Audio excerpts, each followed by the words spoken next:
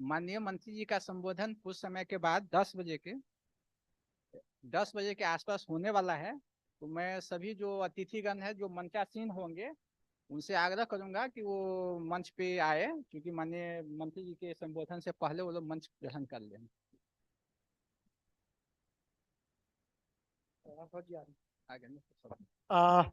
So, Mr. Gajendra Singh Rathor, COO, COO and Director JSW Steel is already with us. And मैं माननीय अनिल कुमार जी से request करूंगा वो हमारे साथ मंत्री जी के साथ भी कुछ दो शब्द हमें कहें। और in the meantime, may I request our dignitaries on the dais to come up one by one. May I request Mr. Gajendra Panwar, Managing Director, Dhaneli India, to come and take the dais. Mr. Gajendra Singh Rathor, COO, JSW Steel, and Director, whole-time Director on the board of JSW, to kindly come and take the dais. May I request Mr. Uday Shankar, Mr. Uday Shankar, Managing Director, Refractechnic India, to come and take the dais. Oh, Mr. Nagesh Patel has arrived. Good morning, Mr. Patel. Mr. Atul Bhatt should be on the way. He should be coming any moment. In the meantime, Ankit, can we have you on the screen? On Zoom? Zoom screen, please. Yes, can you hear me? Yeah. Can we have you on the screen, please? Yeah. So, ladies and gentlemen, that's my son Ankit from Munich. So, Ankit will be delivering the welcome address today, early in the morning, almost 5:30 in the morning for him. It's winter time in Europe now. So thank you, Ankit, for taking the trouble on behalf of your father to address us this morning. The pleasure is all mine for being able to be a part of this. Yeah. So we'll just wait for Mr. Atul Bhatt. Mr. Amarindu Prakash, Chairman Sale, from 10 to 11, he's stuck up in the, so till 11, you will not get Chairman Sale. We'll get him exactly at 11. And the same goes for, because they are in the same meeting, the Director Technical of Sale, Mr. A.K. Singh is in the same meeting. Both of them will be able to join only at 11. Mr. Jayant Acharya, just after Minister, Mr. Jayant Acharya will be addressing us. Ankit, can you see Mr. Jayant Acharya is already connected? No, we do not have anyone else on Zoom. Yeah, I told him at 10:15 we'll ask Mr. Jayant Acharya to address us. Mr. Jayant Acharya, CEO of JMD and CEO JSW will join us at 10:15. In the meantime, we are waiting for Mr. Atul Bhatt. And is the minister connected, Ankit? No, not yet. So the minister is not connected. We will request Mr. Anil Kumar also to join us in the dais, but once we connect to the minister, then only I'll call him up to the dais. So in the meantime, we are waiting for Mr. Atul Bhatt. Mr. Saminathan Rathor Sahab has already joined us. Manish Beriwala will join a little late. Mr. Panwar is already here. Bernard should be here any moment. Normally, Germans are not late. Germans are always on time. So I can see the SMS team already here, but I can't see Bernard right now. Hopefully, he should be on the way. And Dilip, of course. Is Dilip connected, Ankit? No. Not yet. No. Okay. So just to take you through the journey, Ankit will highlight how the journey has been for the last 25 years. You know, the steel industry is a very cyclical industry. It has its ups and downs. Okay, so I didn't notice, Jyotida, you're here, you didn't tell me. Mr. Jyotirmay Bhattacharya, Director Sales, RHI Magnesita, may I request you to come and take the dais, sir? I think your name is somewhere there. Oh, you are first. Yeah, your name is first. You are first. Yeah. Absolutely in the front. So Mr. Jyotirmoy Bhattacharya, Director Sales of RHI Magnesita India. And one more common factor between both of us are both alumni of St. Xavier's College, Calcutta. We belong to the same alma mater, St. Xavier's, Calcutta. So Jyotida was the batchmate of Mr. Saurav Ganguly, Dada. So he was a batchmate of Dada in college in St. Xavier's. And that's what ties Jyotida and me together. I call him Dada, but he's 1 year junior to me in college. He's 1 year junior in college, and we are almost of the same age group, so to say. And I think we only have 2 gentlemen from the refractory industry, Jyotida and Mr. Uday Sankar. Yeah, but you know, I always keep saying that the refractory industry may be just a $2 billion industry. The total refractory industry size is 15,000 crore, which is roughly $2 billion. But this $2 billion is a critical element because not a ton of steel can be produced without the refractories in this country.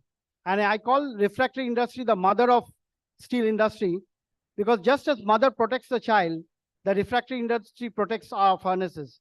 Our furnaces wouldn't be running had not the refractory industry taken care of that. That is why refractory industry is the mother of the steel industry, sir. That is how I refer to refractory industry. So it's almost time. Ankit, just let me know when Minister joins. Yes, and also we are already live on YouTube. So I have shared the link in our group as well. So before the Minister joins, I would request Sushimda to come and take the dais for us to finish the inauguration. Please come and take the dais. Till Mr. Atul Bhatt, we'll have to wait for Mr. Atul Bhatt and others to join. So, Mr. Sushim Banerjee, please come and take the dais. Lakshmi, can I also request you to come and take the dais just for a few minutes for the inauguration? Mr. Lakshmi Narayan Acharya, Managing Director, Maxis Motion. You can come and take the dais for the inauguration.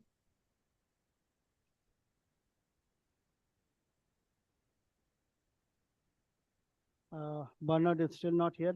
Mr. Nagesh Patel, if I may request you to come and join the dais for a few minutes for the inauguration. Mr. Nagesh Patel, Chairman of MACO Group. And again, a wonderful human being whom I have known for more than 25 years.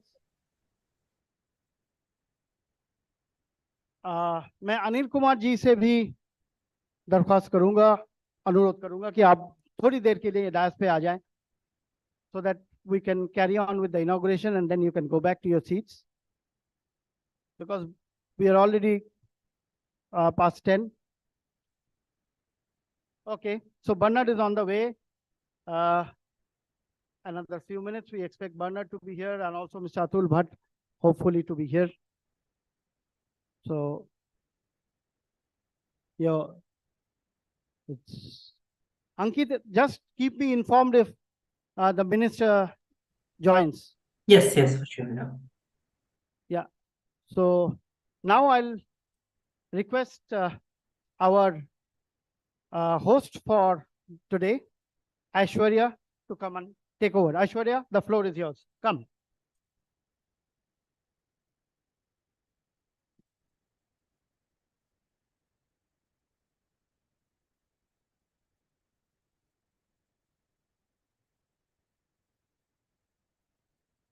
Hello.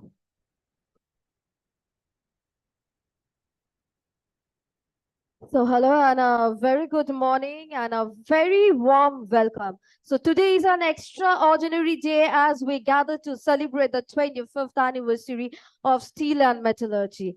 And I am your host Aishwarya, and it's truly an honor to be your MC for this special occasion.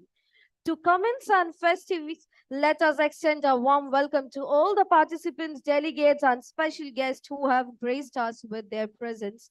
And as we embark on this journey, let's remember the words of the great Andrew, who said steel is the hardest metal known to man. It can stand the test of time and serve as a symbol of strength and resilience. I would now request Mr. Ankit Mukherjee, the Director, Content Strategy, Steel and Metallurgy, who has joined us on Zoom from Germany to deliver the welcome address. Hello, can you hear me? Am I audible? Yes, you're audible. Okay, perfect. So, ladies and gentlemen, good morning and a warm welcome to the 25th anniversary celebration of Steel and Metallurgy.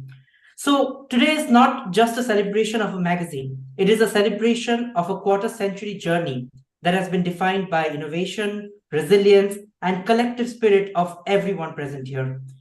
From its humble inception on the 14th of November 1998, Steel and Metallurgy embarked on a transformative odyssey. Through the years, it has evolved into a beacon of knowledge, its pages enriched with insights and its influence stretching across 22 countries, touching the lives of over 25 to 30,000 avid readers worldwide every month. And it is not just ink and paper that has shaped this journey. It has been the unswerving support and goodwill of luminaries like you that have been the bedrock of our success. Your belief in our vision has been the forge that has shaped our growth, giving us the strength to push boundaries and soar higher.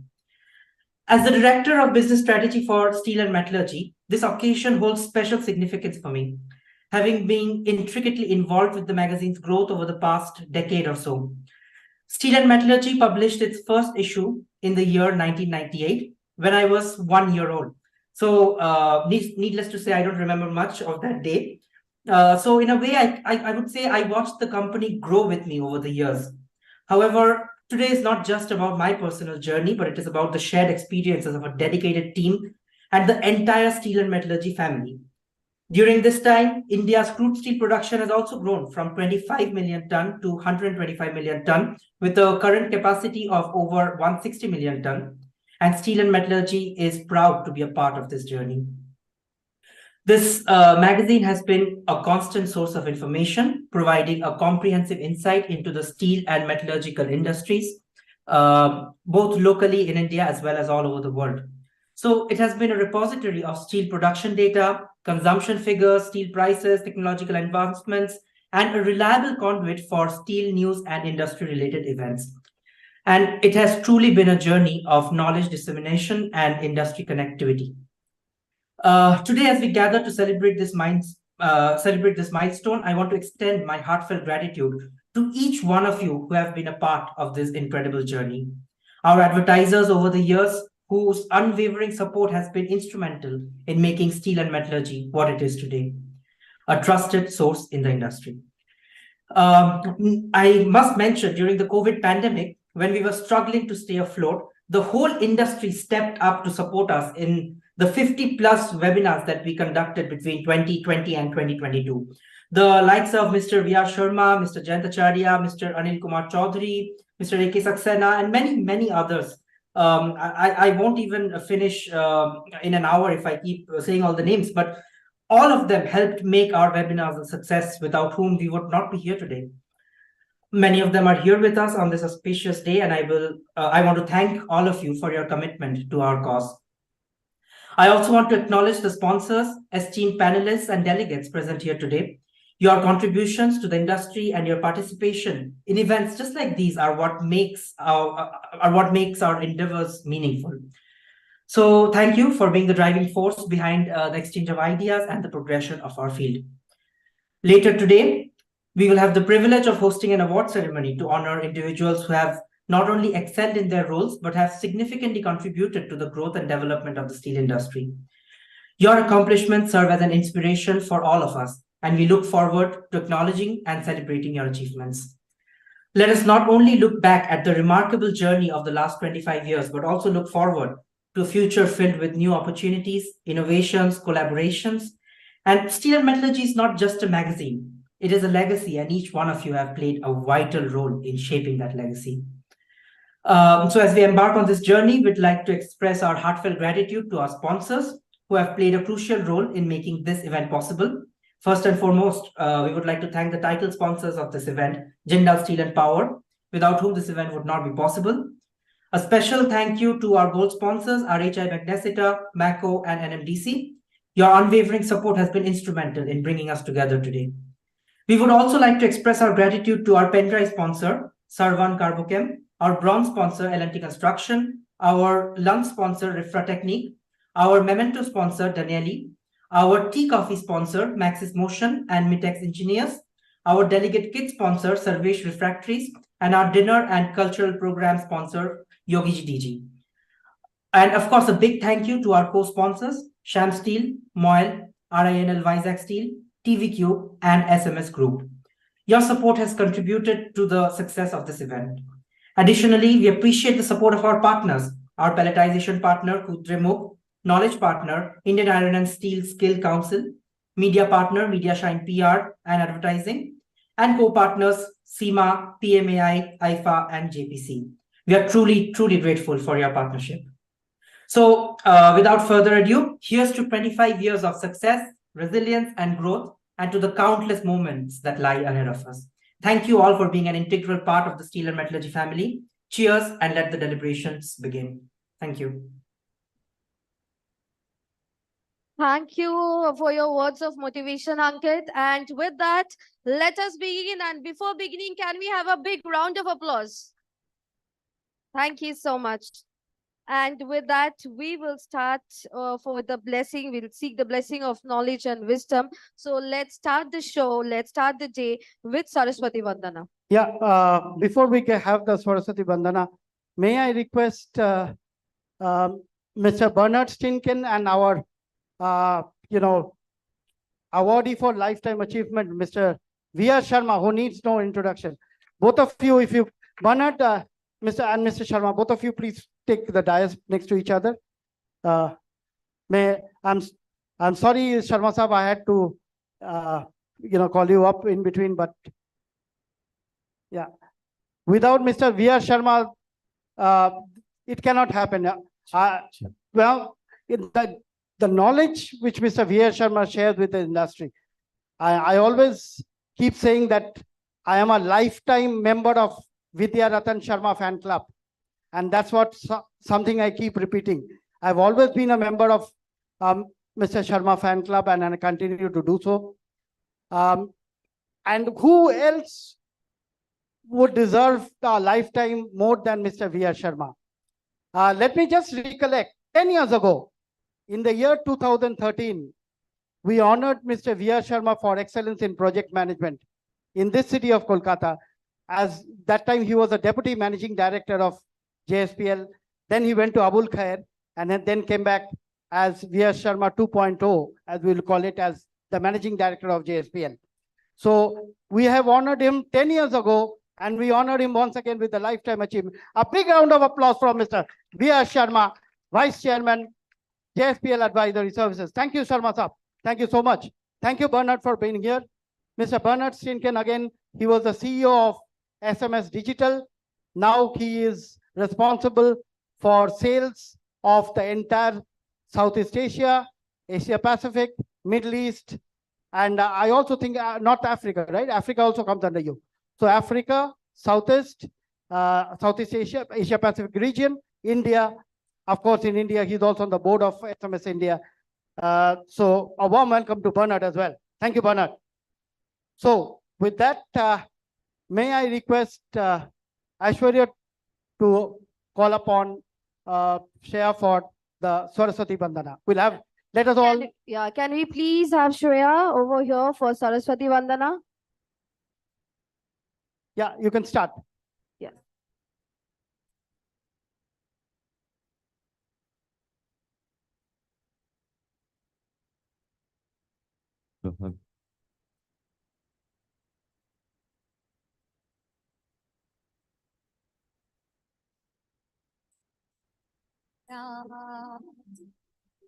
या श्वेत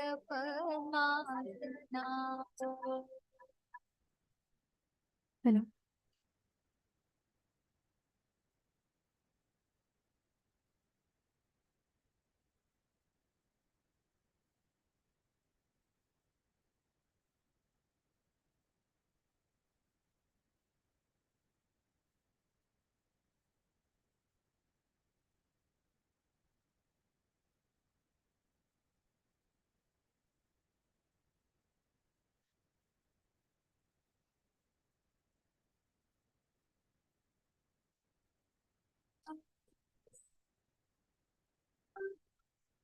हे शारदे माँ, हे शारदे माँ, अज्ञानता से हमें तार दे माँ। हे शारदे माँ, हे शारदे माँ, अज्ञानता से हमें तार दे माँ।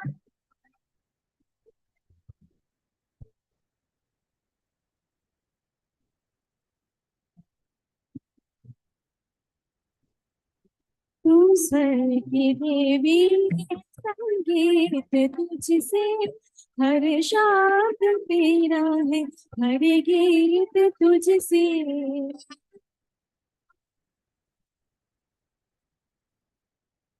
तू स्वर की देवी है, संगीत तुझसे हर शब्द तेरा है, हर गीत तुझसे। हम हैं अकेले, हम हैं अधूरे, तेरी शरण हम हमें तार दे माँ। हे शारदे माँ, हे शारदे माँ, अज्ञानता से हम तार दे माँ। हे शारदे माँ, हे शारदे माँ, अज्ञानता से हम तार दे माँ।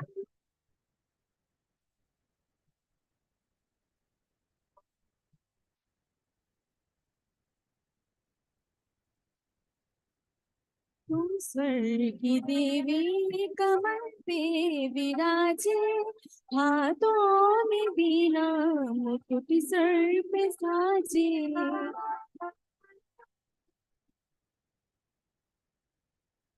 तू स्वर की देवी, कमल पे विराजे, हाथों में बीना, मुकुट सर पे साजे।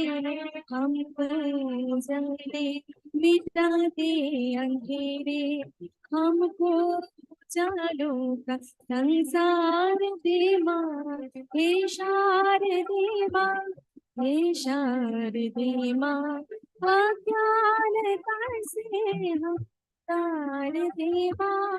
हे शारदे माँ, हे शारदे माँ, अज्ञानता से हमें तार दे माँ। अज्ञानता से हमें तार दे माँ। अज्ञानता से हमें तार दे माँ। Thank you so much. You know, whenever we start our journey, our educational journey also begins with Ma Saraswati. So the journey of learning cannot begin anywhere else but with our devotion to Ma Saraswati. And thank you, Joydeep and your troupe. Joydeep will also be performing this evening at Eastern Metropolitan Club. So let me take this opportunity to invite all of you to be there for this evening at the club. The coach, the buses will leave here exactly at 6 o'clock. And it is barely 1.5 kilometers from here. It's not very far. Join us for the dinner and a musical evening this evening. That will be later in the day, today in the evening. So request all of you to kindly collect your dinner passes to be there and kindly carry your passes when for security reasons. So with that, we now move on to Ankit. Can we have you on screen? Yes, and also I just wanted to announce that Mr. Dilip Oman and Mr. Jayant Acharya have joined us on Zoom. So Yeah, Mr. so Acharya, first- I think he's already he's not yet connected to the audio, and of course Mr. Michael Kotas has been here for quite some time. So we'll go to Michael after Dilip. Dilip, good morning. Dilip. Good morning, good morning, good morning, Nirmala. Yeah, good morning, Dilip. I know we are missing you today, but you know, you've always been a driving force for this industry all through, Dilip. And for the last more than 2 decades that I have known you as a person for whom I have immense respect, a wonderful human being, and you know how much of time we've spent together discussing about this industry. So By the way, all of you who do not know, Mr. Dilip Oman is not just the CEO of ArcelorMittal Nippon Steel India, but he is also the president of Indian Steel Association. So he heads this industry, so to say. And without wasting time, Ankit, can you see Mr. Jayant Acharya also? After Dilip, we'll move to Mr. Jayant Acharya. Dilip, the floor is yours. Over to you. Go ahead, Dilip. Thank you very much, Nirmalaya, for inviting me. I'm sorry I could not be there physically, but I must comment on the good work that you and your team have been doing for the steel industry. We are grateful for that. And thank you for the honor that you're bestowing on me today. Thank you very much.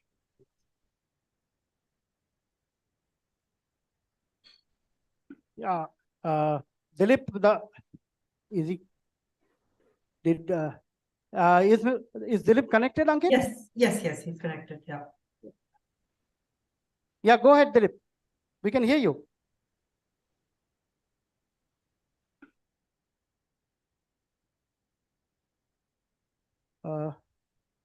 Okay, I don't. Yeah. Okay. So after Dilip, we'll move to Dada. Dada, good morning. Very good morning, Bala. Very good morning. How are you? Yeah, fine, Dada, fine. All well. And Shubho Bijoya and Deepavali greetings to you. In our Bengali families, Dada is the head of a family. He's like a father figure. The same goes for Mr. Jayant Acharya.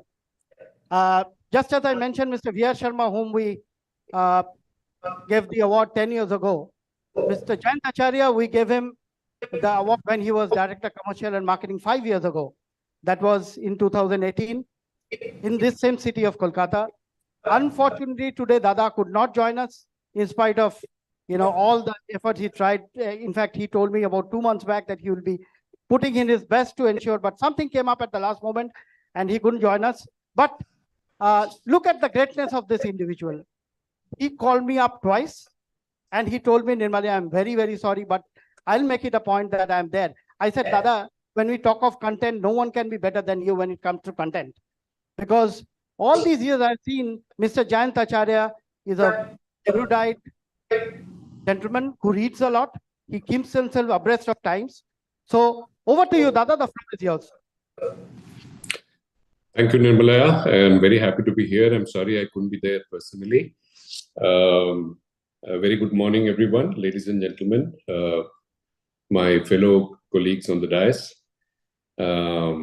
I would like to first congratulate Nirmalaya for the 25th year of the Steel and Metallurgy platform which you have created, and I think it's a wonderful job you are doing for the steel industry at large. So many kudos to you and Ankit and the entire team of Steel and Metallurgy. And I wish you all the best as you go into the next 25 years of this platform. I think I would just like to take a few minutes. The topic for this particular conference is Atmanirbhar Bharat initiative, Make in India, as the Prime Minister of India, the Honorable Prime Minister of India, has given a vision for everybody. India is today a bright spot. We all know that the global economy is not doing too well. In spite of that, India is exhibiting a strong economic momentum, which is driven by a strong infrastructure push and spend by the government of India, an improvement in manufacturing, which we see across sectors, the transition to renewable energy, which is very much evident in India, solar, wind, hydro. We are also seeing the consumption story picking up. The consumption, particularly notable, is that it is improving because the growth is becoming more inclusive. As the government has taken efforts in the last few years, the connectivity to the rural hinterland has vastly improved. So we see today that the connectivity, whether it's by road or by rail or by communication network, electricity, water, everything is getting now connected to the villages, and that is spurring business activity in those regions. So we are seeing the household profiles changing in the rural part of the economy, and that will drive consumption, whether it's automotive or whether it's housing or whether it's appliances. As the country grows, as the per capita income grows, we will see the rural, which contributes to 65% of India's population, will become a major part of the consumption story of the country. Steel demand, if I were to talk a little bit about the steel demand and the backdrop of a growing Indian economy, the steel demand and the growth of the economy is structurally quite interlinked. And we see a very strong correlation between these two. And especially during the nation building phase of any country, steel is one of the most important drivers of this nation building because of infrastructure, manufacturing, energy transition, as we spoke about. Steel is required in everything. But during the nation building phase, the steel industry or the steel demand grows at a much faster pace than the GDP. In the past, when Japan had their nation building phase, Korea and China, during those 20 years, when they grew, Japan had a growth of 14% CAGR of steel between the 1950s to 1970s when their nation building took place. Similarly, Korea exhibited about 13% CAGR, and China exhibited about 11% CAGR. This was the steel CAGR, and the economy grew at this pace for almost 20 years. India has entered this space, and I think nation building, if you were to look at the last 2 years, the steel demand in India has grown by more than 13% last year. On top of that, in this year till October, we have seen a growth of 15%, which means that the elasticity of steel to GDP is 1.8 last year and more than 2 this year. So therefore, this phase of growth, which you will see, and in Japan, Korea, we have seen an elasticity of 1.5. Can you hear me? Yeah, sorry, Dada, please go ahead. Yeah, so we saw an elasticity of 1.5 in Japan and Korea, but now in India, it's 1.8 and 2. I think India will see a similar phase for this decade for sure, and probably the next decade as well, where the steel demand will structurally outpace the growth of the GDP. Therefore, the potential, if I were to look at 2030 National Steel Vision, 300 million tons in terms of capacity, it may take a year or two. It may go a little beyond, but we certainly see a potential to reach 275 to 280 million tons of steel capacity, which means if today we are at 160 million tons of steel capacity on 1st April 2023, 120 million or 130 million tons of capacity is to be added. The steel demand incrementally, last year the steel demand was 120 million. We see a possibility of 130, 132 million this year. So the incremental growth of 12 million tons a year, in 7 years to 8 years, we will have close to 100 million tons of steel demand being created in India. And that's a phenomenal kind of a volume to have. The Indian steel industry is very well prepared to meet this demand and build the capacity in the country. We are able to do that at a fast pace. And we are building this capacity mostly for the demand in the country. Exports of steel from India, I think direct exports will get limited. It will be more of engineering exports which will emanate from India, while we have not been very high in terms of the overall share, global share of engineering exports. I think the potential to do that in the remaining part of this decade is extremely high. Having said that, I think we also need to acknowledge that the corporates, the balance sheets are in a much healthier shape. The banks are also now in a much healthier shape. So therefore, the possibility of investment is much better today than what it was a few years back. India, from a raw material perspective, has the iron ore. We have the raw material, we have the minerals, we have a market. Iron ore is plenty available in India, and I think we'll be able to meet our own requirement from within the country. We need to just make sure that the policies are appropriately designed to see that we encourage beneficiation of low-grade iron ore also, which is prevalent in the country. And we encourage basically the private sector and the public sector to put up capacities. So policies towards premium, towards royalties have to become a little bit more reasonable so that the competitiveness of the industry is maintained. The second raw material, which is coking coal, India is mostly dependent on imports. India has coking coal reserves in the country. There is a need for us to see how to develop those resources. Appropriate policies are required to basically provide coal linkages with the washeries, either existing or the new ones, to see that such available coal, which may be of a semi-soft coal or a soft coal category, can be used in the steel sector and the middlings can go to the power sector. From a technology perspective, BF, BOF, because India does not have too much of scrap as we see today. Therefore, the blast furnace and BOF technology in India will prevail for the near future. However, we also see a combination of DRI, electric arc furnace, and renewable energy-based production coming up, which will have low carbon footprint. While the technology for BF and BOF is evolving, it's very interesting to see what's happening. The gases which are generated in the steel production are now being looked at to be recycled back as a reducing agent instead of using solid fuel, and that has the potential to reduce the carbon footprint of the solid fuel by 30%. There are other technologies which are now coming up where another 20 to 30% can be reduced in terms of carbon footprint. So the blast furnace BOF technology will evolve to give a much lower carbon footprint than what we see today. India and all of us in the steel industry are observing these technologies, participating in that, and we will adopt these technologies as they become available and viable. India, since we have a very strong demand, as I mentioned, and we are one of the few countries where the demand is very strong, we are vulnerable to trade flows getting diverted into India from countries where the demand is not so strong, given the global headwinds.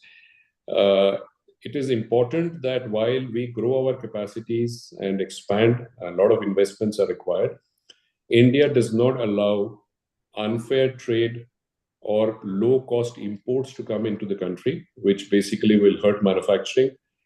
It would be appropriate policies would be required to see that dumping does not happen into the country. With this, I would like to stop, and I would like to wish Nirmala and the entire steel and metallurgy team a great conference today, and all the best to everyone there. Thank you. Dada, just 2 minutes because I know you will not be there for long, but I have a small duty to perform. May I request Aishwarya to announce the award from Mr. Jayant Acharya and Mr. V.R. Sharma, two most important awards. First for the lifetime achievement, and then for the CEO of the year, which goes to Mr. Jayant Acharya. Gentlemen, please, let's have a round of applause for both Mr. V.R. Sharma and Mr. Jayant Acharya. For Mr. Jayant Acharya, I would say a CEO who has shown results. You know, today, JSW is the largest steel maker on planet Earth, and the CEO of JSW, Mr. Jayant Acharya, will be the second recipient. The first recipient is Mr. V.R. Sharma. Aishwarya, may I request you to read out the...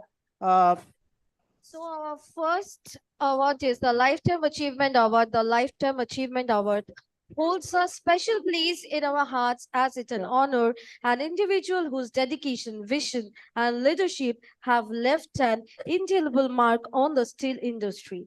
In the dynamic world of steel, this award recognizes a lifetime devoted to innovation, resilience, and unwavering commitment to the progress of the industry.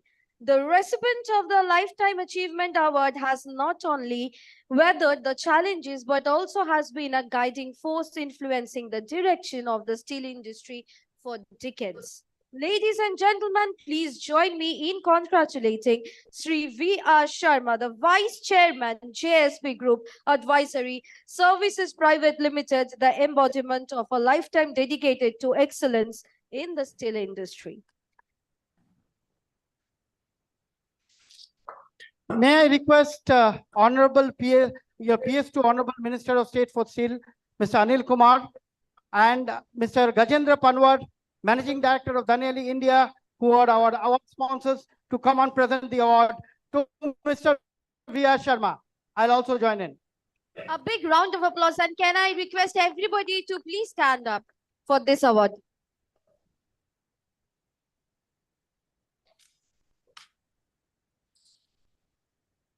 Thank you.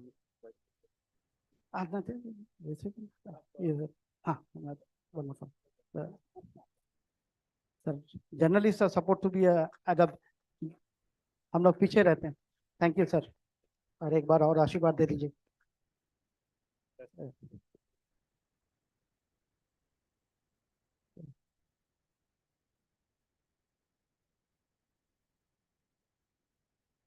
Thank you, Sharma Saab. Thank you so much. This is a, yeah.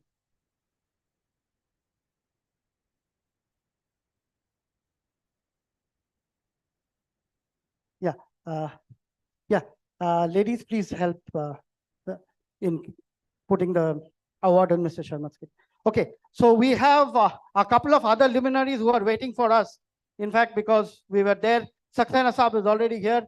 Again, someone I have known over the years, who was earlier Director Operations with Mr. Atul Bhatt.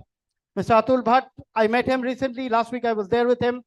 Again, which I shared on social media, a wonderful human being. I have always enjoyed my interactions with Mr. Atul Bhatt over the years. When he was CMD Mekon, it was the same thing. Now, gentlemen, before we move on to the next award, may I request Mr. Rathod to accept the award on behalf of Mr. Jayant Acharya for the CEO of the Year. Please come up.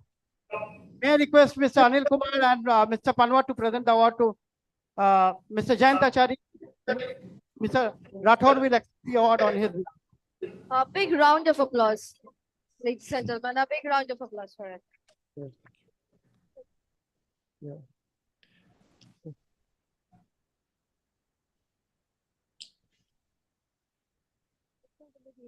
Stop.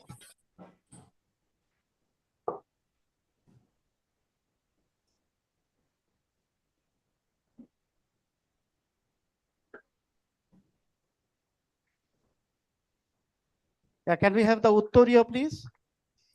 Uttorio.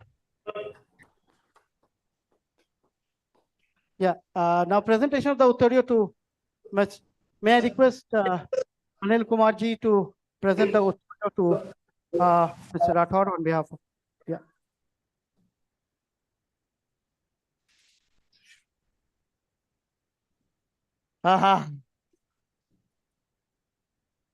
आपका भी award तो बाकी है. So JSW is perhaps one among the few who gets 2 awards today. CEO of the Year award, COO of the Year award. Mr. Rathod will be later receiving COO of the Year award. In the meantime, gentlemen. Thank you, Nirmalaya. Thank you, Nirmalaya, for the honor. Thank you, sir. Thank you, Dada. Thank you so much. Thank you. And Jayant Dada is someone who has helped me from the beginning, right? From the beginning. As you all know, he has risen from the ranks. And by virtue of being the JMD and CEO of JSW today, he has shown the industry what, by virtue of hard work, you can achieve in life.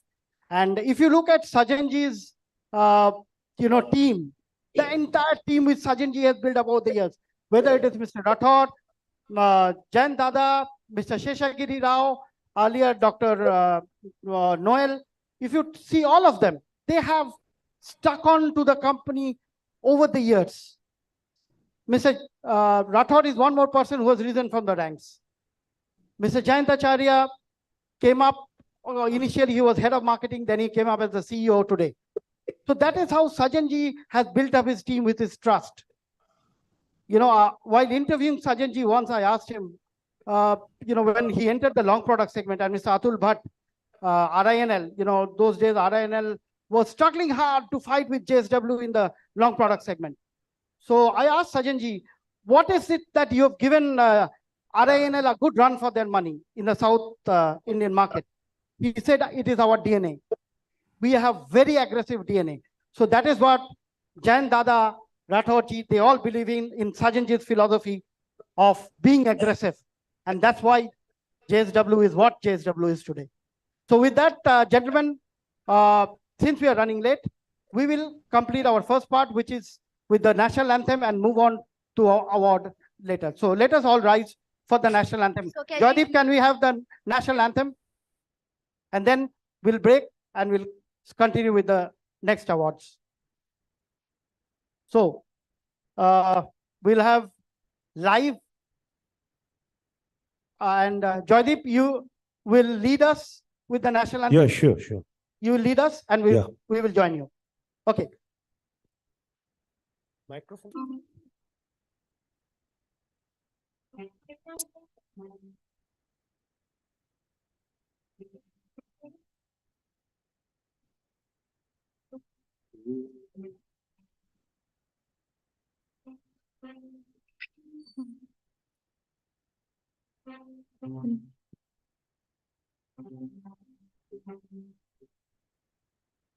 Jana Gana मन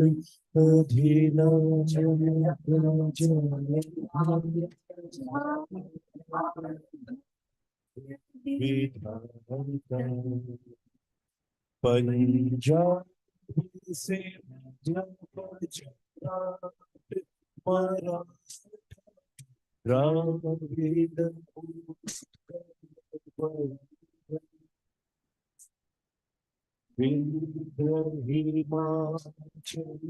यमुना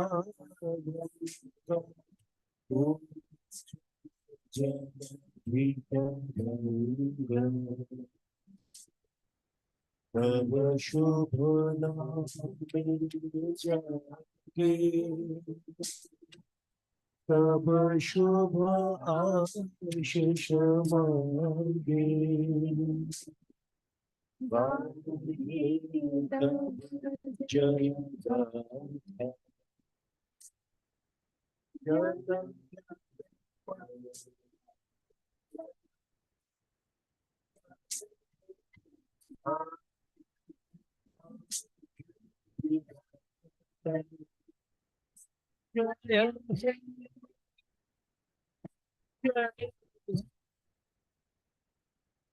जय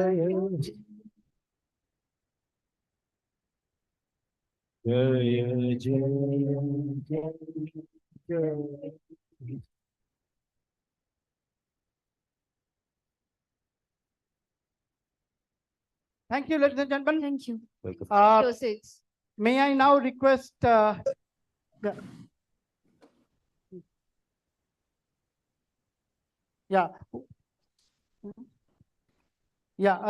think Mr. Bimalendra Jha is already waiting. Ankit, can you see Mr. Jha? Yes, he's here. Ankit? Can you hear me? Hello? Ankit, is Mr. Jha already there? Yeah. Can you hear me? Namaskar. Very much there. Yeah. I think Ankit, is Mr. Jha muted? No. I can hear. Can you not check the muted. audio over there? Yeah, can you hear me? Yeah, we can hear you, Jasap.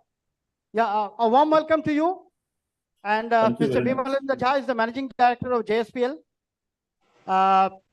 In fact, in the morning, he was supposed to be the second, but in the meantime, we got a little delayed because, everyone was coming in late. So Jasap, my apologies for the delay. If you give me permission, you can take over right away. The floor is yours, sir. No, thank you very much. It is a pleasure to be amongst all of you, and particularly congratulations to Mr. V.R. Sharma for a Lifetime Achievement Award. He happens to be my predecessor here and a great friend that I have developed over last 1 year, Mr. Jayant Acharya, who happened to receive the CEO of the Year award. So big congratulations to both of them. Both of them absolutely deserve what has been given to them.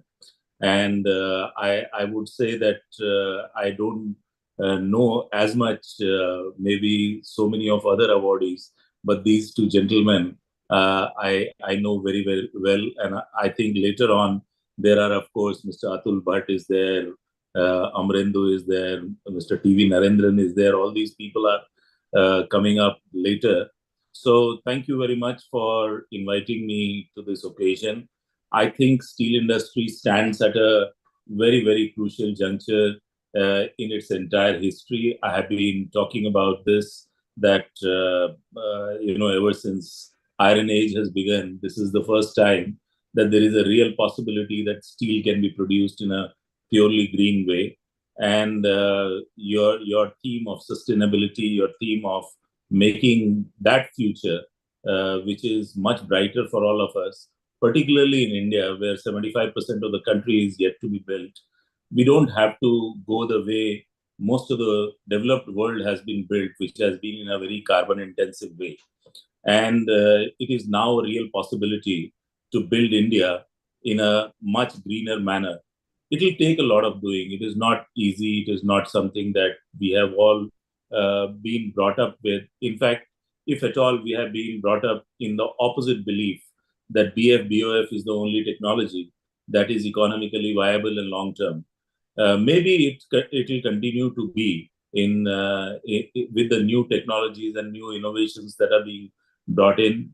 China has already now got the second blast furnace of a large size, where the blast furnace gas has been re-injected into the furnace, and therefore there is a... Sahab, can I interrupt you for a minute, because Honorable Minister is waiting, so we'll have to take him. Namaskar, Mantri ji. Mantri ji, namaskar. हाँ नमस्कार नमस्कार मंत्री जी आप सुन पा रहे हैं? मंत्री जी नमस्कार.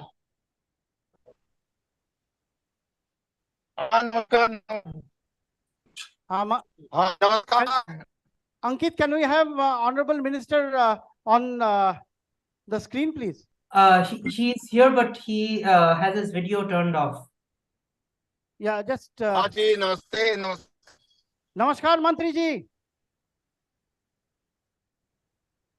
नमस्कार.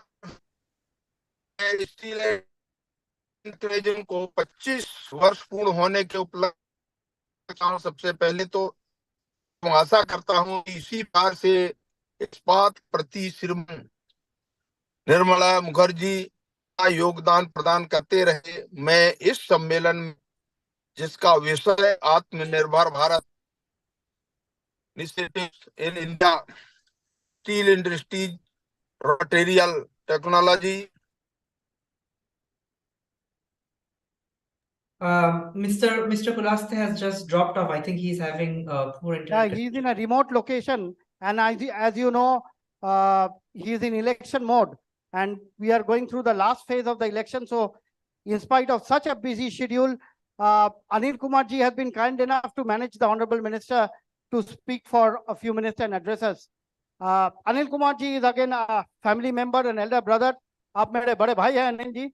Anil Kumar ji is private secretary to the Honorable Minister, who is a very good friend of mine. And you will rarely find a minister's PS who is a metallurgist. That's what I keep saying. And gone were the days, during the earlier ministers whom I used to meet at Udyog Bhavan, I was always treated as the last man to be taken to meet the minister. अरे आप भाई छोटे पत्रकार हो, आप क्या मिलोगे मंत्री जी से? That was the attitude. But today the approach is completely different. When I go into and walk into the minister's office, I feel as if I am at home. Anil Kumar ji जब कभी मैं जाता हूँ मंत्रालय में, पहले तो बोले आप जूस पियेंगे, कॉफी पियेंगे, क्या पियेंगे? So that is the approach which has changed over the years in this ministry. And as our Honorable Prime Minister says, na khayenge na khane denge, you will not find people loitering around the corridor these days. 10 years ago, 15 years ago, when I used to go to Udyog Bhavan, in the minister's floor, you would find 20 other people loitering around, mostly middlemen. Those days are gone. So that is what we must compliment our Honorable Prime Minister, and let us put our hands together for what the Prime Minister has done for this country. This Prime Minister has proved that we can become a corruption-free nation. And the first step is by having people like Mr. Anil Kumar in the ministry, who are not just qualified metallurgists, but are honest professionals who work hard to bring this ministry up. Thank you, Anil Kumar ji, for being here. Mr. Anil Kumar comes from Indian Ordnance Factory Service. He's a qualified metallurgist. He has many patents, and rest, of course, he will, talk a little bit about more on that.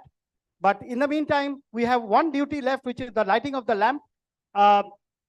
May I request Bigyani to come up for the lighting of the lamp? If you can just arrange for the lighting of the lamp, and come up with Deepak. You also come with so just arrange for the lighting of the lamp. May I request the gentleman on the dais, Mr. Atul Kumar Bhatt, Sir, Mr. Saminathan, Mr. Mahapatra, Mr. Mahapatra, Mr. Ranjan Bandyopadhyay, and Saxena Saab to all come up for the lighting of the lamp. Sir, please come. Rathod Saab, aap aaiye. Jyoti Dada, Mr. Panwar, Lakshmi, Mr. Uday Shankar, Bernard, please come up for the lighting of the lamp. May I just request you to take off your shoes for the lighting of the lamp? Please don't mind my request, but it is better if you can take off your shoes for the lighting of the lamp. Yeah. Let them light from that way. Aye, Bhatt Saab, Rathod Saab. Yeah.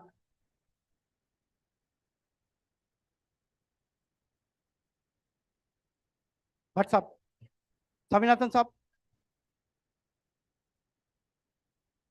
Sarma Saab. Where is Sarma Saab? Sarma Saab, aye, sir. Yeah.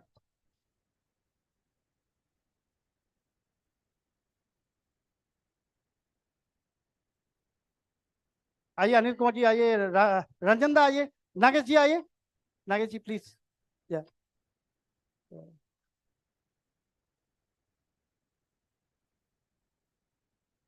Thank you. Bernard, please come. Bernard, please come forward. Yeah.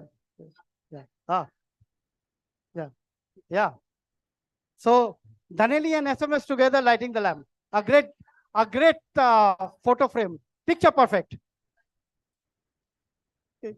Thank you so much. That's my job. My job is to bring everyone together in this industry. With that, may I request the gentleman on the dais to just come down, except Mr. Rathod, Bernard, Mr. Atul Bhatt, please come and take the dais. Mr. Saminathan, please come and take the dais. Saxena ji, come and take the dais. Rathod ji, ab baith jaiye. So we'll have Ankit. Is Mr. Jha still waiting? Yeah, Jha sab, 1 minute de dijiye, then you can continue. Just give me 1 minute. बस ये lighting of the lamp के लिए बस wait कर रहे थे. So Mr. Bimalendra Jha will be continuing because Honorable Minister was there in between. I had to, sort of request for an interruption. Mr. Atul Bhatt, Mr. A.K. Saxena, Managing Director. Mr. A.K. Saxena wears 2 hats, by the way. He is not just CMD of Moil, a very cash-rich company, so to say, and doing very well, and also the CMD of Mekon, one of the 2 biggest consultants. As you know, Dastur and Mekon are the 2 biggest consultants in this industry. So he is also additional charge as CMD of Mekon. Mr. Saxena, who was earlier a colleague of Mr. Bhatt as Director Operations in RINL. So with that, we'll move on to Mr. Bimalendra Jha, and then we'll have Mr. Jha, presentation of the award to Mr. Jha as well. So over to you, Jha Sahab. Please continue. Yeah, thank you very much, Mr. Mukherjee. I think Michael, I'll come back after Mr. Jha to you. Michael, just give me 5 minutes. Can you hear me? Yeah, please go ahead. Yeah. Well, thank you very much, and it's okay. The minister's time is important, and that interruption was okay. I was just talking about 75% of India is yet to be built, and we don't have to build it the way the developed world has been built, which has been in a very carbon intensive way. Even if we have to use carbon for producing steel till the time that green hydrogen becomes a reality, till the time that green energy becomes more readily available, I think there are still many steps to take to build it the right way and to build it in a manner that India remains self-sufficient. As we all know that India faces biggest balance of payment crisis from petrofuels. And if you add coking coal to it, then it becomes the single largest element of import imbalance or import-export imbalance that India has.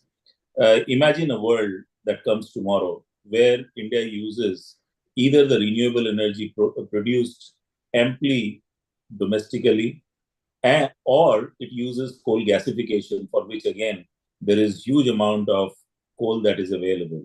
As Mr. Naveen Jindal had taken that bold step more than a decade ago, it is now a proven technology. It is not something that people have to worry about. Interestingly, because that coal gasification also contains significant amount of hydrogen in it, it is also proven that these furnaces are hydrogen ready, because the biggest challenge that people thought was that with the kind of volume that hydrogen gas has, would there be leakage, would there be pressure issues, etc. But because there is already 60-65% hydrogen directly and indirectly in that syngas, you've already a proven technology. So more there is incentivization of coal gasification, more there are thought processes around underground coal gasification, even the CO2 emission that becomes a necessary condition in a normal gasification process can be taken care of when it is underground coal gasification, because then you also don't have a problem of afforestation. There are only a few pipes at the surface level, and these are deep bedded coals, more than 800-meter deep, which is the basic requirement. And these are not the coals that can be economically extracted for thermal coal purposes. Now, imagine a future where India's total renewable energy is coming from total electricity energy requirement comes primarily from renewables, along with solar, wind, and pump storage. And wherever there is a equation that requires chemically a carbon source of carbon that comes from all this coal that is domestically available, and we are not dependent on the imported coking coal. Imagine a future where the coal gasification, which is underground coal gasification, if that can become successful and we invest enough in R&D to make it successful within this decade, then there is no CO2 emission to contend with either. Then India can be built in a greener manner. And that is the biggest hope for the steel industry that I see, and the most exciting time for the steel industry I see. I also see that the same hope does not lie with alternative material, including cement and aluminium. I have said it at ISA forums that cement necessarily has to be produced by splitting CaCO3 into CaO plus CO2.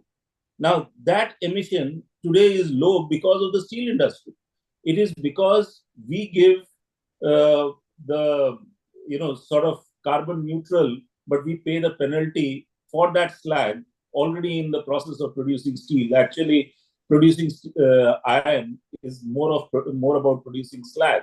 Producing steel is more about producing slag. And slag has been coming free to the rest of the industries. Imagine a future where the slag that comes from blast furnaces without carrying any carbon penalty is not available to the cement industry. What happens to the carbon footprint of cement industry? It only goes up. What happens to aluminium industry? It is they consider 5 ton per ton to be a green aluminium. Imagine any other material that can stand the test of times to make it sustainable for the future. It is going to be steel and steel alone, which has got that future. And therefore, I am very, very bullish and very particular that India has the right place in the history to be again the country that actually originated the manufacturing of steel. With the testimonial sitting very close to me, right where I am sitting right now, near Qutub Minar, where that steel does not catch rust, and yet it has been a full cycle since Industrial Revolution that India comes back to a position of strength to become the nation that actually shows to the whole world the possibilities of steel being not only the material of the future, it being the most sustainable material for the future. And it is something that can be done with local materials. And that is the fundamental theme of Atmanirbhar Bharat, where steel industry becomes the pillar of strength for the entire nation's growth. The steel intensity of this growth, the GDP growth, is going to rise, and per capita consumption is going to rise, but it is also going to provide the critical raw material for all the export of finished goods, which are going to work around all the barriers that the world is putting around import and export of steel. So with these words, I would once again congratulate all the recipients of the award, all the friends who are getting these awards. It is nice to see them. I miss you being physically present over there. But big congratulations again to Sharma ji and to Jayant Acharya for receiving the Lifetime Achievement Award and the CEO of the Year Award. Thank you very much. Thank you, Jha Sahab. Thank you so much. Those of you who are not aware, Mr. Bimalendra Jha comes from Tata Steel. So he has a Tata Steel background. Michael, I know you're waiting for a long time. Give me another 5 minutes because the big boss, Chairman Sale, is there. I can't keep Chairman Sale waiting. So Chairman Sale is there with us, and he told me he'll be there at 11. Look at his punctuality. Dot at 11, Mr. Atmanirbhar Prakash is there with us. From 10 o'clock, he had a meeting. He said, Mr. Mukherjee, as soon as my meeting gets over, I'll join immediately. So Chairman Sale has joined us. And very punctual chairman, I must say. So, Mr. Atmanirbhar Prakash, a very good morning to you. So over to you. I don't want to take much of your time. It's over to Mr. Atmanirbhar Prakash, Chairman Sale. Ankit, can we have Chairman Sale on the screen? Over to Chairman Sale. A very good morning to you all. Very distinguished gathering there in Kolkata and also online, as I can see. It's really an honor, and also I'm humbled by the fact that Nirmalya Dada decided to invite me and decided to have me here. Thank you so much, Nirmalya Dada. You have been an inspiration to many of the steel makers who are present here. The who's who of steel industry goes with you. The way you have brought everybody, sometimes by force, sometimes by love, you have got everybody to sit on the same stage, be part of the same gathering, is amazing. I must congratulate the Steel and Metallurgy on the amazing job that they have done for the steel industry. You truly are our spokesperson. Nirmalya also requested me that I should speak something about Atmanirbhar Bharat, at least the initiatives that SAIL has taken. On this, I'll just divide it into 3 parts. On the product side, how we are contributing towards Atmanirbhar Bharat. A few examples are, we are producing steel for the shipping industry, that mainly towards the fighter ships and aircraft carriers that the country has started producing in the last decade. And India has a big rollout of fighter ships, which will be produced. Also, submarines are now starting to get produced in India. And the steel requirement was earlier 100% imported. In last 1 decade, SAIL and some of the other companies also in India have started producing the steel, which takes care of this requirement. So that was a big push towards Atmanirbhar Bharat. We have installed a special plate plant at our Rourkela steel plant, where we are producing grades of steel which are dedicated to defense services, and special steels which are required by them are being provided. In a small way, we have also been taking care of defense industry needs through our alloy steel plants at Durgapur, Bhadravati, and these locations, also Salem steel plant. However, these quantities remains small. Our research wing has been focusing on products which can be developed for the market, on which CRGO is a big ticket item. We have seen it in PLI and other places also, but it has, in India, the demand for electrical steel is going to grow. But how far we will be able to produce it and capture the market is something that is to be seen. SAIL currently, through its R&D facilities, is involved in at least a basic research on CRGO. So we are working on a grain size modulation and collecting data on that. Once this data, sufficient data and sufficient research is there, we can think of taking up electrical steel in a big way in India. And I'm sure this is one import item. In medium future terms, we should be able to substitute. The second part will be process. What process we can indigenize? Currently, we all know that most of the steel plant technology, that means the technological equipment, comes from outside. To this end, we have had discussions with many of the technology suppliers. Some of them are present also in the gathering, I feel. For example, SMS has put up a workshop here. Danieli has put up a workshop in India.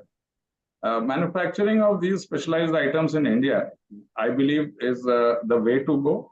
India has enough market, and in my discussion with the top management of all those technology providers, I find there is an interest in coming to India and setting up such a. We will continue to encourage this.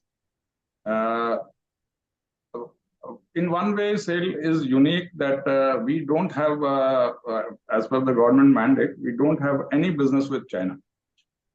So as a result, we are always looking for getting things which are produced in India, be it equipment, be it technology, be it components which can be produced in India. And we will continue to promote this, even though the cost is higher in India. However, we will continue to promote this. The third item will be the input materials. Iron ore, we all know India is self-sufficient. Iron ore, we are not dependent on anybody. However, coal is a big ticket item. Jhasab also was talking about coal gasification and other technologies. It is as much about decarbonization as about securing the raw material and making sure that it is secured at a reasonable cost. To this end, in India, SAIL is working on its coking coal strategy, and we have recently awarded a contract for starting a coal mine in Jharkhand. This is going to be a 4 million ton coal mine with a coking coal, final coking coal of about 1.85 million ton of final coking coal. SAIL will be keen to explore such opportunities and invest in such opportunities so that the dependence on imported coking coal is also offset to some extent. There is another interesting area where SAIL has a presence. We are also a refractory manufacturer. So about 40% of SAIL refractory consumption comes from captive sources. We have a refractory unit with 4 factories where we are producing steel. On this, in order to bring in technology and expertise, SAIL is working on tying up with some of the global companies to come and produce world-class refractories in India. So we are investing in technology as well as we are investing in some of the raw material sources. For example, at Salem, we are looking at we have a deposit of magnesia which is available. So we are working on plans on how to operationalize it quickly and fulfill the requirements. So I believe these are some of the headline issues towards Atmanirbhar India that we are trying to work on the input side, on process side, as well as on the product side.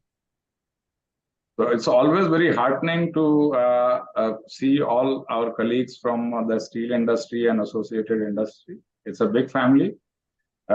Once again, my best wishes to the whole steel family and all members connected with it. And a big thank you to Steel and Metallurgy and Nirmalya. Thank you. Thank you, Amanenduji. Really grateful for, sharing each and every aspect of Atmanirbhar Bharat. It's a very, he has covered raw materials, he has covered refractories, he has covered the electrical steel plant, which in fact is where we are lacking, so to say, especially CRGO. Electrical steel has two parts, grain oriented and non-grain oriented. As far as CRGO is concerned, we are far behind the others. For example, we are still far behind countries like Japan. So CRGO is one area where I think we need to do a lot of investment, and JSW is already doing it. In fact, when it comes to the Atmanirbhar Bharat, we also need to have the coking coal. Reduce our dependence on coking coal. Mr. Mr. Rajaraman, just one comment from you. Can anyone give the mic to Mr. Rajaraman? I'll just take a comment from Mr. Rajaraman, who's a coke oven expert, to primarily, Deepak, just share the mic with Mr. Rajaraman for his comment. How effectively can we blend our coking coal? How effectively can we blend with the imported coking coal with our domestic coal to, somehow manage? People say our ash contents are one of the highest, but how effectively can you use blended coking coal? Can you just give a quick solution? Good morning, everybody. So I will cover the topic in the noon session, actually. Briefly, I will explain. So first, we mostly depending upon the imported coking coal, mostly from the Australia. The recent couple of years, so we explore a lot of imports from Russia and US, Mozambique, Canada. So based on our expertise and R&D in coal blending particularly, so the blending will decide based on the quality requirement. Particularly in Indian coking coal, it have the basic problem of ash. When we go for the washing methods, the yield recovery will be minimal. But the other industry like a Tata and a SAIL, they settle with like a Tata, 15 to 16% blend coke ash is okay for them. Still, the cost is very good, comparatively better than other coke industry, particularly for the steel consumption. For the future requirement, so as per my opinion, we have to think out of Australia. Okay, because around 60 to 70% coking coal imported from Australia, it's a very, very costly affair. We have to explore other coal, tier 2 coal and weak coal, PCI, semi-soft coal from Russia, US, and Mozambique, and Canadian. Okay. With our recent commercial operation in a few plants in the couple of last few months, almost we replaced the Australia coking coal in the tune of 50%. Now we limited to 20 to 25% only. We replace with Russian coal and US coal, and even we can manage with some of the lean coking coal, which is inert coal actual from New Zealand also. So with this concept and the blending technique, we can minimize 10 to 15% of the coke caustic, which is a huge saving for the steel maker particularly. So I will cover in detail in the second half. Thank you, Mr. Rajaraman. Now, when you talk about coal, the first person I remember is Mr. V.R. Sharma, because he is a person who is madly in love with coal. His, so to say, he has on all platforms stressed the need for effective, using our resources effectively, which means rationally. He says, use coal. When you have coal, use coal, but use it sensibly. So with that, since I have not taken an acceptance speech from Sharma Saab for his lifetime achievement, Sharma Saab, if you could add to what Mr. Rajaraman said and also share your thoughts on how you want the energy transition to go forward and how do you want the decarbonization to move in terms of what JSPL always has, sort of been campaigning for, which is use of coal gasification. Sharma Saab, would you like to sit there and talk, or you want to? Okay. Over to you, Sharma Saab.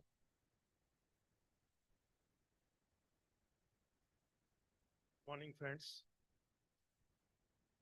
First of all, I'd like to thank Steel and Metallurgy, and especially Mr. Nirmalaya, for bestowing me this award of Lifetime Achievement Award. I would say Lifetime Achievement Award 1, because I'll take another one also. So there are 2 points here. One is, when you are awarded as Lifetime Achievement Award, sometimes people feel that this is the end of life. But I believe that the life does not end till the time person is working, he or she is working. As far as the topic today is Atmanirbhar Bharat, and especially I have been asked to speak on the coal, which is very close to my heart. Coal is a is a fossil fuel, like any other fossil fuel. And thanks to the management of Jindal family, especially the late Babuji O.P. Jindal-ji, who envisaged it in the year 2003, that why can't we use coal to produce DRI? So he visited Sasol, that is South Africa, and they found that they are making coal to diesel, coal to petrol, coal to benzene, coal to naphtha, coal to olefins, and also coal to gas, that is syngas. And then he asked a question, can we produce a natural gas out of coal?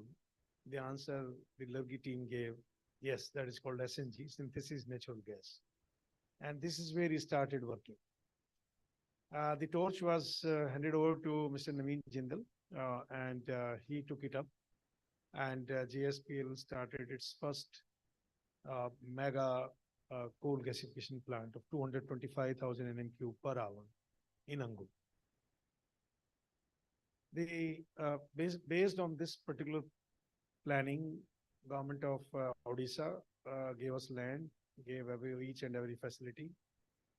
We built up the plant in the year 2013. Unfortunately, in 2014, the coal mines were cancelled by Honorable Supreme Court. And we were in a big fix, what to do, whether to continue or not to continue. Since we didn't have the coal, unfortunately, we had to put up a blast furnace. Unfortunately, we never wanted to put up the blast furnaces. But now, with the grace of God and with the policies Government of India has brought in, we have got all those mines which were cancelled. Rather, we have got double of that. So this is what today's situation is. JSPL perhaps is the largest coal owner today as far as the thermal coal is concerned in the country. We are working on DRI plants. We stopped our DRI in the year 2016 because there was no coal. We restarted in 2019, and especially at the time of COVID, when the coal was available, but the coal takers were not there. There was no buyer. So the Coal India approached us that if you want coal, we can give you coal. So we recommissioned our plant in early 2020. And since then, this has been working very well. So coal to gas, that is a syngas, which contains 58% hydrogen and 28 to 29% of carbon monoxide, that is CO. And we are producing DRI, about 2 million ton out of this. I'm glad to inform you that we are putting 4 more DRI plants in India based on coal gasification. One will be in Angul, which is now under construction. Second, again in Angul, that is likely to be commissioned by 2026. The first one is 2025. That is second one. One is working. The second is in 2025. Third will be 2026. And similarly, in Raigad, 2 more plants. They will come, these plants will come, one in 2027 and the another one in 2028. So put together, we'll be having 12 million ton of DRI manufacturing facility based on coal gasification. So this is what we are doing. So coal basically is a wonderful product if it is utilized and used in a most environmental friendly manner. Once in America, Honorable our Prime Minister, respected Prime Minister, he declared that coal is the future, and especially when it is used through coal gasification. And this is how Government of India has taken campaign of 100 million ton coal to be gasified. And Talcher plant, Ramagundam plant, many other plants of Coal India, they are coming now, converting coal into coal gasification, and finally coal gasification to fertilizers, coal gasification to hydrogen, coal gasification to various other products. And this is what, including the ammonia. Now, the situation comes to, this is what we call it self-reliant India. Because if you keep on importing natural gas, it is impossible to produce DRI in this country with a gas of $15 to $18 per MMBTU. Whereas through coal gasification, we achieve about $5 to $5.5 per MMBTU of the natural gas, equivalent to natural gas. That is syngas, 3,400 calorific value. When we compare with the natural gas, the cost comes to about half of the natural gas, basically, equivalent, that is in MMBTU. Now, the point is, next is blast furnaces. The blast furnaces, yes, we do have blast furnaces. Today, we have 2 blast furnaces. One more is under commissioning, installation, sorry. And we are using 80% coal that is non-Australian coal. That is coming from Mozambique. So Mozambique coal is doing very well. We call it MLB, though it is high vitrinite. It goes as high as 1.35, but blend we are maintaining to 1.2, 1.22. And we are using 20% of high vitrinite coal in stem charge batteries. So this is the first time perhaps in the world that people have used so much of high vitrinite coal. And we feel that we will not be importing any coking coal from Australia in times to come. Now, the next, let me complete 2, 3 more points here, since the subject is very relevant, like Atmanirbhar Bharat. The chairman said, Mr. Marendu has already explained that what SAIL is doing in terms of producing steel for the defense sector. We in Jindal, we started manufacturing plates, the widest plate in the country, that is 5 meter wide, and the thickness is 250 millimeter. This kind of range is a very unique range. And we are also supplying to the Indian defense industry and also the defense industries overseas, the specialty plate called austenized, quenched, and tempered plates. And this is what the step towards Atmanirbhar Bharat. We also started manufacturing head-hardened rails, thanks to SMS Germany, who supplied us the technology to produce head-hardened rails in the year 2014. Now, perhaps we are the only company in the country who is having 100% share of all metro rails in India, because they use 1080 head-hardened rails. And now we have also developed the 1175, that is high tensile head-hardened rails for the main track. And hopefully this will definitely create a great import substitution in the country. Similarly, many more products we developed in last 1 decade, which has created, or which has brought India to a level of self-reliant India in terms of steel. India has a large coastal line of 7,000 kilometers. We feel that maybe next 1 decade, there will be 70 or 75 shipyards. But Chairman Sale was explaining, manufacturing steel for the warships. So this is what we are thinking. And I feel the market will shift from Korea to India. Because today, Korea and China together, they enjoy the major share of the shipbuilding, whether it is merchant or it is warships. So I think this particular business will come to India in next 1 decade. And for that, the steel is available within the country. JSPL, ArcelorMittal, and Steel Authority of India. All 3 companies are manufacturing steel suitable for the warships as well as for the merchant ships. So this market is going to come in this country in next 1 decade time, and we should enjoy that market. JSPL is putting up a very sophisticated, latest state-of-the-art hot strip mill in Angul.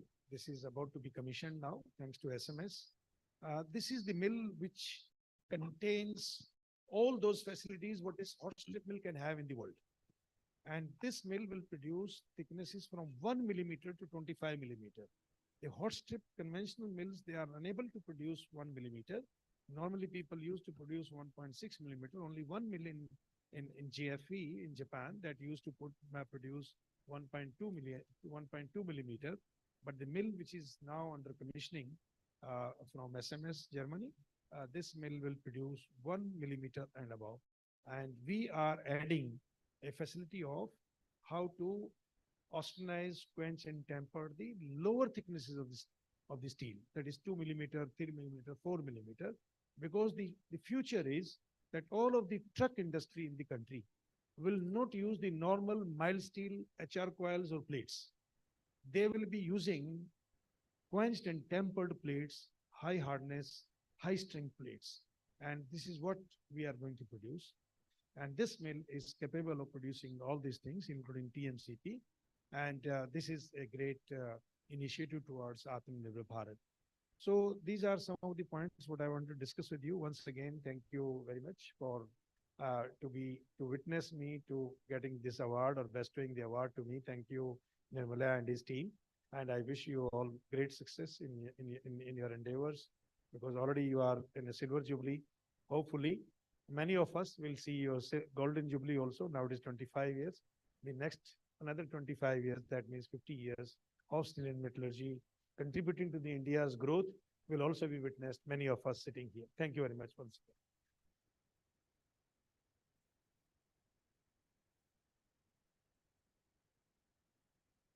Thank you, Sharma Saab.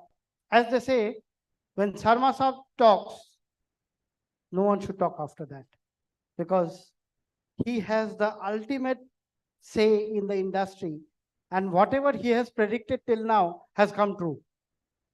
You know, very few people can claim that most of their predictions have been true. I remember during the period of pandemic,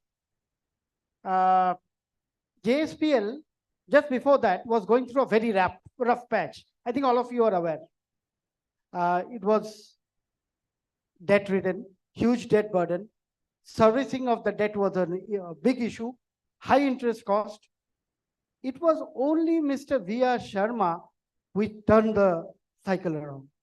He was, when pandemic started, I don't know how many of you are aware, it was Mr. V.R. Sharma's efforts which brought in the export market. The domestic market was virtually at standstill. So it was his brainchild that, JSW soon after went into that. But I think that the gates were opened initially by JSPL. So let us have a round of applause for Mr. V.R. Sharma for being a visionary for this industry. When V.R. Sharma 1.0 as Deputy MD addressed my and also received the award 10 years back, I told him, when the single family did not want to leave him, when he was leaving Bhushan and coming to JSPL, the singles were not ready to let him go. But Navinji somehow managed to win him over. And when he went to Abul Khair, I knew he will come back. So he came back as managing director after that. So that's the greatness of Mr. V.R. Sharma. And now I'll move on to Mr. Atul Bhatt and Mr. Swaminathan, and then come to Mr. Rathod.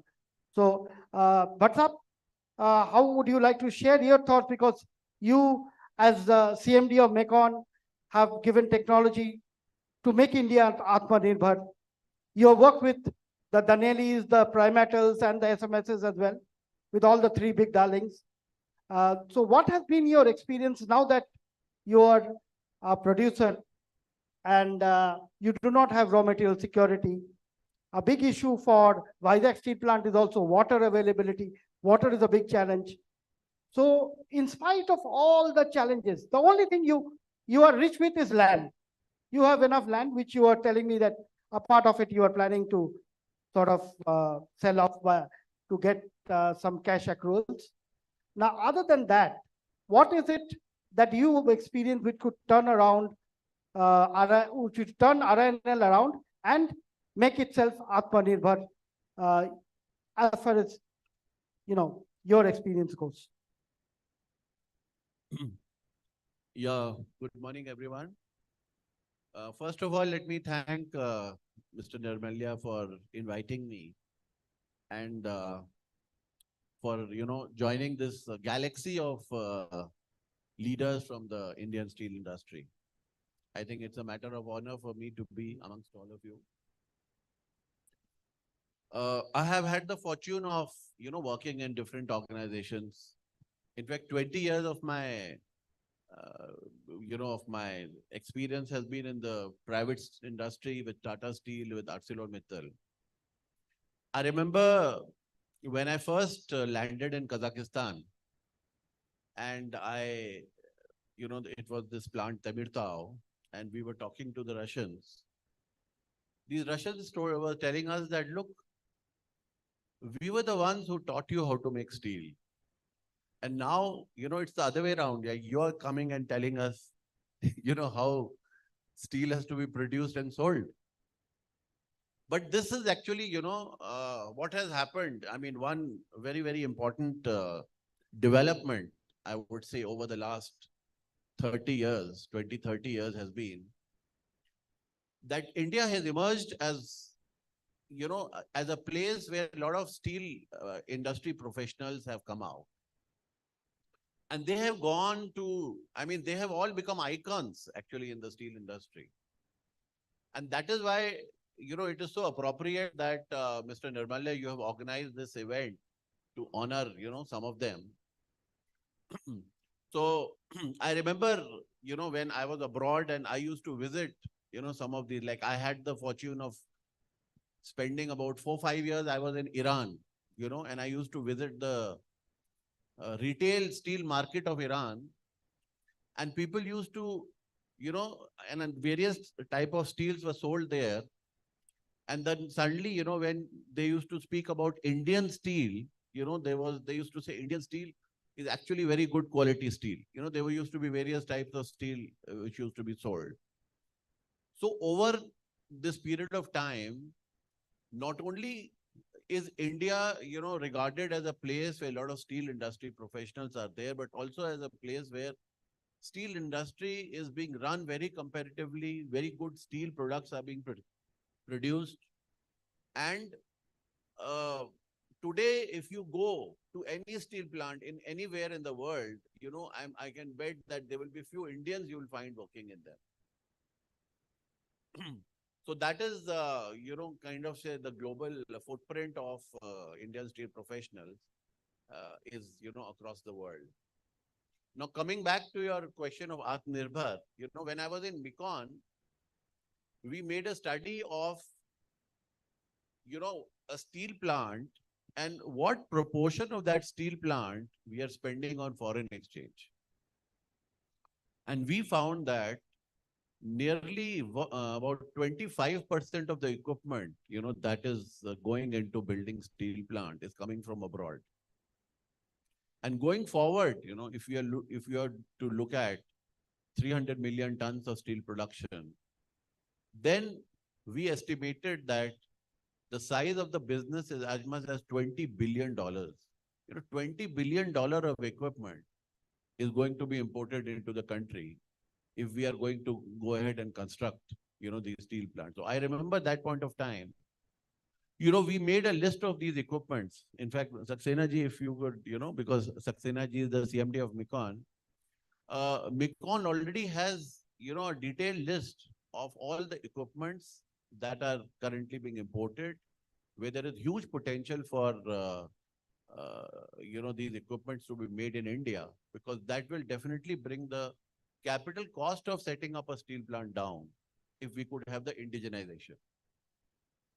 What we found was that the basic design were not there. The manufacturing capabilities were there. And we also have seen how companies like Danieli and SMS have set up facilities in India. But then the production in these facilities have to go up. So that will really, contribute to becoming Atmanirbhar. The other thing, of course, that we know is that, public sector steel plants, and if you look at the RINL steel plant, I would say that in terms of the plant layout, in terms of the technology, in terms of ideal steel plant, a model steel plant, if you have to really see one in the world, you have to come to RINL. And I would like, Saxena ji has been, our director of operations earlier, and he can really vouch that in terms of the movement of the material, in terms of the layout of the plant, it is one of the most beautifully designed plants. And in fact, this is a plant that should produce not just 4 or 5 million tons, 5 million tons, but actually it has the potential to even go up to 15 to 20 million tons. All that has to be required is, there is only one mantra for a turnaround of a steel plant, which is you run the steel plant at 100% of the capacity. The moment steel plant, the entire equipment of the steel plant gets utilized, the return on investment will start coming. And in fact, this is what we are planning now in RINL as well. In fact, the plant did make a turnaround in the year 21-22 after 6 years of losses. And that was the time when we increased the capacity utilization. But then 22-23 was a very difficult year. And we've all seen, because of the export tax and there was a industry recession. So, things went, they were not, most of the steel industry was struggling. But now I think we are at a stage where things are looking bright. If you see the EBITDA margins of the steel industry, they have improved over the last 6-7 months. And going forward, what we are planning to do is utilize, make sure that the entire equipment is utilized, go to 100%, 90 to 100% capacity utilization. Parallelly, also work on the reduction of the debt, which is at a little unsustainable level. So parallelly, if these two things happen, and there is no reason why RINL should not come back to its former glory of being a very, not just a plant which produces material of a high quality, but also one which creates value, for all its stakeholders, for all our employees, shareholders, and start generating return on investment year after year after year. So this is what we are planning. And really, I must thank Nirmalya Da for inviting me and sharing, my, comments on this very august gathering and stage. Thank you very much. Thank you, sir. Thank you so much, Bhatt Sahab. Mr. Atul Bhatt, CMD RINL, was earlier CMD Mekon, has worked in ArcelorMittal. And, I keep referring to him as a private sector CEO material in a public sector. So he's more of a private sector material who has by chance gone to a public sector unit. He is an eloquent speaker. He is a smart CEO, a visionary. All that is required from a private sector CEO is what Mr. Atul Bhatt is. And I am confident from my experience, I can tell you, RINL will have a turnaround. It will be a plant which can deliver. I have seen the best of times of RINL, and I've seen the worst of times. I have seen the times when in 2005, I was there in Vizag when Mr. B.K. Panda was CMD, the turnaround celebration, when it became a zero debt company. So RINL that time became a zero debt company in 2005. And I've seen the worst of RINL when Dr. B.N. Singh was CMD, when the plant was about to being referred to BIFR. And Dr. B.N. Singh and myself, both of us used to enjoy our whiskeys and Hilltop. So after a couple of pegs, we sat down at the ledge of at Hilltop, and there was a Khalasi who came up and said, "Sab, mera naukri to nahi jayega." He said, "No one in this plant will lose their job." That is what Dr. B.N. Singh told, the workers are known as Khalasis in Vizag. So that's what he told Dr. B.N. Singh said. So I am confident of a turnaround of this plant. I'm sure this plant will have an excellent turnaround. It has a huge land bank. The only thing perhaps this plant lacks is raw material security. But you have your, gradually the OMDC mines have started operating as well. So I am pretty confident Mr. Atul Bhatt himself will deliver positive EBITDA, cash profit in a year or two for sure. Thank you, sir. So with that, I'll move on to, I am getting messages after messages from my wife that I'm talking too much. So I'll have to cut down now. So I'll just move a little bit away from the finished product to raw materials to pellets. I have been a great advocate of using pellets in our blast furnaces, application of pellets as much as possible to save national resources. The iron ore finds that we have in this country are wasted primarily because we do not have proper pelletization technology in place. We do not have the mindset to use pellets. The mindset of using pellets in our application is something we must do to save our resources. So Mr. Swaminathan, CMD of KIOCL Kudramukh Iron Ore Company Limited, who is a pellet manufacturer, will highlight us the need for using pellets and how effectively pelletization could be the way forward. Over to you, Mr. Swaminathan. Good morning to this gathering on the steel and metallurgy event. I thank the steel and metallurgy for inviting me for this program. And KOCL Limited is known for low-grade iron ore beneficiation.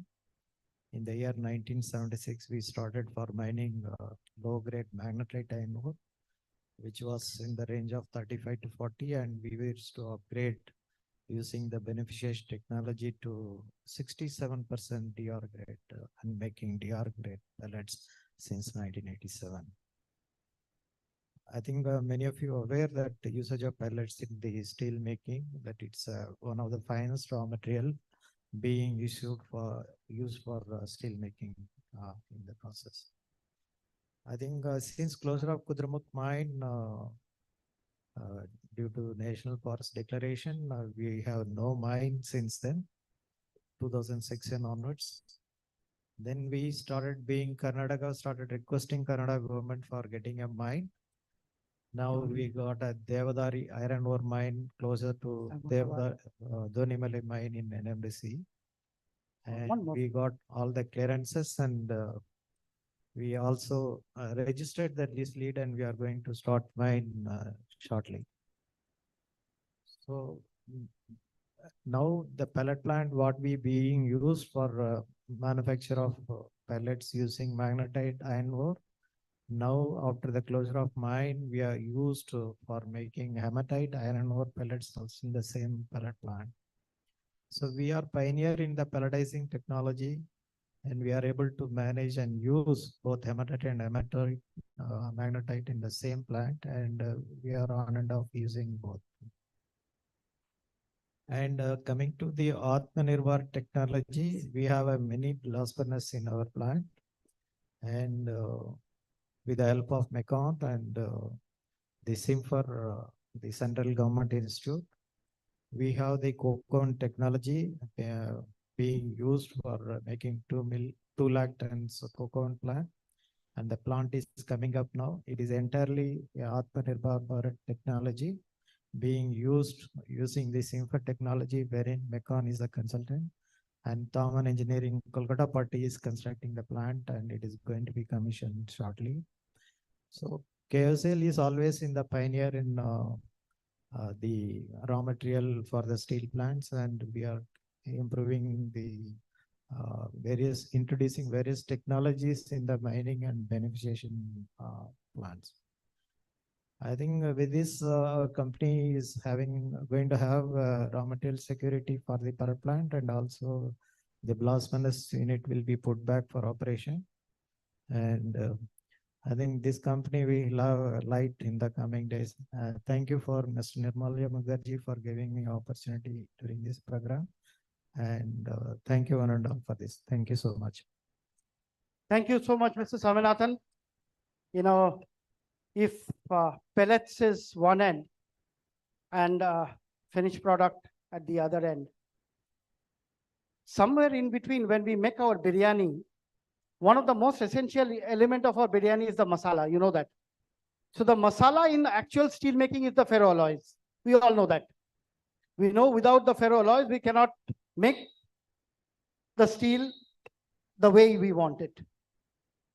And MOIL is one organization which, ferromanganese, as you know, is a very expensive element in steel making. And MOIL is an organization, fortunately, which is owned by Government of India, but a cash-rich organization. And Saxena Sahab has always, led from the front. And even in MOIL, last month, I think you, showed record performance in the last press release, which I was reading.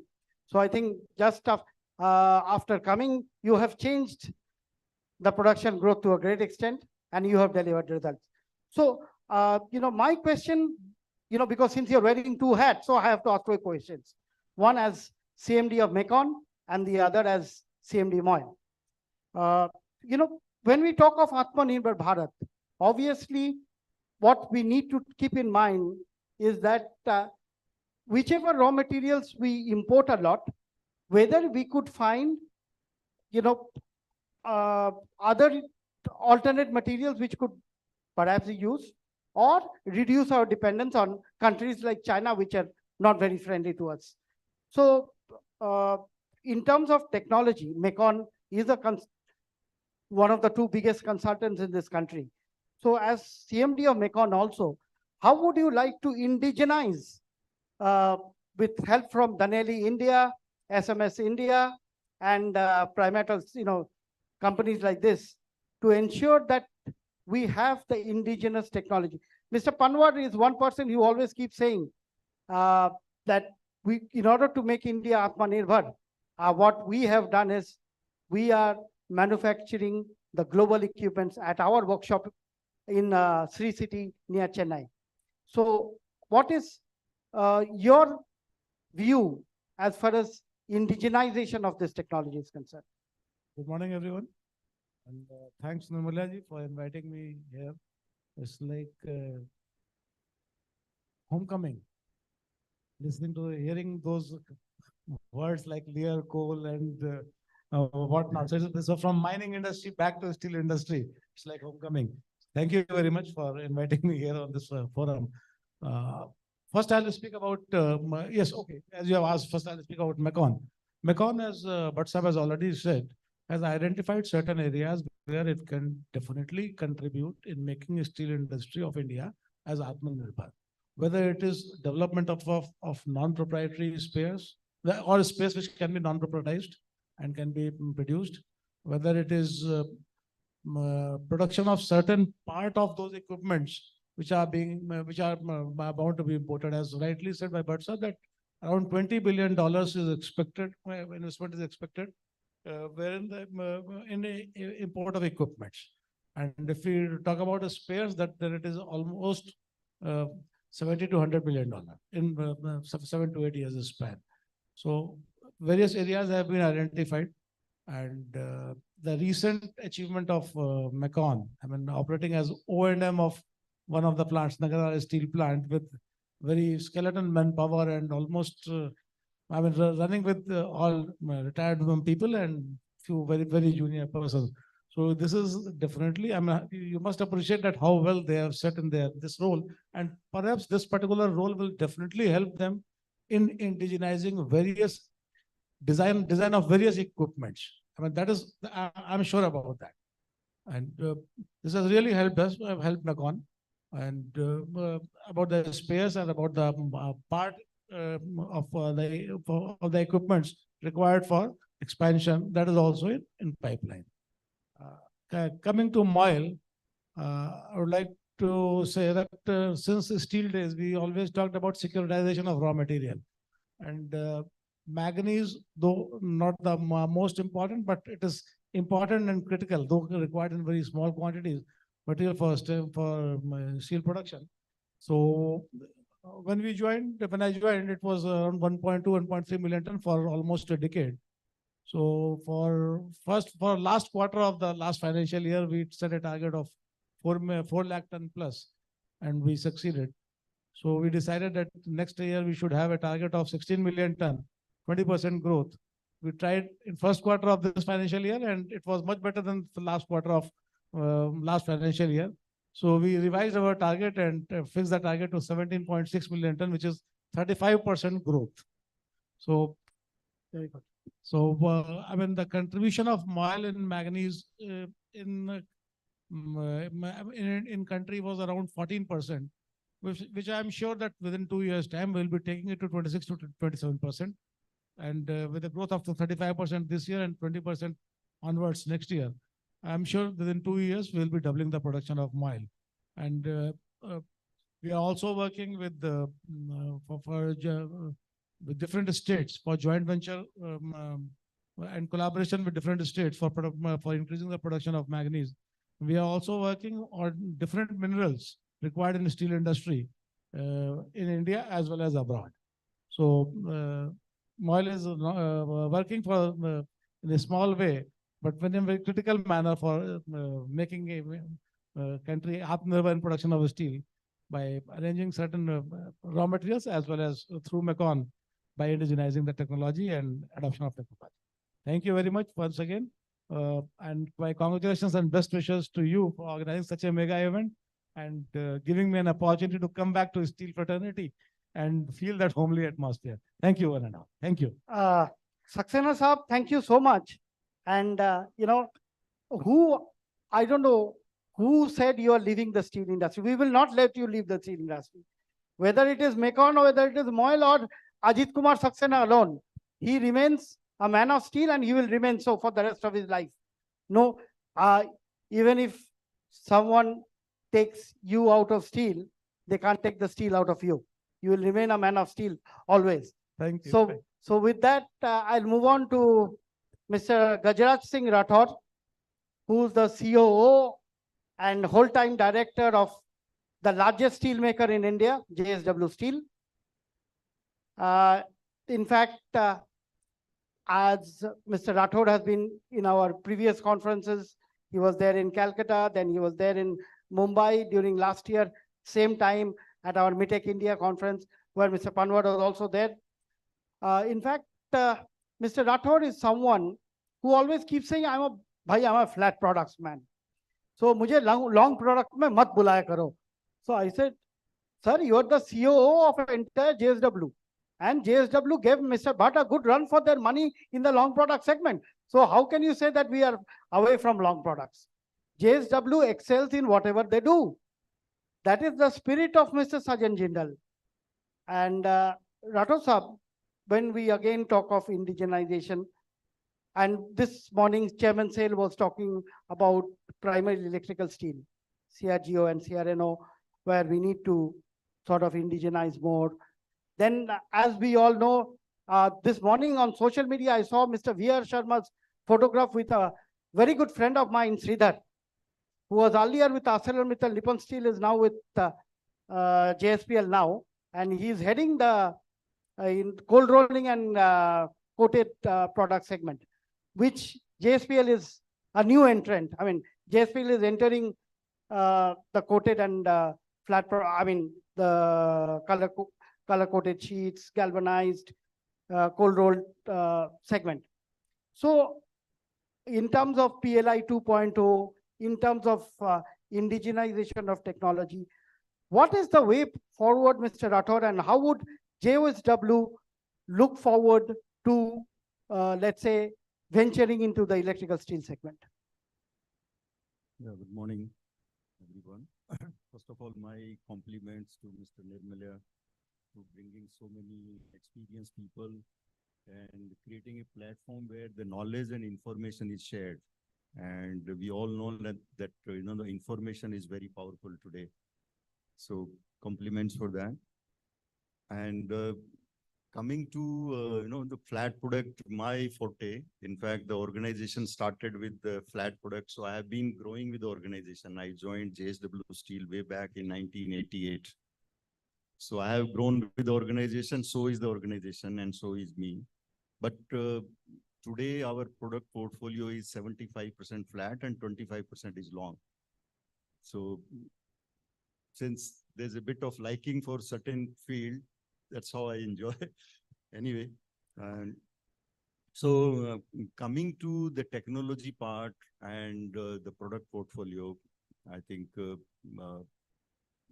lot of imports being done in the past, and JSW Steel took a decision that, we should see that how imports gets replaced, and that is how we had a technological transformation from JFE, which is old NKK Kawasaki, and today they are 33 million ton. They have 4 plants in Japan. And we thought that why to reinvent the wheel? So it's always good to have the technology transfer in phase 1, and then later on built on the capability what you have done. So in 2009, when we started getting into the auto industry, and probably we were the last one to get into that, in the sense that, the old Bhushan Steel, probably they started way back in 2000, 2001, followed by Tata Steel, then SR, the old SR, today is AMNS, and we were the last one among these 4. In 2009 or 10, we started. And I think we made a big justification by having a, JV with them. And probably today we are at number 1 or number 2. I would say more or less at a number 1 position as far as share of business in auto industry is concerned. Now, and probably when we started the auto industry production, we were the first company to come out with high strength material. I think we started with 980 megapascal strength level for CRCA and 590, 780 for galvanizing. And within a span of 2 years, we could have the technological transfer and develop ourselves more than 100 grades.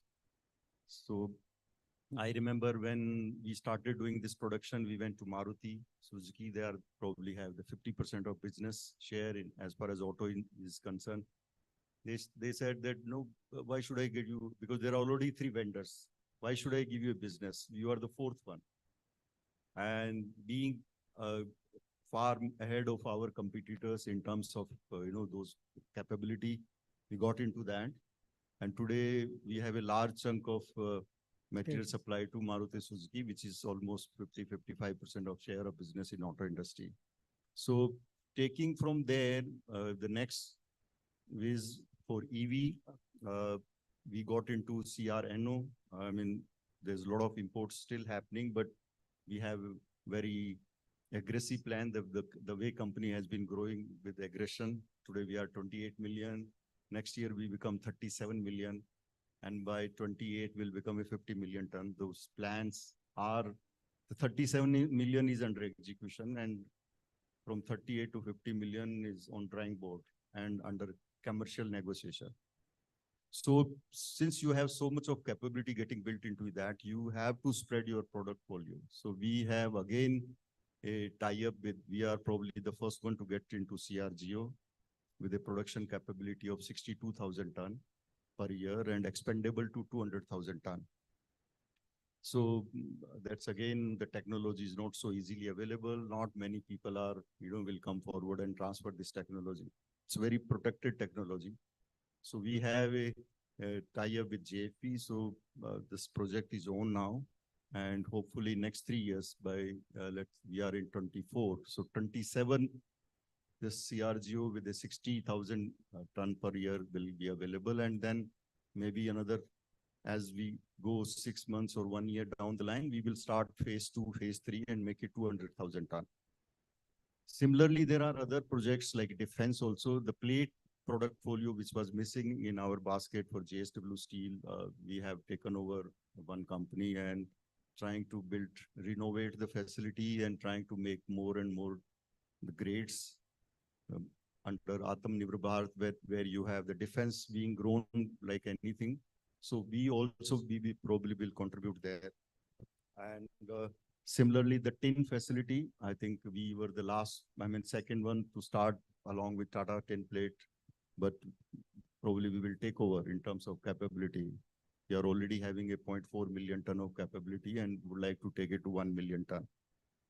So likewise, there is a huge potential for India to grow. We heard Mr. Jayant Acharya and other predecessors that, the last 2 years, the consumption has been growing in 2 digits. And this year, Q1, Q2, 3, we had almost 13% consumption. So this decay probably, I was discussing with Mr. Asim that, this is a golden decay for steel industry.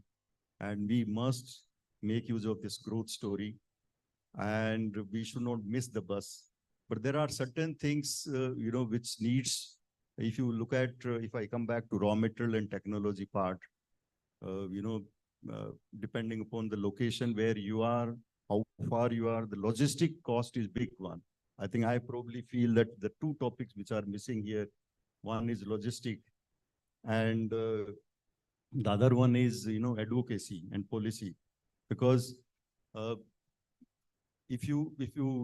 all know the thumb rule for every ton of steel which we produce, depending upon the location where you are, the cost of logistic is very high.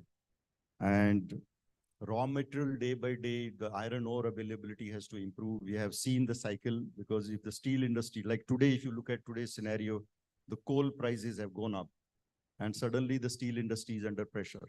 Similarly, we have seen the prices of iron ore going up and there was a big pressure. So the more and more iron ore availability, the good quality iron ore is going down. So we need to use BHQ or the low grade iron ore. And if the beneficiation facilities for both iron ore and coal is being made available, but then you need land, you need right of use, you need water. And conveying through trucks and all doesn't make sense in today's world of high logistic costs. So need to have, slurry pipeline or conveyors. So the right of use where the government of India, though there are a lot of, support being given, but still long way to go. So this is one area. In some terms of technology for iron making, we have discussed enough. Mr. V.R. Sharma and Mr. Jayant Acharya and everybody insisted that we need to, see that the blast furnace survive, because today, whatever blast furnace are coming, they come for 25, 30 years of operation. So that means if the today expansion is happening, they will be beyond 2050, 2060, these equipments are to be operated. So how do we operate? If you look at the CO2 generation for blast furnace BOF route, we are today one of the best blast furnace what probably we have. We consume 515 kg of fuel, 200 PCI plus coke. So we are around 2.3, 2.4 ton of CO2. Now, how do we, and the European, we all talk about CBM because it's a big quantity, particularly GSW exports around 15 to 20%. So how do we make ourselves, competitive? Because CBAM, their basic calculation is starting from 1.6. So the 2.4 and 1.6, probably you will end up paying anything between $50 to $200 as you go along till 2034. So how do we make this, I remember during your last Bombay conference, one of the audience asked me that, the blast furnace will become dinosaur. They will die. I think probably it was too harsh. A compliment to the blast furnace, which, have worked so well.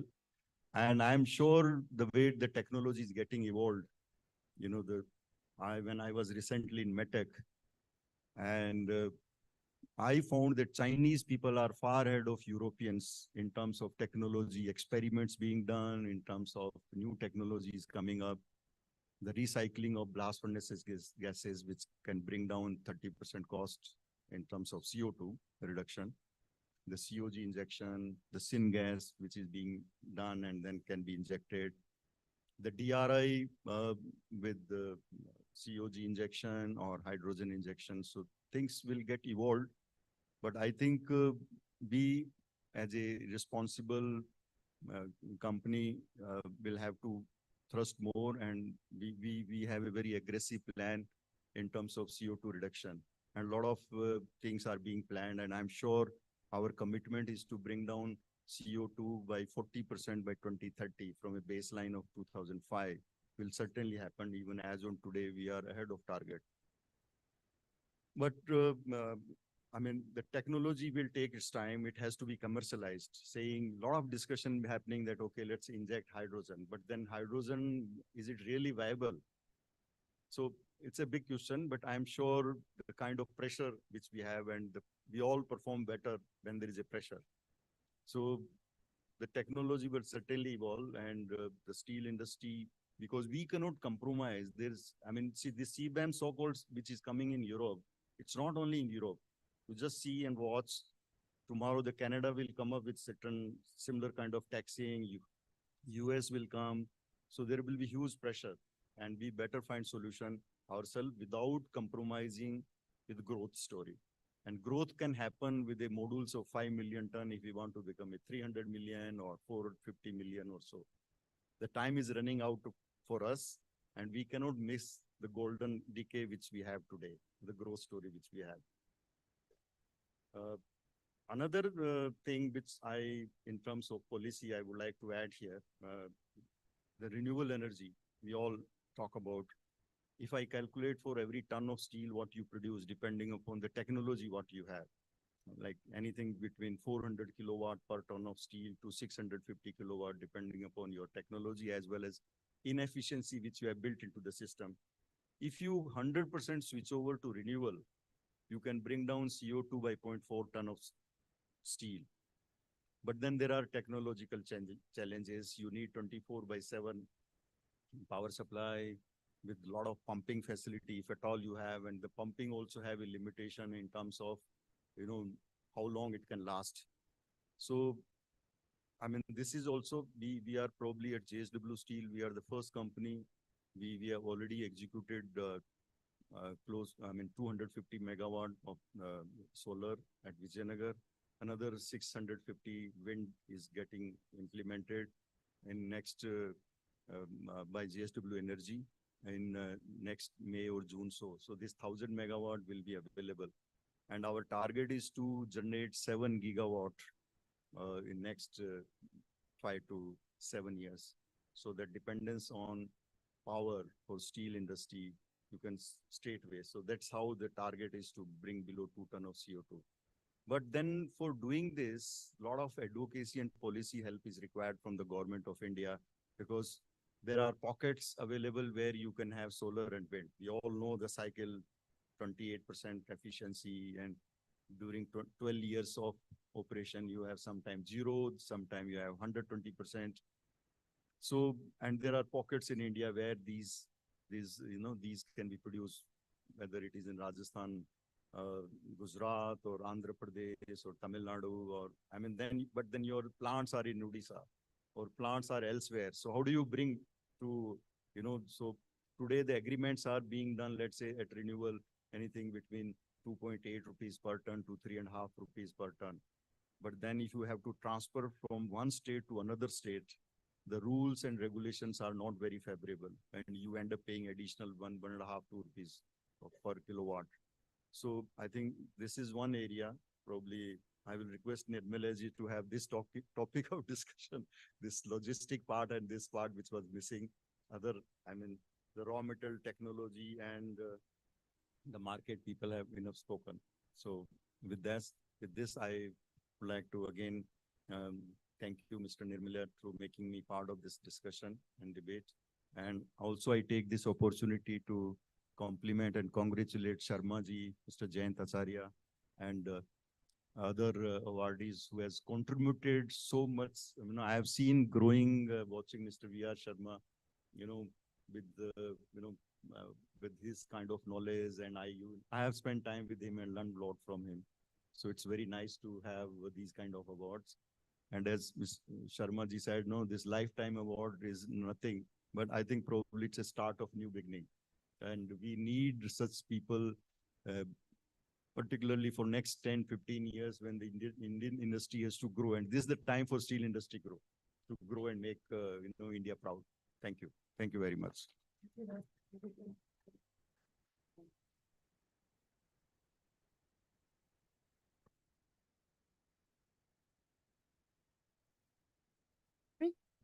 Yeah, okay. So thank you once again, Rathod Sahab. Like Rathod Sahab, Sharma Sahab is also someone who has a passion for the galvanized market. You know, the entire galvanizing industry. I had the opportunity of honoring him with another Lifetime Achievement Award when Indian Lead Zinc Development Association, Mr. Pugazanti, requested me to join him in giving the award to Mr. V.R. Sharma. Well deserved.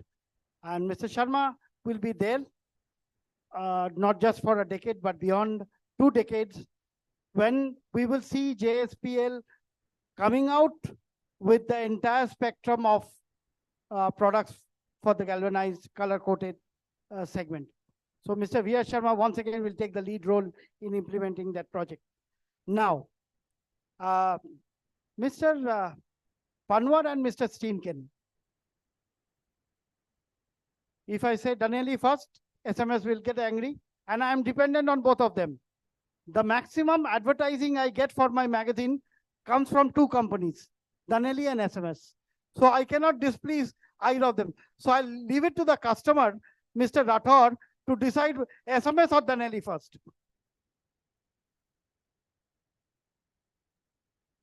Yeah, exactly. So that is what I get paid for. So now it is the customer to decide who should alphabetically. D may come before S. But now, Bernard, you want to speak first? No, you are younger. I was just calculating. Okay. So, Panwarji, and then we go. Because Stinken is much younger than you. Bernard is, he was born in 1987, right? 87. So I remember because my son was born in 97. So he's 10 years younger than, 10 years older than my son. And he's exactly 36, right? 36.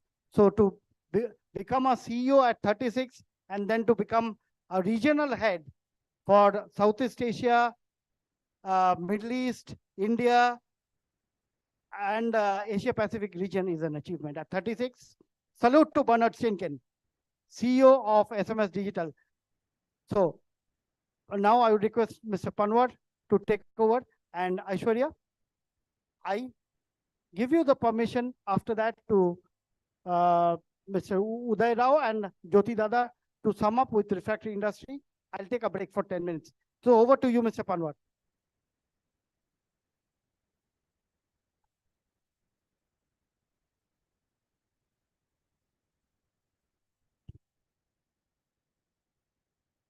Good morning, everyone. Thank you, Nirmala ji. And congratulations, Nirmala ji, for your 25 years celebration. Thank you for inviting me for this celebration of yours and giving me opportunity to speak among the stalwarts of industry from this dais. So I will briefly talk about Make in India. My colleague will be presenting much more details in the second session about Make in India. Mr. V.R. Sharma talked about it. Mr. Atul Bhatt talked about it. Chairman Sale talked about it. The equipment manufacturing in India. And as Mr. Atul Bhatt said, almost 25% we used to be imports. In the previous expansion of steel industry between 2004 to 2012-13, maybe more than 25% import was there. But I can tell this August gathering that more and more import substitution will happen. More and more these capital goods will be manufactured in India. We are, just to confirm that, we at Danelli have a factory in Sri City near Chennai in Andhra Pradesh. And we are manufacturing capital equipment, high precision quality equipment for Western world, for global projects, US, mostly US. And last 4 years, we have supplied equipment for rail mill, for plate mill, for thin slab caster rolling, for PLTCMs. So you name it, we are now manufacturing high precision equipment. And you know how it has happened. Danieli as a company has a concept that Danieli has workshops all over the world. There are multiple workshops in Asia, in Europe, in Italy, and these workshops have a high quality manufacturing processes. The workshops from in India also is working exactly in the same processes, operations, efficiencies, systems. Danieli is training its operators in global workshops. Our operators have been trained in China, in Italy, in other Thailand factory. For that matter, today the stage is that our general manager production is going to US for 3-4 years to establish another workshop for Danieli group in USA itself. So that clearly shows that we can do it in India. We can manufacture quality products in India. We can manufacture high precision equipment in India. So during the next expansion, there will be much more local manufacturing happening in India. And that is what speaks good about our capabilities. It requires also, you know, improvement of the skill set of the people. So we are hiring a lot of local engineers in this state of Andhra Pradesh, where our factory is. We are giving them skills. As I said, we are sending them abroad for training. All this is happening. The good part of manufacturing capital goods in our own factory is that we can control the quality of component level. Each component, we are able to monitor the quality, and we are able to control the timeline of manufacturing. We have developed supply chain for all these components. And to tell you that recently we manufactured bellows top for a blast furnace in our factory in Shri City, which is for the first time. And we have tested the complete blast furnace top charging equipment with complete electrics, hydraulics for a few days before it is now ready for installation on the blast furnace of JSW. So this is another example of possibilities of manufacturing quality goods in India. And with this note, I would like to thank Steel and Metallurgy for giving this opportunity to speak here. Thank you very much.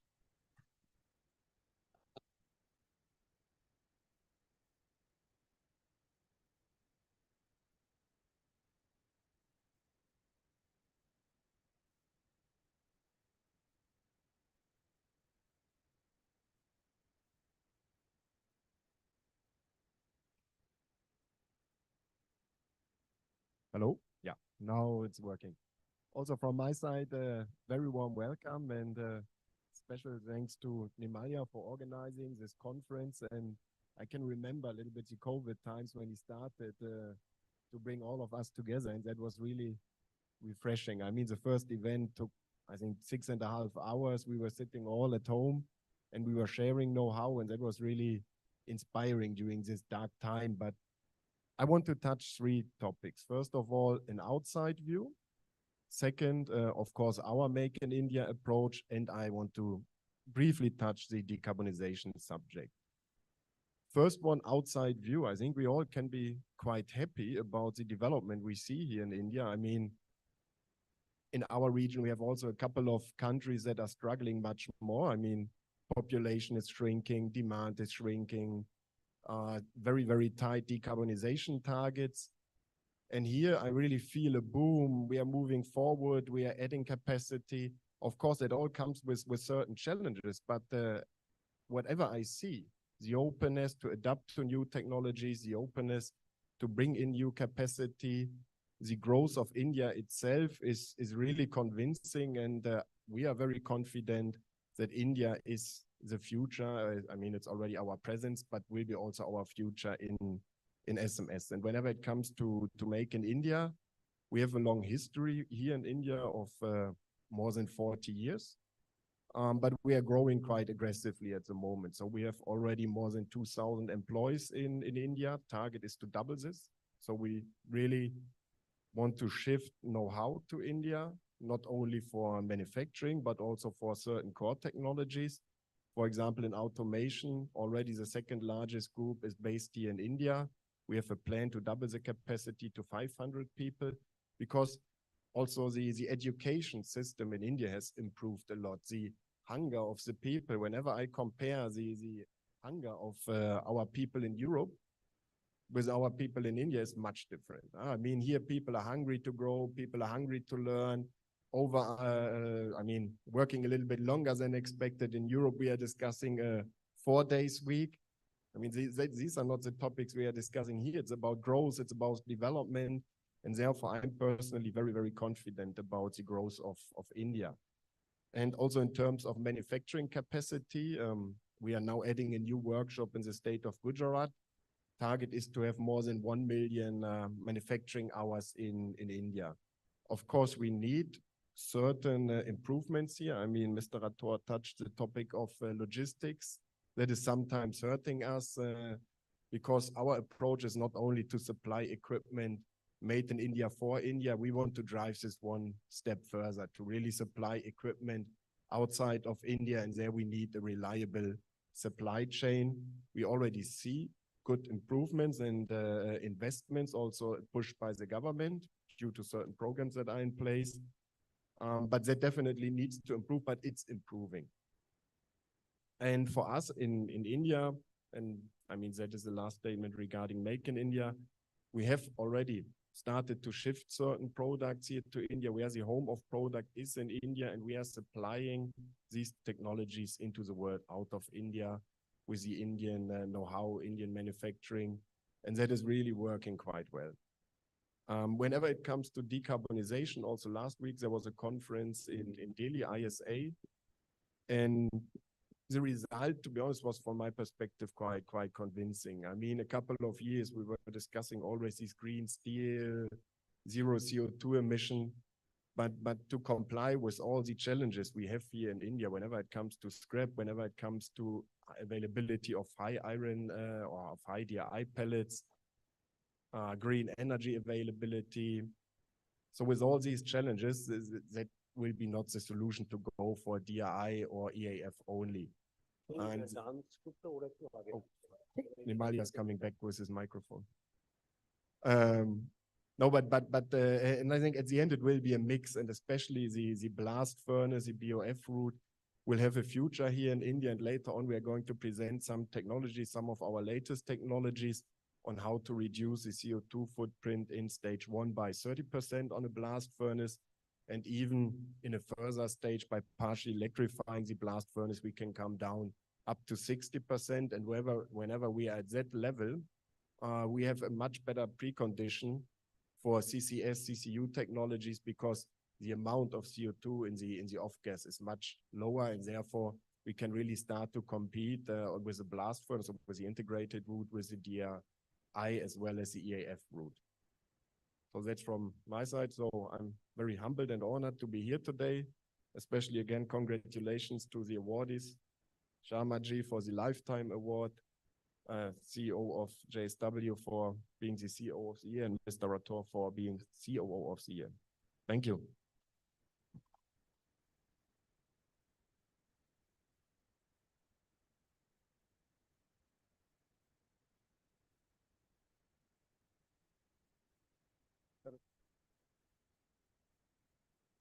After raw materials, the equipment supplier, and steel technology, now it is the role of refractory. First, I would like to thank Steel and Metallurgy, Mr. Nirmala Mukherjee, for inviting me to this conference. I congratulate them on their 25 years of celebrations. So I'm a Refratechnik. Refratechnik is a 70-year-old German refractory manufacturer, multinational company, having headquarters at Munich. So we have been supplying refractories for cement and steel for last 25 years in India. and have been very successful in supplying and giving the required performances to the steel and non-ferrous industry. In the beginning, Ms. Nirmala Mukherjee mentioned that refractory industry is a mother of steel industry. I don't know whether everybody agrees to that or not, but one thing is definite, that without refractory, no steel can be produced, or no aluminum, no copper. I think steel refractory is required for producing any materials that have high temperature requirements. So this topic is very relevant. Atmanirbhar Bharat, and Refratechnic took this very seriously, and we have been supplying. I mentioned that we have been supplying for the last 25 years, taking the call of this Atmanirbhar Bharat given by the Honorable Prime Minister of India. Refratechnic took it seriously, and we established a refractory plant mainly for producing magnesia carbon bricks, which is very, very essential for converters, electric arc furnaces, or any furnaces and steel ladles. So India consumes around approximately on an average 2 kg per ton of 2 kg of magnesia carbon refractory per ton of steel. So earlier the capacity was limited, so India has been importing mainly magnesia carbon bricks from China. Refratechnic, of course, other refractory. I'm a board member of IRMA, also Indian Refractory Manufacturers Association. So I touched some of the points of that IRMA is also facing the issues. So Refratechnic and other local refractory manufacturers and multinational refractory manufacturers have started making magnesia carbon bricks for Indian steel industry. If you see refractory industry facing 3-4 issues, so many issues, but mainly 3-4 issues, that is mainly raw material. Still, Indian refractory industry is dependent on China for good magnesite, whether it is dead bond magnesite or fused magnesia. Though, as mentioned by SAIL chairman, the magnesite at Tamil Nadu, Salem, people are making efforts to revive the mines and to produce magnesite, but it has limited usage. Still, we are dependent on dead bond magnesite and fused magnesia from China.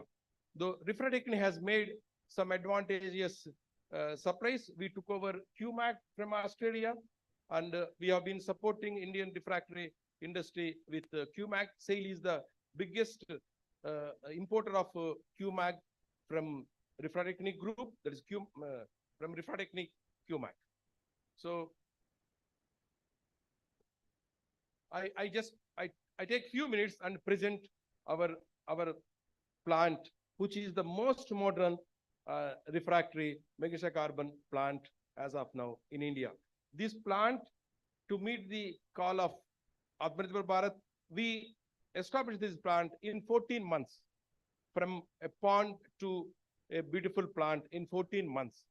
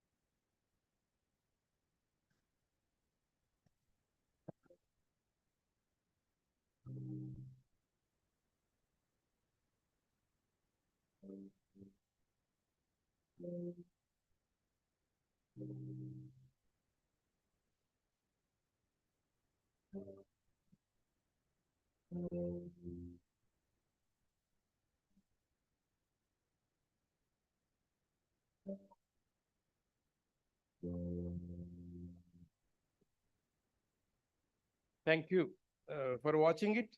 So, coming to refra technique, this plant capacity is 30,000 tons, expandable to 50,000 tons of megashack carbon, expandable to 80,000 tons. As per the steel policy, if the steel industry, as the leaders in steel industry mentioned that every year we add 12 million tons. So by 2020, we should able to produce 250 million tons. So 250 million tons roughly requires 500,000 tons of megashack carbon bricks.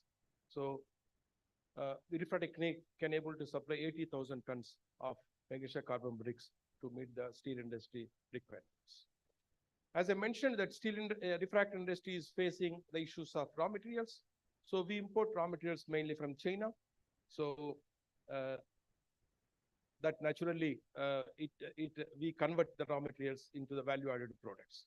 Today, to meet the steel industry requirement of low cost, these raw materials the raw material import requires a sympathetic look. I would request Mr. Anil Kumar, the private secretary to the steel minister, if the steel ministry or if the steel industry pushes for zero duty or low duty for import of these valuable refractory raw materials, then naturally this helps steel industry to reduce the cost. The second most important part is that though it is completely Atmanirbhar Bharat, the refractory industry is investing, we have invested more than 275 crores in establishing this plant in with a span of 14 months. So still, I say that steel industry is looking for low cost. Mr. Jayant Acharya mentioned that. So we should not lose low cost in steel industry. Similarly, in refractory industries also, when people are investing, when we are all gearing up this true call of this Atmanirbhar Bharat, so I would request the steel industry to make a helping hand to refractory industry. Just low cost is not the answer. I completely agree with Mr. Jayant Acharya when he mentioned that. So we cannot see. We need to help the local industry who have initiated the actions to make local bricks. That we have to see long-term performance and revival of the refractory industry in India.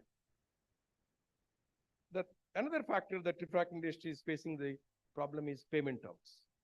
So unless we get, like any other industry, we get cash flow, then we cannot import raw materials and we cannot serve the steel industry better. So if steel industry adhere to the payment terms, as because when we import raw materials, we have to pay the payments, we have to make the payments in 30 days, maximum 45 days. So if we have the same 30 days concept, then it will help us to give better valuation to steel industry. So these are some of the issues on behalf of Refra Technique and on behalf of IRMA also that I want to put before the leaders of the steel industry on this August gathering. Thank you very much. Once again, I congratulate Mr. Bharat. Thank you so much, Mr. Uday Shankar. I was just talking to Jyoti Dada, Mr. Jyotirmay Bhattacharya, who is actually Director Sales of RHI, which is now the largest. RHI is now the largest pair. Because when I say 15,000 crore industry, RHI alone is 4,000 crore. Dada, am I right? Your turnover is 4,000 crore. So RHI India is 4,000 crore out of 15,000 crore, which means roughly about 30% of the refractory market is by RHI. So may I request Jyoti Dada to just share his thoughts on the challenges in Indian refractory industry and how Indian refractory can work together to become Atmanirbhar. And, in the last conference, Jyoti Dada, when he was there with the Joint Secretary, Ministry of Steel, Mr. Abhijit Narendra, he was there for my last conference. So Joint Secretary clearly mentioned that PLI 2.0, which the minister has, sort of envisaged, refractory industry would be taken as a partner into PLI 2.0 initiative. So what, Jyoti Dada, if you could share your thoughts. Thanks, Nirmalu. I mean, I would skip the thanking part. I mean, my congratulations to Sharmaji. I'm too small to congratulate him or Dr. Acharya Saab and all the coming awardees. I will straight away come to the point because we are running only 1 hour short, 1 hour late. So first point is that, RHI Magnesita, again, introducing RHI Magnesita, this part I would skip because, more or less, I hope that we are quite well known by this time in the Indian steel industry. So the main 2 points I would like to address in coming 5 minutes. First is that, when we say Atmanirbhar Bharat, what we refractory guys should do and what we expect. Our user industry, primarily steel, 70% of refractory goes to steel. And also, because I don't get this opportunity very often, I have somebody from policy making side also gracing the occasion. So if I can get his attention a little bit, will help me. What refractory guys should do to become Atmanirbhar? Yeah, as Uday Shankar ji, a veteran of our industry, he was stating that, in the beginning of 90s, most of Indian, prior to that, I think almost entire refractory consumption of India was produced in Indian soil, almost at least 90% of it. But beginning of 90s, China became a very lucrative option for as a manufacturing base, and people started shifting their manufacturing bases to China. Indian companies, it started with, in fact, an Indian company, Orient Industries Limited in those days, followed by almost all the multinational. RHI was one of the pioneers to go and set up a Chinese plant in 1996. So gradually, in India also, a major part of refractory finished good started coming primarily from China, from other parts of the world also, but predominantly China. Of late, maybe I would say 2007 happened when China overnight changed the VAT reversal route, 14% direct hit to price. So people started becoming cautious about the Chinese risk. 2017 happened when we saw an unprecedented crisis in raw material prices and availability, and then followed by COVID. So what happened is we all became very cautious about Chinese risk, predominantly in refractory industry, because 80% of refractory grade magnesite, we are dependent on China. People decided, okay, let's de-risk this in 2 phases, refractory manufacturers. First, let's concentrate on making our manufacturing base in India. All of us, we started working, typical Indian companies, as well as multinationals who already had a manufacturing footprint in India, or like Refra Technique, we didn't have a manufacturing footprint in India. Today, I would say, as far as RHI Magnesita is concerned, we were having less than a 50,000 ton manufacturing footprint. Today, I talk about 540,000 ton manufacturing footprint in India, which is by far the largest among the refractory industry. So this was the easiest part of the job, to set up a manufacturing base of refractories in India. The difficult part is de-risking China. The biggest problem is I can still make a manufacturing footprint in India. How do I de-risk myself when it comes to raw material? This is the difficult part. There are R&Ds which are going on to see that how we can de-risk ourselves from China. I would say specifically China, because other parts of the world, things can still be worked out. In China, we do run with a very high degree of vulnerability. This probably time has proven again and again. So raw material wise, what we are trying to do as a refractory manufacturer is that we are trying to see if alternates are possible for the materials which are coming out of China. One is definitely the huge deposit of magnesite which China is having, FM as well as DBM. Indian magnesite is an option, but it cannot solve all the technological challenges what we have. So one option is to look beyond China. If we can get material without China, I mean, not from Chinese sources, this we are working on. Seawater magnesite is definitely an option. India has huge seawaters. We can have plants. I mean, something started in 1990, but it died before it was born because it was commercially not feasible. So this is one part where all the refractory manufacturers should work. And one very important aspect I would like to touch here is that unless we increase our manufacturing footprint in India, the carbon problem what we have today, the sustainability issue, unless we promote recycling of refractories, that means we collect the spent refractories from different plants and then use them, transform them to substitute virgin raw material, we will not be able to reduce the carbon footprint coming out of refractory industry. How it is possible if you can't manufacture it in India? You need to manufacture it in India to be sustainable. So these are the three things which are very primary for a refractory manufacturer to do. What help or what support we need from our user industry? I will be very humble. I would say we only humbly request our buyers to be rational and consciously reasonable. Why I say so? Rational because, these manufacturing locations in India were not operating for a very long time.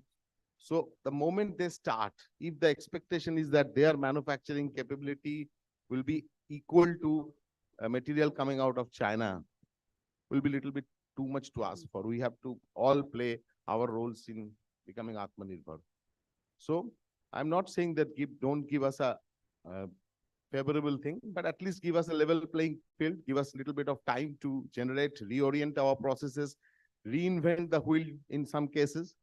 This is one support which is required. A particular portion of your buy, please reserve it for Make in India. Say that, 20% of my buy, I will buy from only Indian sources. And for that, maybe I will have a different performance expectation and even to some extent cost expectations also.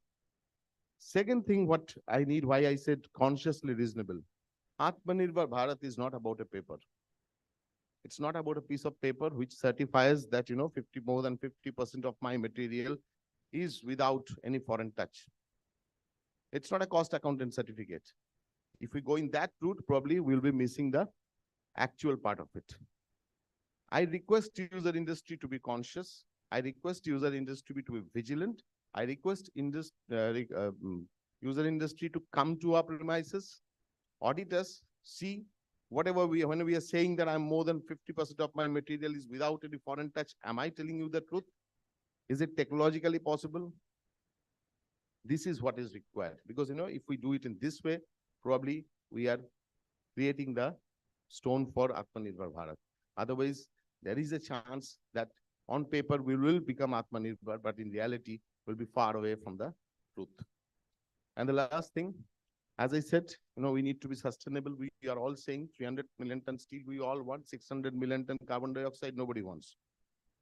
let refractory industry also play its part.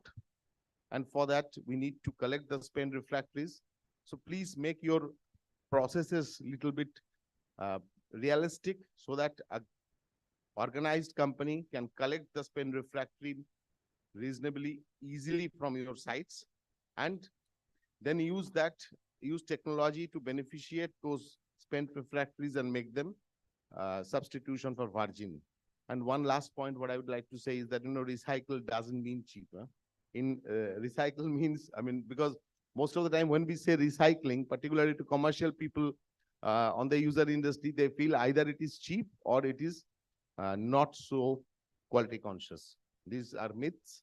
In Europe, I can tell you in refractories, people use as high as more than 50% recycled material. So it is possible. In fact, in all logical sense, a recycled material should be more costly because you are taking a spent refractory, you are reusing it. You are doing a technological upgradation of that product. By saying this, this was my humble request. Thanks for giving me this opportunity. I don't get this opportunity. So to everybody, to the August gathering, happy Diwali. And today happens to be National Metallurgist Day also. And a galaxy of metallurgists I have in the state. So happy Metallurgist Day. Thank you. Thank you so much, Jyotida. When I was Jyotida and myself, we were talking, we are referring to Mr. Uday Shankar, who is a wonderful human being. That's what Jyotida explained as what you are, Uday Shankar ji. Last week on the 8th, I was there for your plant inauguration. Thereafter, I went and met Mr. Atul Bhatt on the same day. So thanks for the excellent hospitality you extended. I, in fact, went with my better half. So my wife was equally impressed with the excellent hospitality that we got from our Refratechnic team. Thank you so much, sir. Thank you, Jyoti Dada. Well, good news for entire Danelli family. Mr. V.R. Sharma, as you know, is responsible for the entire overseas operations of JSPL. So Vulcan Green Steel in Oman, they have just placed an order for 2 DRI modules, 2.5 MTP each, which is Danelli and HYL H2 hydrogen enabled. So congratulations, Danelli, for bagging this order from Jindal Group for the Oman plant. And Mr. V.R. Sharma was the one who actually placed the order on you. So Panwar owes you a treat today. So he has to give you a treat for the 2 orders that you have placed.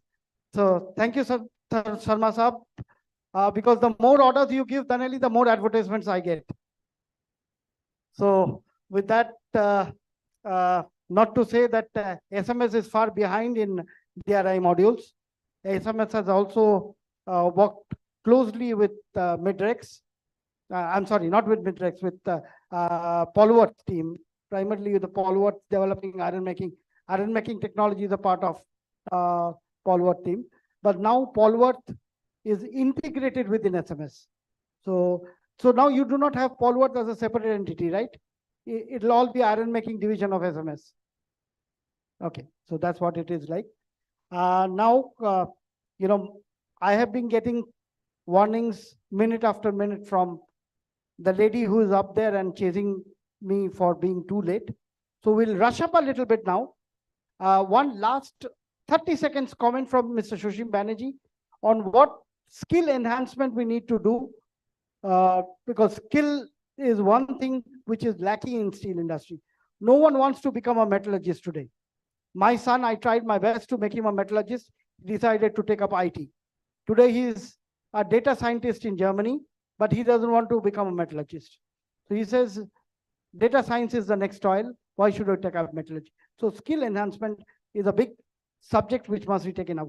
Sushim, your thoughts. Mr. Sushim Banerjee was earlier ED in SAIL. Thereafter, he became Director General of INSDAC. And now he's the CEO of Iron and Steel Skill Sector Council. Over to you, Sushim.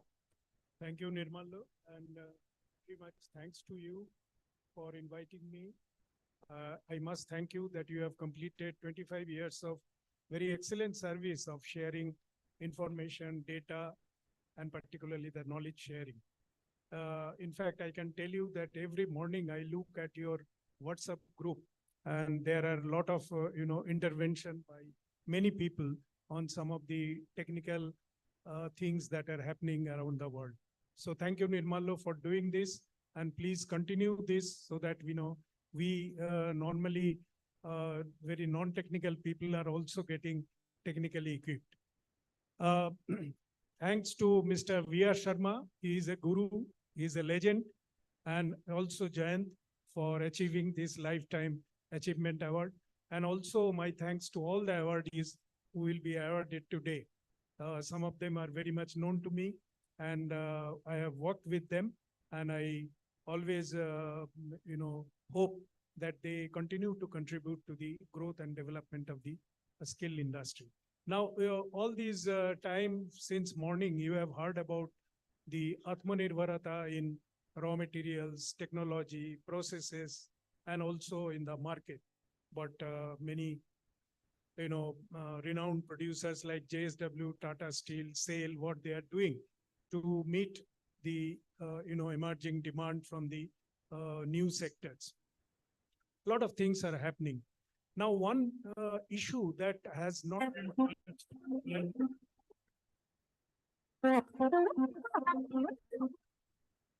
is it some warning? No, no, no. I wish it was. So one issue that has not been said, and I want to, take slightly more than 30 seconds, which Nirmalo has allotted to me, that it is the skilling. And if you need, growth and development of the steel industry and all the associated raw materials, whether it is sponge iron, whether it is refractory, ferroalloys, pellets, you need skilled people. There are two types of skilling. That is, in this hall, most of the, people who are attending this seminar, they are at the upper age. That means it is a knowledge. And there is a physical skill that is required at the shop floor level. So where, huge number of blue collars, employees are working. So when the skill council was set up, the idea was to capture those people who are actually not skilled. And nowadays, since almost the steel producers, they are, giving to contractual employees most of the critical operations in the plant in order to reduce their direct manpower cost. So it is very much imperative that these contractual workers also need to be skilled. And that was the reason why, the first 3 years of our existence, we spent in developing and preparing the courses and curriculum for all these, lower level employees in the steel plant, under whose shoulder the basic operations of the steel plant takes place. And so there were starting from the raw material stage, sintering plant, coke oven, steel making, iron making, steel making, then hot rolling, cold rolling, IT, and quality assurance, dispatch, including electrical maintenance and mechanical maintenance. All these areas you need skilled people. And that is why the courses and curriculum that were developed were targeting those areas. And I'm happy that I have been blessed with my acquaintance with a huge number of, experts in the working in the steel plant in all these areas who have either working or just superannuated as executive director or general manager. They came forward against my appeal to contribute to the preparation of these courses. And today I can vouch that these courses, which have been developed by our council and which have been approved by the National Council of Vocational Education and Training, and these are the courses, it has been in the portal, Skill India portal, so that anybody can be trained in these courses which are free of cost. And that is how we are operating. Our first target is, that is why, when we say that the blue collar workers, they operate in the current competence level of 3.5. Beyond that, 4.5, 5.5, you need engineers from the degree colleges, you need PhDs, you need MTech people. And therefore, their skill level is mostly based on technical skill. And that also, we have developed some of the courses for them, like process control operator in the blast furnace, process control operator in the electric furnace. And now both these, with this decarbonization, recently there was a task force of decarbonization and skill development under Ministry of Steel, and I was also happened to be the member. And there, a lot of discussions, lot of good things came up, that what you need to do in order to have skilled people, so that your decarbonization technologies in various phases, whether it is in the small and medium enterprises, various energy efficiency measures, whether it is use of more scrap in your furnaces, or in the carbon capture and utilization storage, and whether it is in the electrolyzer operation, hydrogen production, solar energy, and data analyst. All these areas you need skilled people, and that is how we are now rephrasing our courses, and shortly we will come out with this. And I am happy to tell you that all the steel plants, their contractual employees are being trained by us, they are being assessed, they are being evaluated, and they are being given the certificate, which is a government recognized certificate, so that anywhere they can go with this certificate. And we have made it a point that this certificate is one of the major input in the hiring process of the steel plants when they hire employees for their, for running the skill operation. The ITI courses, the polytechnic courses, everywhere these courses are being, value added in order to, align with the new technologies that are coming up.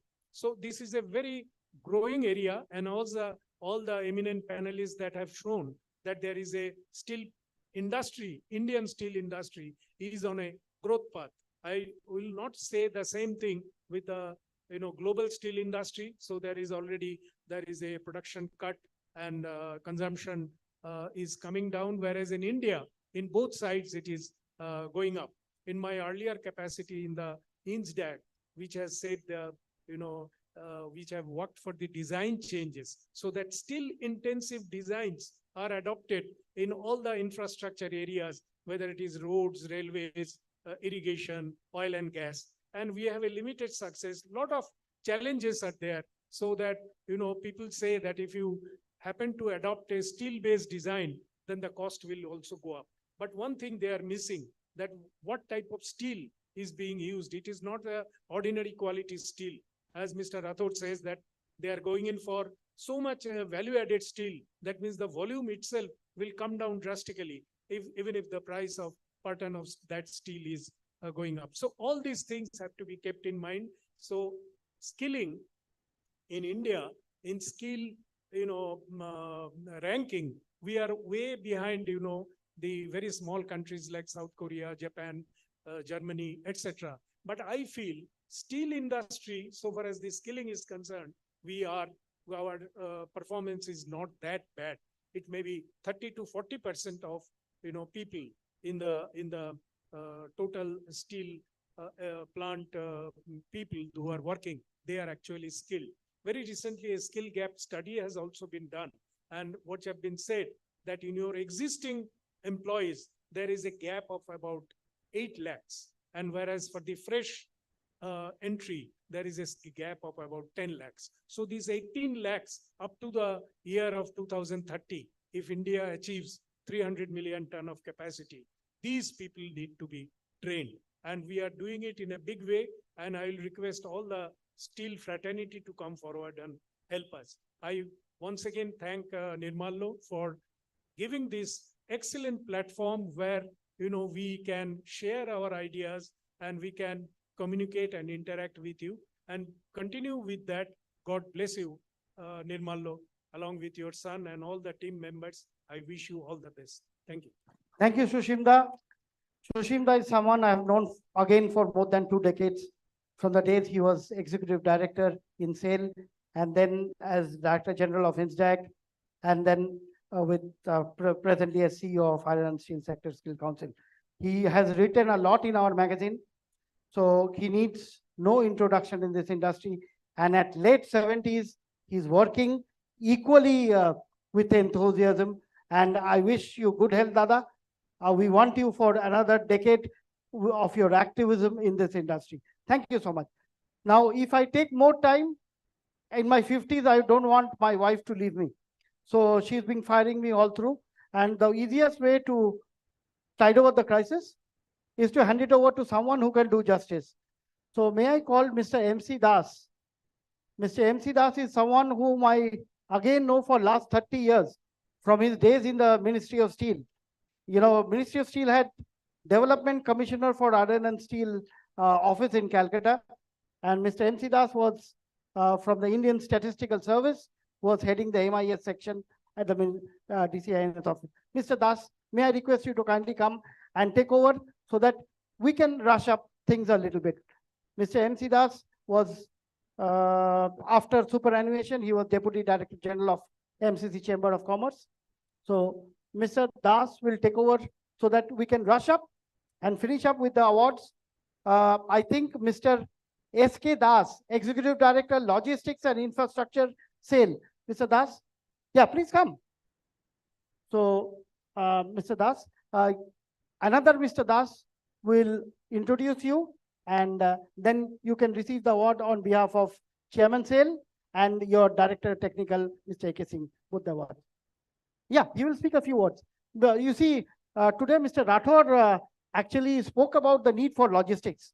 So you are the logistics man. Please come and take the dais and speak a few words, because we say by the thumb rule, for every ton of steel, we need to move 4 tons of material, 1.6 tons of iron ore, almost 2 tons of other materials, and 1 more ton of finished product. So it's more than 4 million tons. When you talk of 1 million ton of steel, so 4 million tons more has to be moved. So logistics is a very important part, which Mr. Rathore rightly points. Just mention a few words and then Mr. Das takes over. First of all, I thank all the August gathering for giving me this opportunity. I'll be receiving the award on behalf of my chairman and my director technical. And as Nirmala Sir has rightly told, the logistics is really the backbone of any industry. And presently, when for steel industry, most of the coal are being imported from outside, and 4 or 5 countries are involved. So logistics has to be tuned in such a way that we get the best prices, and we get the just-in-time supply of the things. And for in sale, we believe in this stakeholder relationship management. We intimately meet with our stakeholders so that we can get best out of them, both at the customer side and both at the supplier side. And with that, we are managing this show. Presently, we are making around 20+ million ton of hot metal, and for that, whatever needed, and for every ton of hot metal, Mukherjee has rightly spoken, for every ton of finished steel, you need at least movement of this 4 ton of these other things are there altogether. So it's a huge logistic. Railway is involved, this chartering is involved, seas are involved, road is involved, and the stevedorings are there in the different ports of handling of these things. So all these things, they, if everything is going in an orchestrated way, then only you can have the benefit of the logistics. And I am thankful to this this thing that Mr. CEO of JSPL for mentioning this logistics as one of the prime area for any steel industry. Thank you very much. Okay, thank you, Mr. Das. Now it is the presentation of the awards on the 25th year of the steel and metallurgy, as you all know. In fact, I am associated with the steel and metallurgy for 25 years also, since the days I was spending in the Ministry of Steel as the head of the MIS division.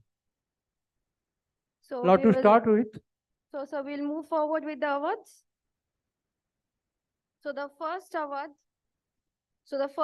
goes to Atmanirbhar Prakash, Chairman, Steel Authority India Limited, CEO of the Year for Technological Excellence.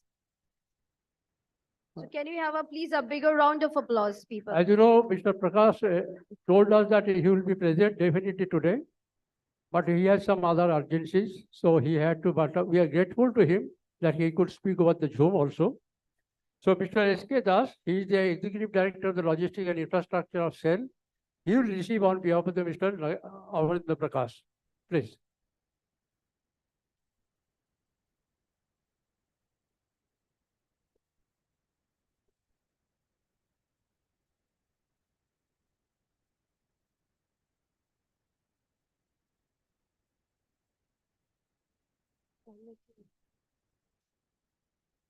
Here.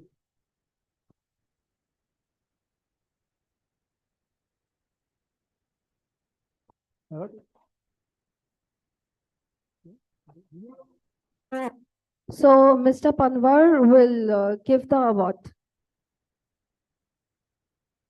Can you have a big round of applause to all of you? Yeah.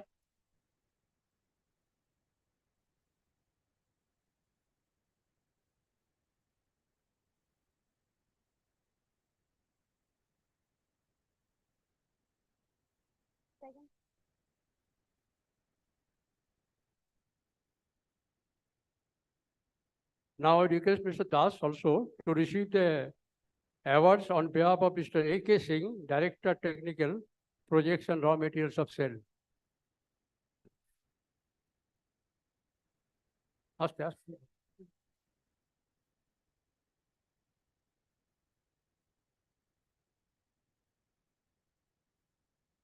So moving forward with the next award, thank you so much, sir. So moving forward with the next award goes to Mr. Narendran, CEO and Managing Director of Tata Steel Limited, Sustainability Champion of the Year. Can we have a bigger round of applause, people?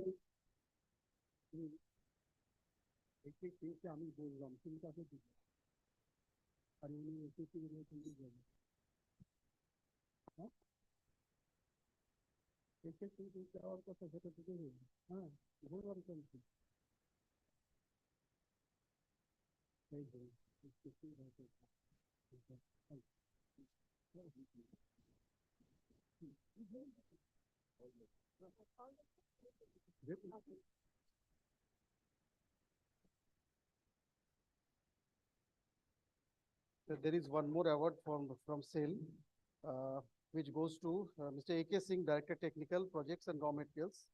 And the award will be collected again by Mr. S.K. Das, ED Logistics and Infrastructure SAIL. Mr. Panwar, Managing Director Danili, will be giving the award.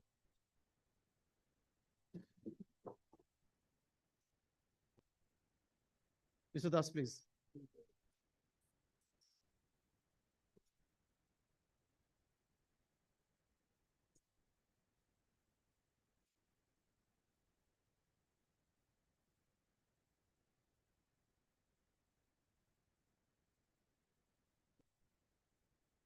And the next, thank you so much, sir. A bigger round of applause.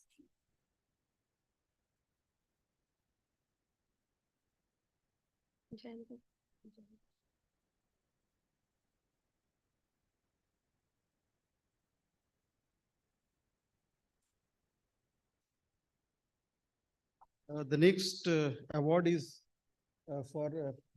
goes to Mr. Jayant Acharya, Joint Managing Director and CEO of JSW Steel Limited. His award will be received by Mr. Rathore, Mr. G.S. Rathore will be receiving the award. Already given. Oh, okay. Sorry, sir. It's okay. This one, okay. The Mr. Bimlendra Jha's award. Mr. Bimlendra Jha next.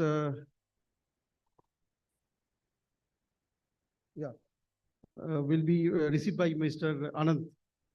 Mr. Anand of JSPL. Please.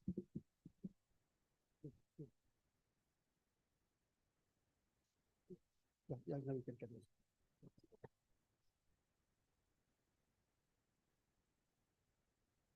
So Mr. Panwar will give the awards.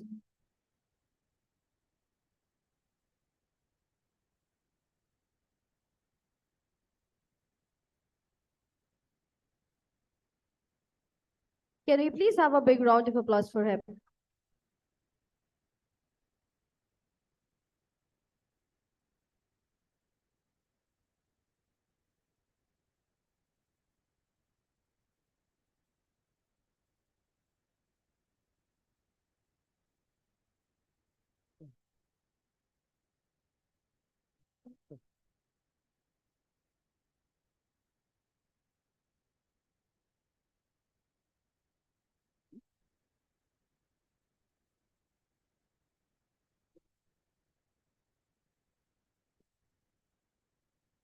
So the next award goes to Dilip Women CEO ArcelorMittal Nippon Steel India and EVP ArcelorMittal. I know he is not there, so somebody else can come over here and collect the award. So we'll move forward with the next award, and the next award goes to Mr. Atul Bhatt, Chairman cum Managing Director, RINL, Visakhapatnam Steel Plant, Innovative for CEO of the Year. Okay.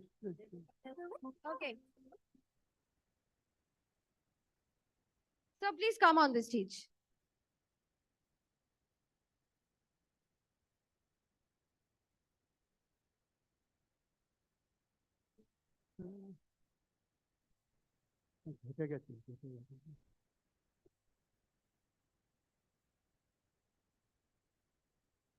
Sir, if you could just introduce yourself. You're from AMNS Calcutta office?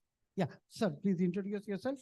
And on behalf of Dilip, congratulations to AMNS team and Dilip for the excellent work that he has been doing. A few words from you. Good afternoon, everyone, and congratulations, Mr. Nirmal. I'm Madhur Kori from Sales and Marketing. And thank you very much for giving this award, which I'm taking on behalf of Mr. Oman. Thanks once again. So this award is for Mr. Dilip Oman. I think the award has already got,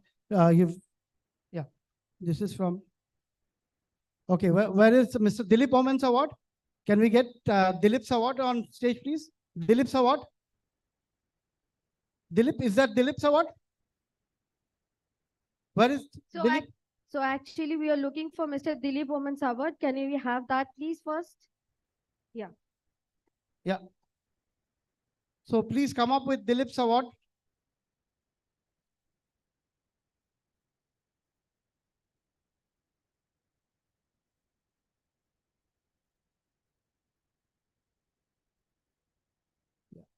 So, yeah, thank you so much. May I also request Anil Kumar ji, Private Secretary to Honorable Minister, to come up and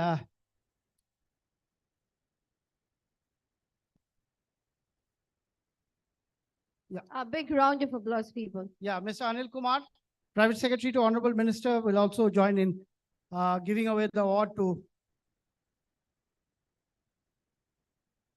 Mr. Dilip Oman. Is another good friend of mine for almost 3 decades. Dilip is again a wonderful human being and a good friend. And he has done wonders after, SR Steel. He was the CEO of SR Steel also. And then he became the CEO of AMNS India. So the transformation from SR to AMNS was smooth because of Dilip's efforts. So Dilip has done a fantastic job. A round of applause for Dilip Oman. Okay, now So Aishwarya. we will move forward with the next award, and the next award goes to Mr. Atul Bhatt, Chairman cum Managing Director, RINL Visakhapatnam Steel Plant, Innovative CEO of the Year. A big round of applause. Come on. You know why he gets the Innovative CEO of the year? Because the innovation is what Mr. Atul Bhatt is known for. In spite of a checkered history of the plant, when the plant started, if those of you who knows the history in the early 90s, you are aware that in fact it had a huge cost overrun. The plant had a huge cost overrun. No raw material security. In spite of that, the plant is coming back, and very soon it will be a turnaround for RINL itself. So congratulations, Bhatt Sahab, congratulations for the work that you have done to turn around this plant from, I would say, a checkered history to the success that is coming in the days, which you can see for yourself. The third blast furnace is coming up soon, which was shut down for some time. Now, as Bhatt Sahab rightly said, the only way the plant can be turned around is ramping up the capacity. When Mr. Sagar Rao was CMD in 2007, before 2007, I'm sorry, he said that this plant has a capacity to go beyond 20 million tons because of the land that you have and the excellent workforce that you have in the premises of RINL. So, sir, once again, congratulations. Anything that you would like to add? So I feel honored that, this great, award has been bestowed.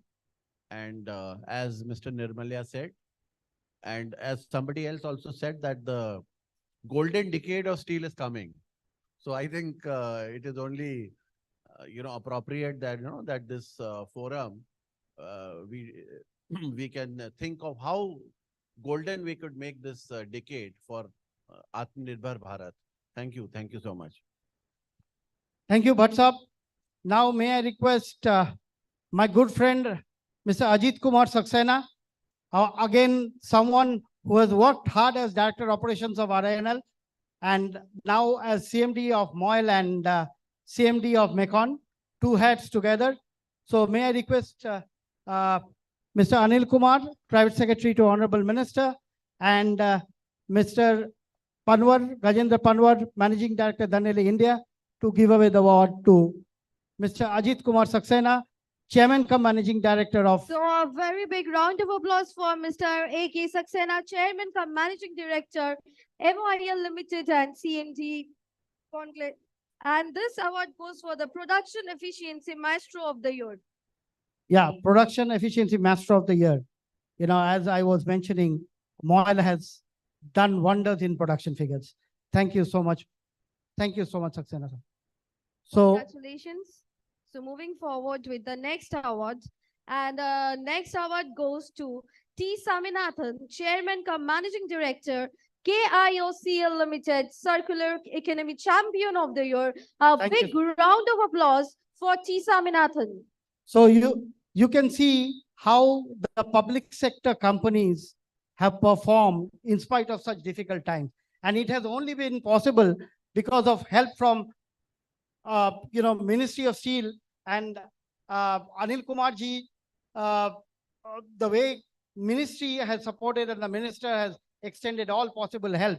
So I'm sure, Saminathan Saab, you know how the ministry has been coordinating with the public sector public sector producers on all fronts. Anything that you want to add? Yeah, what you said is correct.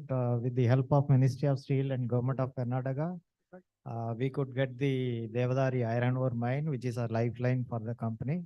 And we are grateful to the Ministry of Steel as well as Government of Karnataka. Thank you. Thank you, Mr. Saminathan. Thank you so much, sir. And moving forward with the next award, this award goes to Mr. Amitav Mukherjee, Chairman cum Managing Director, NMDC Limited, Project Management Excellence and Capacity Expansion. So a big round of applause for Mr. Amitav Mukherjee. Yeah, Mr. Padi, Executive Director, will be receiving the award. Mr. Padi. Yeah, Mr. Padi is the Executive Director of NMDC and another customer of Mr. Panwar. One of the largest blast furnaces were recently commissioned at Nagana Steel Plant of NMDC. So Mr. Padi will be receiving the award on behalf of CMD NMDC. So may I request Anil Kumar ji and Panwar ji to present the award to... Yeah. A big round of applause for Mr. Mukherjee.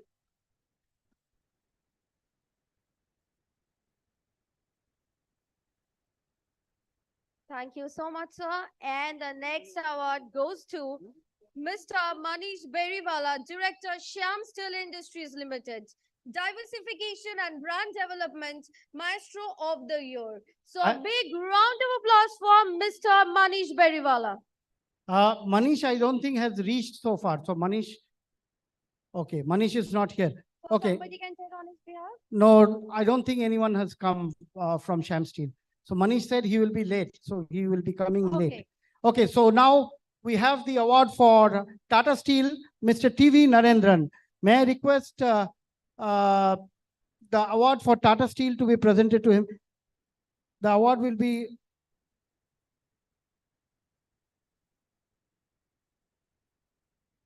Yeah, Tata award for Mr. TV Narendran, Managing Director, Tata Steel.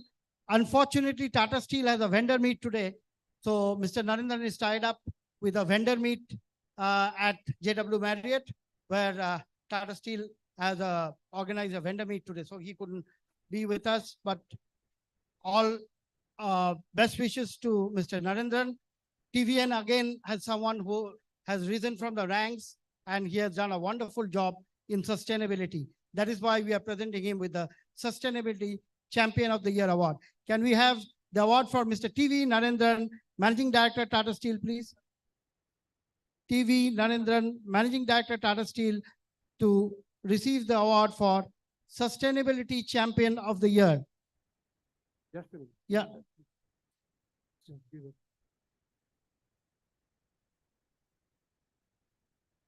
Yeah. So yeah. So it's already packed. That means someone was. Yeah. Yeah. Oh. Yeah.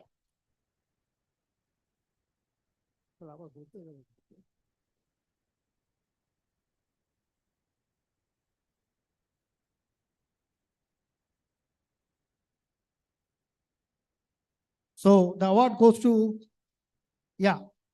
Now we have So the next award goes to Mr.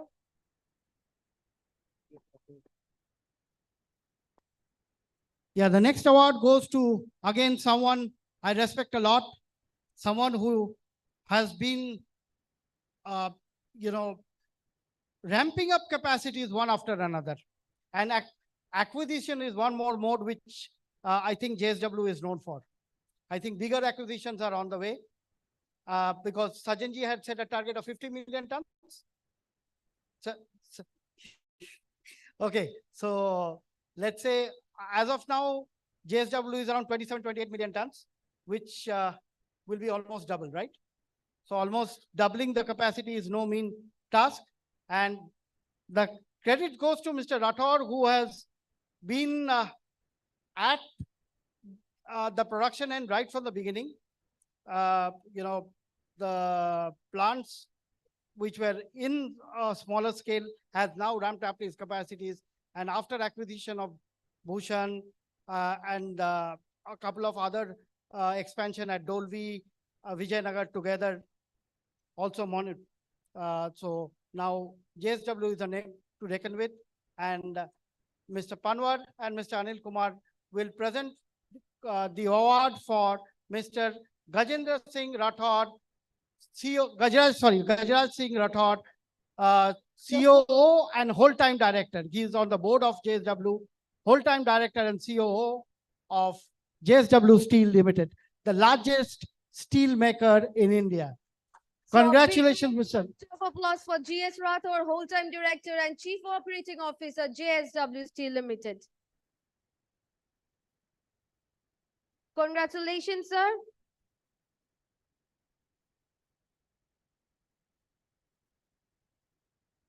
And the next award goes to, he's already on the stage, Mr. Gajendra Panwar, Managing Director and CEO, Denali India Limited, Indigenous Steel Technology Advancement CEO of the Year. Yeah, now Mr. Panwar can't present his award on his behalf. So I request Mr. Anil Kumar and Mr. VR Sharma to come forward and present our. VR Sharma has already given you an award by placing 2 orders on you. So one more on your way from Mr. VR Sharma, Vice Chairman, JSPL Advisory Services, to Mr. Gajendra Singh Panwar, Mr. Gajendra Panwar, Managing Director, Dhaneli, India. We have a big round of applause for Mr. Panwar.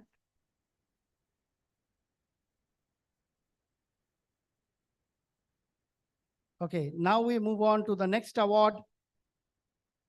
And the next award goes to Bernhard Stinken, Chief Sales Officer for the region APAC and MEA India and Asia Pacific, Middle East and Africa, SMS India Private Limited, Green Steel Technology and Digitalization Capital of the Year.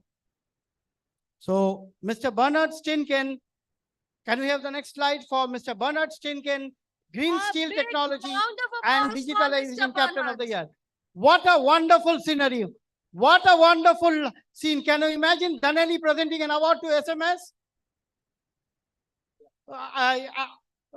So that's a wonderful, picture perfect moment where Danelli India Managing Director presents the award to SMS. We call them the three big darlings, Danelli, SMS, and Prime Metals. So two big darlings presenting one award to the other. A great round of applause. Thank you, Bernard. And Bernard is again someone I have interacted with when he was CEO of SMS Digital based in Düsseldorf. For a couple of times, I have interviewed him in Düsseldorf, and now he is an Indian. You know, I met him a couple of days ago at the ISS Steel Conclave in Delhi. So I gave him the Indian flag. And he said, this is what I was missing. So now he's a proud Indian from a proud German. So thank you, Bernard. And a great moment, Bernard. Congratulations. Congratulations. Yeah.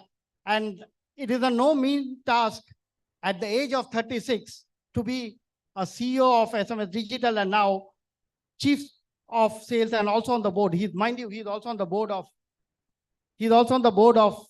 SMS India. So thank you, Bernard, for coming and accepting the award. Yeah. So there will be a short break where we will listen to some live instrumental music. yeah, but before that, I have a small duty to perform. I have the presentation of the bouquet, and then we have a live musical presentation. So may I request Deepak to come with the bouquets so that I can present the bouquet to, we can present the bouquets to our dignitaries on the dais. May I request, yeah, for the bouquets, if you come up with the bouquets for the presentation of the bouquets. Bouquets, presentation of the bouquets to our dignitaries on the dais, and then we'll break for a musical break. Okay. Yeah.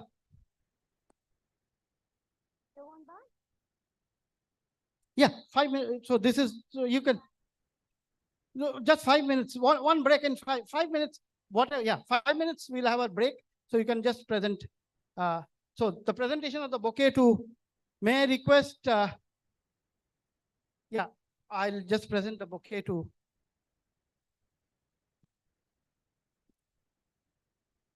First to Mr. Anil Kumar, Private Secretary to Honorable Minister of State for Steel, Sri Fagan Singh Kulaste. Applause, all of you. Can we have a big round of applause? Mr. Rajendra Panwar, Managing Director, Danelli India. Mr. Gajraj Rathod, COO and whole-time Director, JSW Steel. Mr. Shushim Banerjee, CEO, Iron and Steel Sector, Kill Council. Mr. Atul Bhatt, Chairman cum Managing Director, Rashtriya Ispat Nigam Limited, Vizag Steel Plant. Mr. T. Swaminathan, he's Chairman cum Managing Director of Kudramo Iron Ore Company. Guys, can you have a bigger round of applause for all of you? Come on, yeah. Mr. Bernard Stinkin, CSO of SMS India, Southeast Asia, Asia Pacific, Middle East. Oh, my mentor, my guru, and the leader of the industry, Mr. Vidya Ratan Sharma, who needs no introduction, Vice Chairman, JSPL Advisors Station. Mr. Uday Shankar, a perfect gentleman, Managing Director of Rifra Technic India. Thank you, Uday Shankar ji. Thank you so much. So, gentlemen, we'll have a short musical, so you can take the dais. With a short musical, then we'll go to the next set of awards. Please come and take your seat. Congratulations to all of you, and let's enjoy the instrumental music now. You can take the seats for some time. We have a short break, and then, yeah, they will help you. Please help Bernard. Someone help Bernard with, yeah. For a handsome guy like Bernard, the ladies must come forward and help him.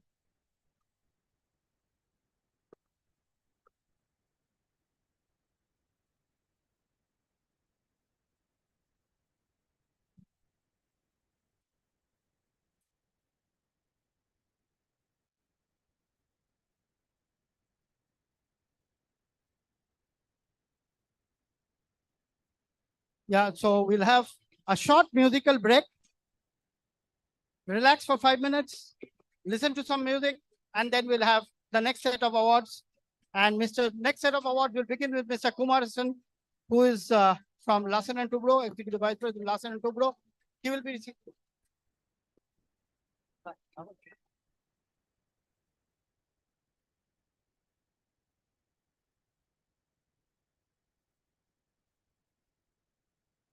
Yeah, Mr. Sharma Saab.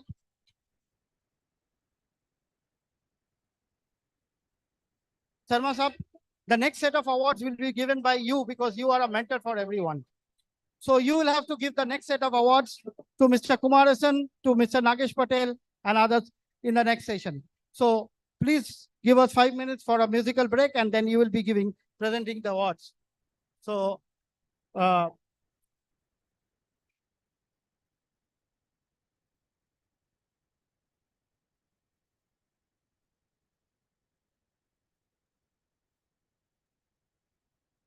in the meantime,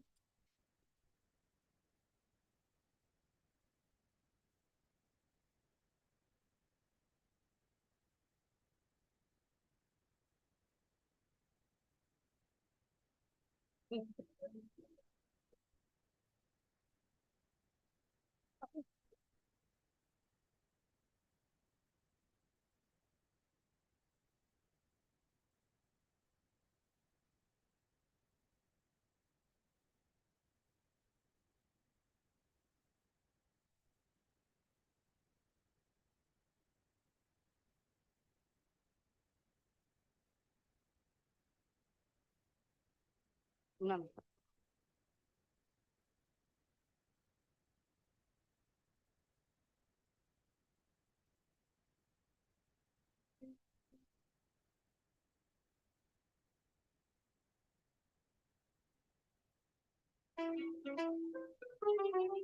Okay, so the next round of awards will be Mr. Nagesh Patel. Mr. Pramod Sagar's award has already been received by Jyotida. Have you received the award?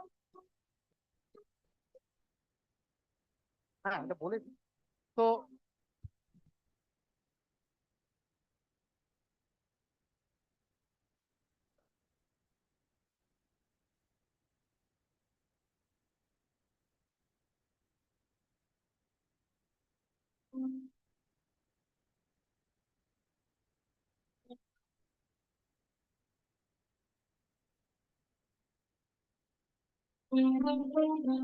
I know.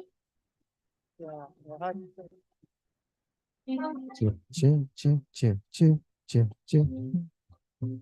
Check, check. Hello.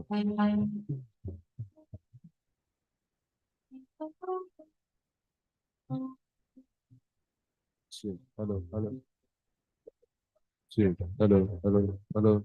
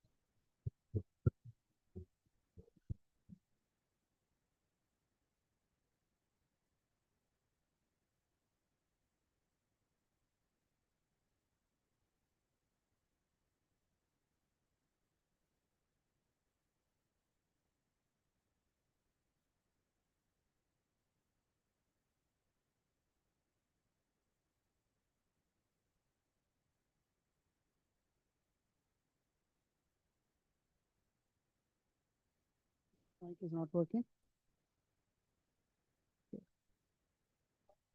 Phone video.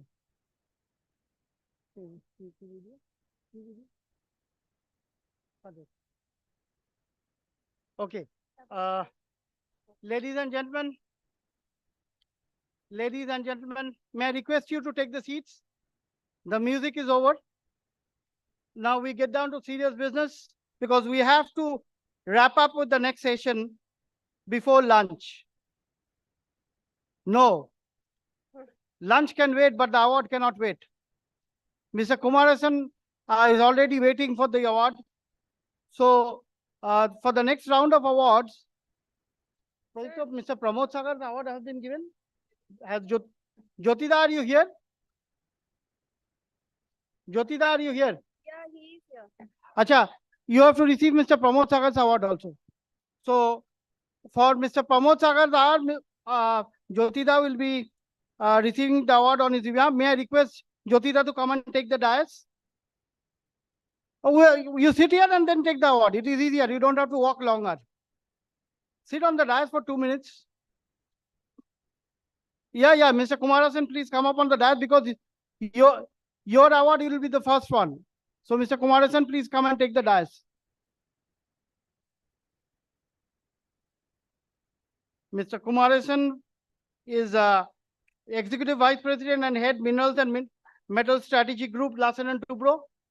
May I request Mr. Nagesh Patel, Nagesh Bhai, if you could come and take the dais, please. Mr. Nagesh Patel is again someone who is very close to my heart. Someone I have utmost regard for. If you see an example of humility, how humble a human being can be, Mr. Nagesh Patel is an example of how humble a human being is. I have not seen someone as humble as him. All the time, Nagesh bhai हाथ जोड़ के रहते हैं सबके सामने, because that's his humility. I would like to also invite someone without whom this event would never be complete. Yogi ji DG family. You know, they are the ones who are hosting you for this evening. The evening is hosted by Yogi ji DG. The music this evening is by Yogi ji DG. And they are the ones who are, I would say, the ones who brought the green steel in, the flat product segment in this country. I mean, Atmanirbhar Bharat initiative in real sense of the term. So may I request Mr. Navneet Singh Gill and Mr. Tripathi to come up to the dais, because you will be receiving the award. Kushal ji is not here, but instead of Mr. Kushal Agarwal from Sarvesh, who will be receiving the award? What's your name, sir? Mr. Vishwanath. Mr. Vishwanath, you are head of technical services, right? So please come and take the dais.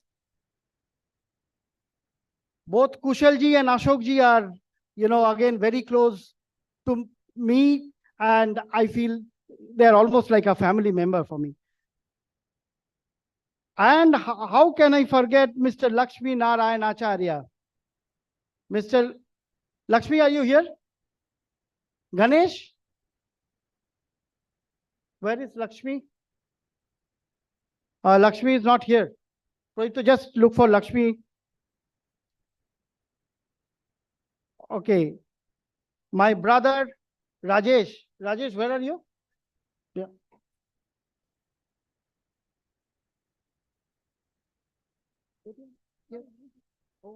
Yeah. So Mr. Uday Shankar, who was there as a speaker, his award is still pending. Uday Shankar ji, please come up.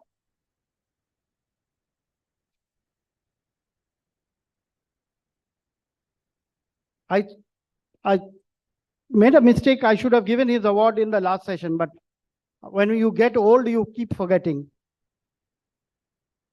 So, Mr. A.K. Singh's award was to be received by Mr. Das. Mr. Das, are you here? Okay, he is not here. Mr. Amitabh Nandi, Managing Director, Tenova India. Dada, please come up.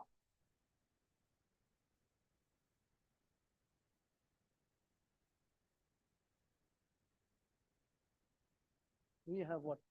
1, 2, 3 more chairs. Yeah? So 2. Rajesh, are you here? My brother Rajesh? Rajesh bhai, please come up. Rajesh is Managing Director of Kalfreeza India, setting up a good workshop in Durgapur. And he is the first Managing Director of Kalfreeza in India. Kalfreeza, as you know, is a manufacturer of recuperators. And, they are a company based out of Spain in a place called Zaragoza, where I was there in the month of June. Rajesh invited me there, and I enjoyed his excellent seafood hospitality in Zaragoza, Spain. So thank you, Rajesh, for being here. Michael, of course, could not make it because his visa is pending in Chinese consulate. Radhika is not coming here. Manish Dada, are you here? Mr. Manish Arora? Okay, Manish Arora. Manish Dada? Okay, Lakshmi is here? Okay, so Mr. Amitabh Nandi has already come. Mr. Kumaresan is already here. Only Manish has left. Radhika is not here.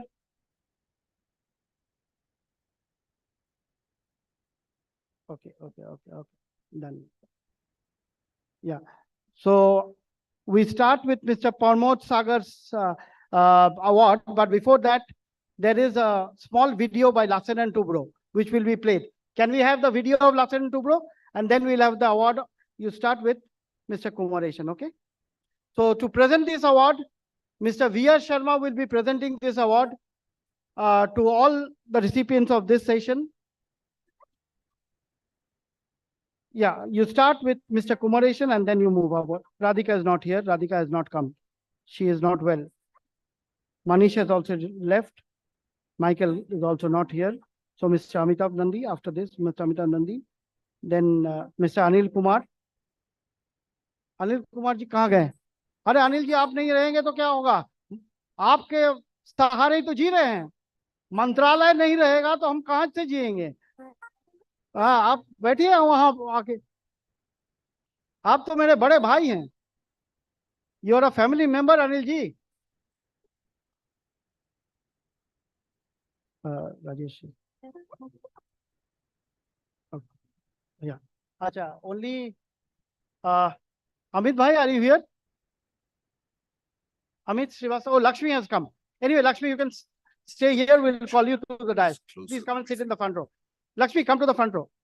Using digital Amit bhai, you come to the front row. implementing futuristic solutions to make quantum improvements across all our businesses, resulting in smart engineering, smart manufacturing, smart project management, smart So infrastructure. now Aishwarya will take you through the session, and Mr. V.R. Sharma will be coming up on the dais after the video to present the award.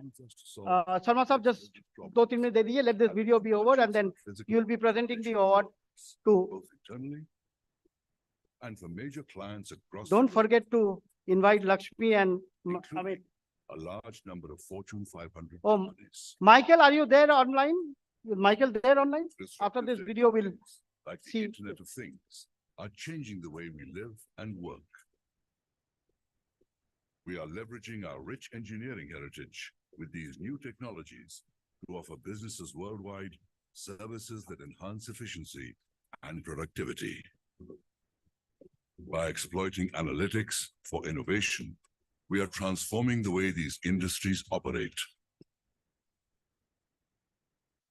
Cities are the beating heart of the world's economy. Their speed and scale of expansion presents a choice: mega city turmoil or an inviting urban environment. A smart city. A smart city involves the application of information-based systems for better governance and services. With expertise in both infrastructure and new age technologies, L&T has the edge in implementing India's mission to make 100 cities resident-friendly and sustainable.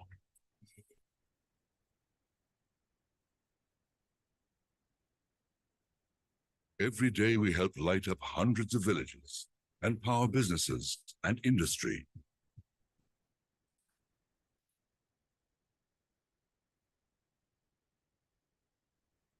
We provide a complete range of solutions for power plants, from concept to commissioning. Our heavy engineering facilities are among the largest and best equipped in the world. They fabricate complex large-size equipment for core industries and provide critical equipment for India's nuclear power plants. We are the only company with the capacity to build an entire nuclear power plant on its own. Nuclear fusion has the potential to replace every other source of energy.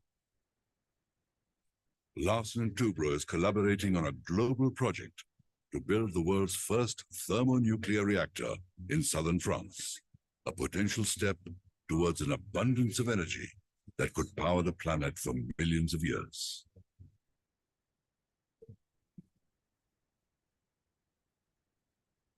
Till such time alternative energy sources reach full maturity, hydrocarbons remain the principal source of the world's energy supply. Our presence spans the entire hydrocarbon value chain, from exploration to refining to erecting complete plants.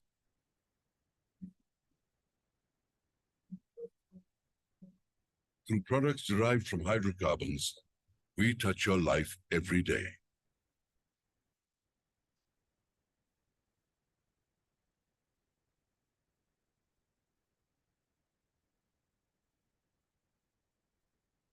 In a myriad other ways, we are a recurring presence in your life, day after day. Moving you through airports built by us, over bridges, roads, and intersections that we have constructed, through state-of-the-art metros that we have built. And as you arrive at your destination, an array of properties await you, built by us to the highest standards. Whether it is the tallest, longest, largest, we at L&T have built it. We apply technology to man's most precious resource, water. Our ability to build a world-class water infrastructure covers all aspects of treatment and conservation, including desalination.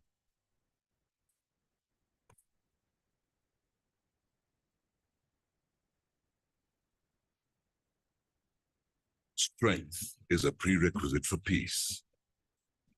It has been a mission with us to secure your way of life by helping strengthen the country's defenses. Through intensive investment on research, we developed a system of systems capability, enabling us to build complete weapons platforms, including India's first nuclear submarine, a long-held dream. The Indian Navy looks to us for an entire range of weapon systems, and the land forces for diverse advanced weaponry. Given the trust built over decades of proven performance, we are well positioned to be the leaders in India's defense expansion.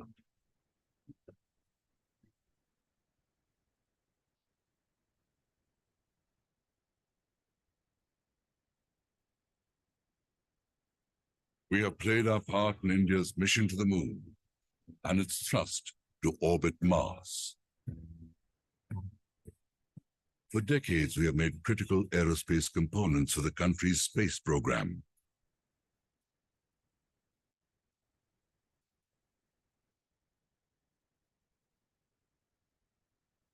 Through our technology leadership, we now have the capability to build complete launch systems to place satellites into orbit, opening up limitless possibilities for the future. Technology is pushing from every direction. The future doesn't belong to the faint-hearted. It belongs to the resolute. It belongs to those who strive, who seek, and do not yield. The future belongs to the brave.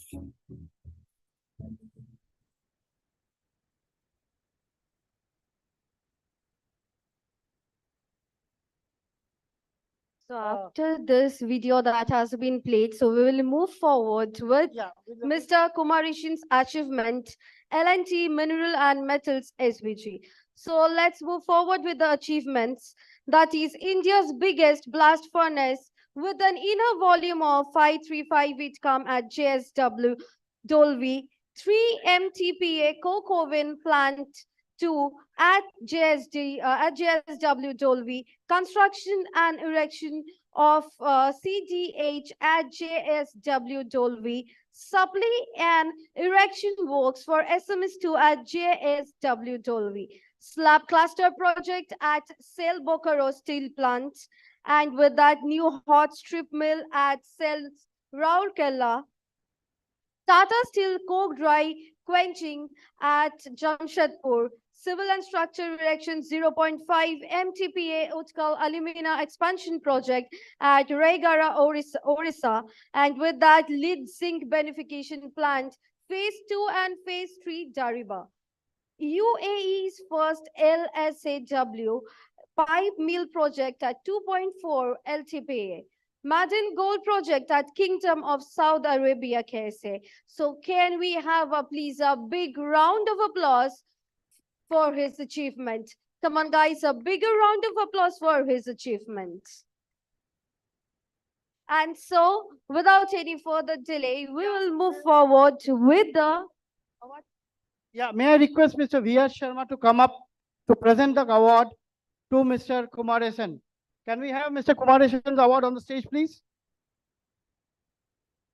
So Mr. V.R. Sharma, Vice Chairman, JSPL Advisory Services, will present the award to someone else. Come up and help her. Come on, someone come and help her.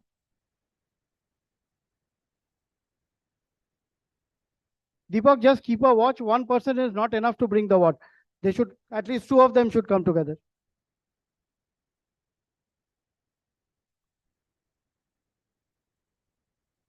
Thank you, Mr. Kumaresan.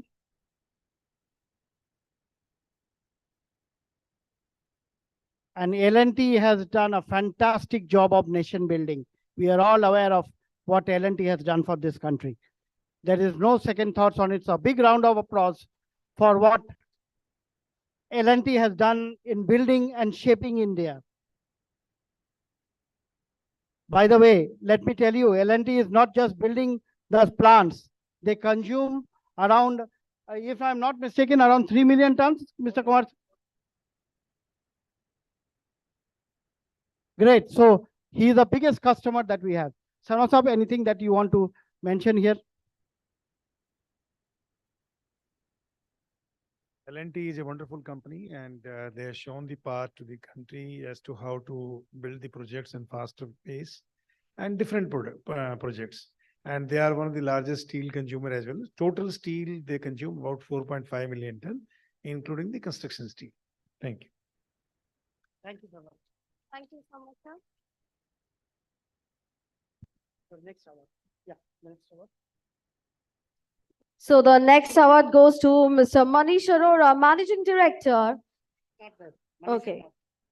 So we'll move forward with Mr. Amitabh Nandi, Managing Director, Tenova Technologies Private Limited. Yeah. Strategic Growth and Process Technology Champion of the Year. So can we have a big round of applause for him? Yeah, he's again an ex-Jindal man. He has worked in JSPL. This is another example of Atmanirbhar Bharat. Tenova is here for the last many years. Now they are building many more processing lines. JSPL has also given them 2 orders through SMEC, hollow block, and one for the galvanizing line furnaces. And now we are also negotiating with them a color coating line. So again, a step towards Atmanirbhar Bharat. So good luck to you. Thank you, Mr. Nandi. Mr. Nandi was also with JSPL for some time. Before that, he was with SMS. When he was handling corporate communications, I had the opportunity of interacting because he was perhaps the first head of corporate communications in SMS India. Thank you, Mr. Nandi. Thank you, Sharma Saab, for giving the award, presenting the award to Mr. Amitabh Nandi, Managing Director of Tenova India. A big round of applause. And with that, we'll move forward with the next award that goes to Mr. Anil Kumar, Private Secretary to Honorable Minister, State of Steel and Rural Development, Government of India. Government Industry Collaboration Strategic of the Year. Yeah, Mr. Anil Kumar is one of, as I mentioned this morning, one of the few private secretaries to minister who himself is a metallurgist. So a metallurgist in Ministry of Steel, that too as private secretary to a minister. And recently he has been upgraded from deputy secretary post to director post. So he is now director. And let's hope he becomes a joint secretary very soon. Round of applause for Mr. Anil Kumar. Let's hope. Anil Kumar ji, हम चाहते हैं कि आप joint secretary बहुत जल्दी बन जाएं. अगर joint secretary post खाली रहेगा तो first preference always goes to someone who works in the ministry. That is a culture which is followed in ministry, that if you apply, you get joint secretary post. Yeah, normally that is the norm which is followed. There is no strict rule, but if there is a preference, you will get a preference. People who are working in the ministry gets a preference. So बहुत जल्दी आपको joint secretary देखना चाहते हैं अनिल कुमार जी. बताइए बताइए. अरे बैठ के बताइए.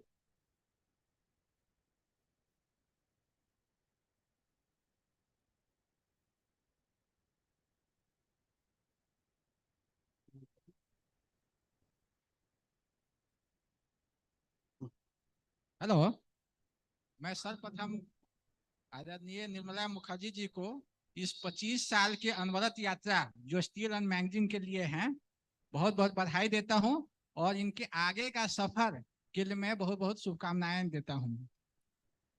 क्योंकि देखिए आप सभी जो है ना अपने आप में बहुत ही महत्वपूर्ण है, अपने संस्थान के लिए कोई भी कम नहीं है।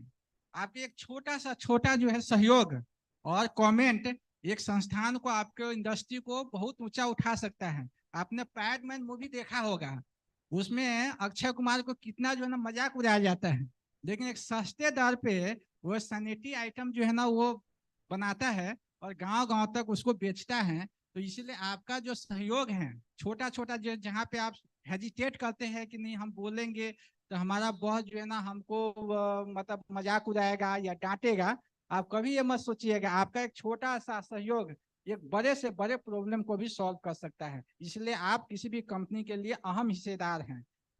धन्यवाद। बहुत बहुत धन्यवाद Anil Kumar ji, thank you so much. सो उनका so yeah, now moving on to the next award. And the next award goes to Mr. Amit Srivastava, Managing Director, Metex Group. Yeah, Amit ji, please come on. Again, someone very close, मेरे भाई हैं. Initiative for promotion on indigenous steel technology. और अमित जी बहुत इनका योगदान रहा है. Not just one unit, he has put up various units in this country. In fact, he is also presently connected with Refratechnic as you also work for their plant, sir. So Mr. Amit Srivastava. He is more a technology importer, and he is developing like anything. Yeah, technology importer और उसके साथ आत्मनिर्भर बनाने में इनका योगदान रहा है. To make that in India. Make in India is what we need. So, congratulations, sir. Thank you so much. Amit ji, thank you so much, and it's an honor for you to receive the award and the next award goes to Mr. Rajesh Kumar, Managing Director, Gulfrisa India, Energy Efficiency Export of the Year. Can we have a big round of applause for him? Again, my brother, whom I have utmost affection for, and I have always felt that I know him from the days he was in FIBS. Since then, my younger brother Rajesh, I have seen him grow, and today I'm so proud that he is the Managing Director of Gulfrisa India. Thank you, Rajesh. Thank you, Sarma Saab. Congratulations.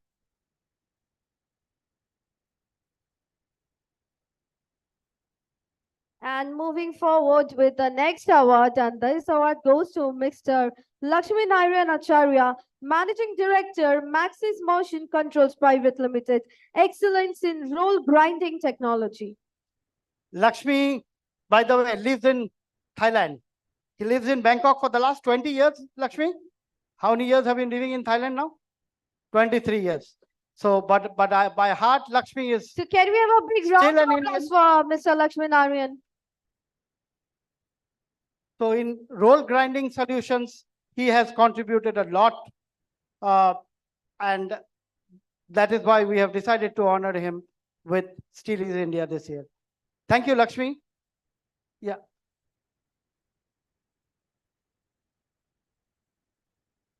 Thank you, Lakshmi. And next award goes to Mr. Kushal Agarwal, Managing Director, Sarvesh Refraction Private Limited. Yeah, Kushal had to go to Italy urgently. So I think Mr. Vishwanath will be receiving the award on his behalf. He is the head of technical in Sarvesh Refractories. Again, Kushal and his father Ashokji, both of them are very close to me. And I have utmost regard for both of them. Kushal is doing very well. And I always wish him all the best as a young entrepreneur. He is performing exceedingly well.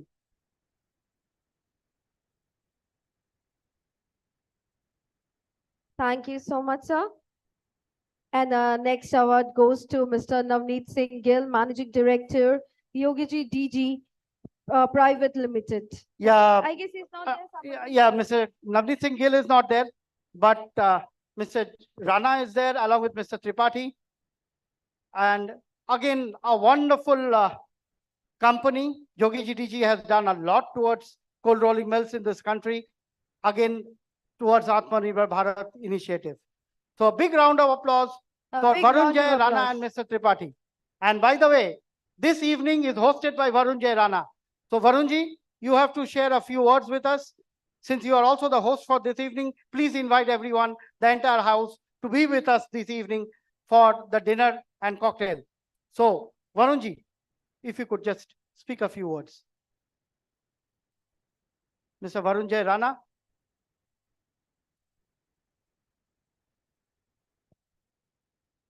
Good afternoon, ladies and gentlemen.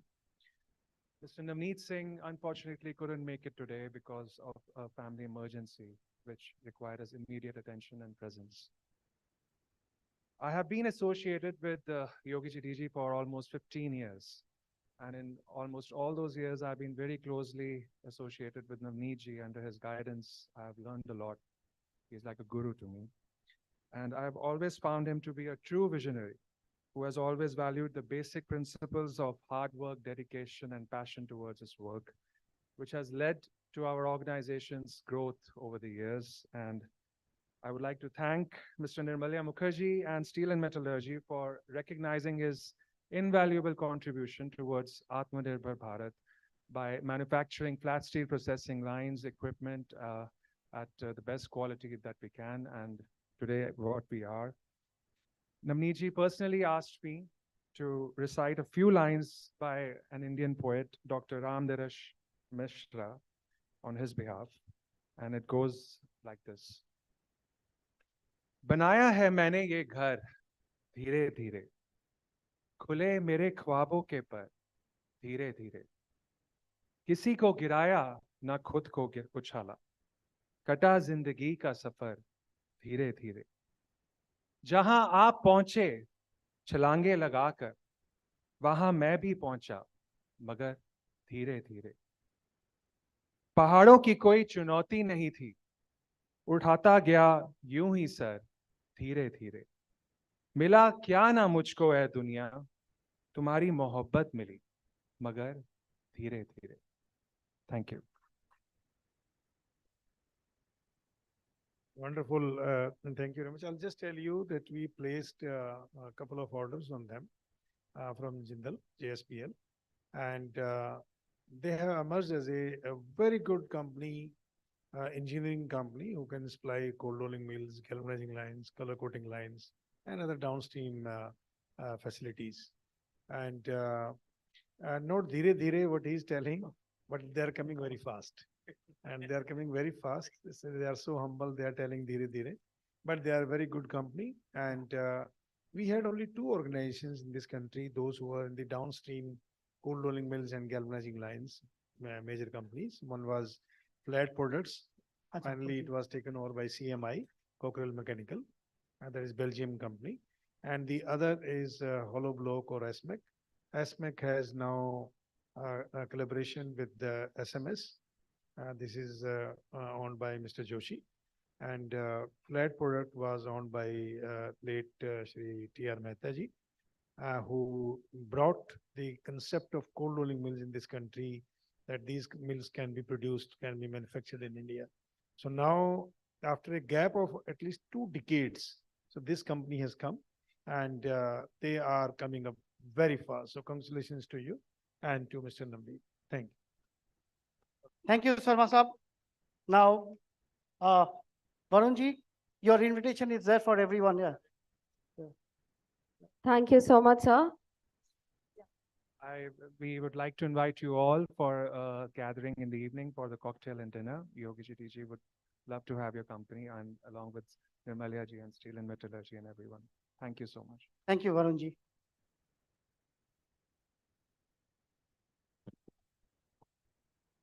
So moving forward with the next set of awards, and that is going to V. Uday Shankar, a Managing Director, Refractechnic India, Atmanirbhar Bharat, leader of Indian refractory industry.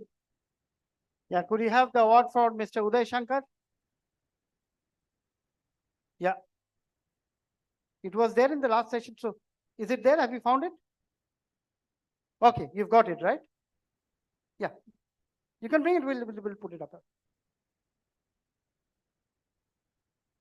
Yeah, please come, two of you come together, otherwise it's difficult to handle.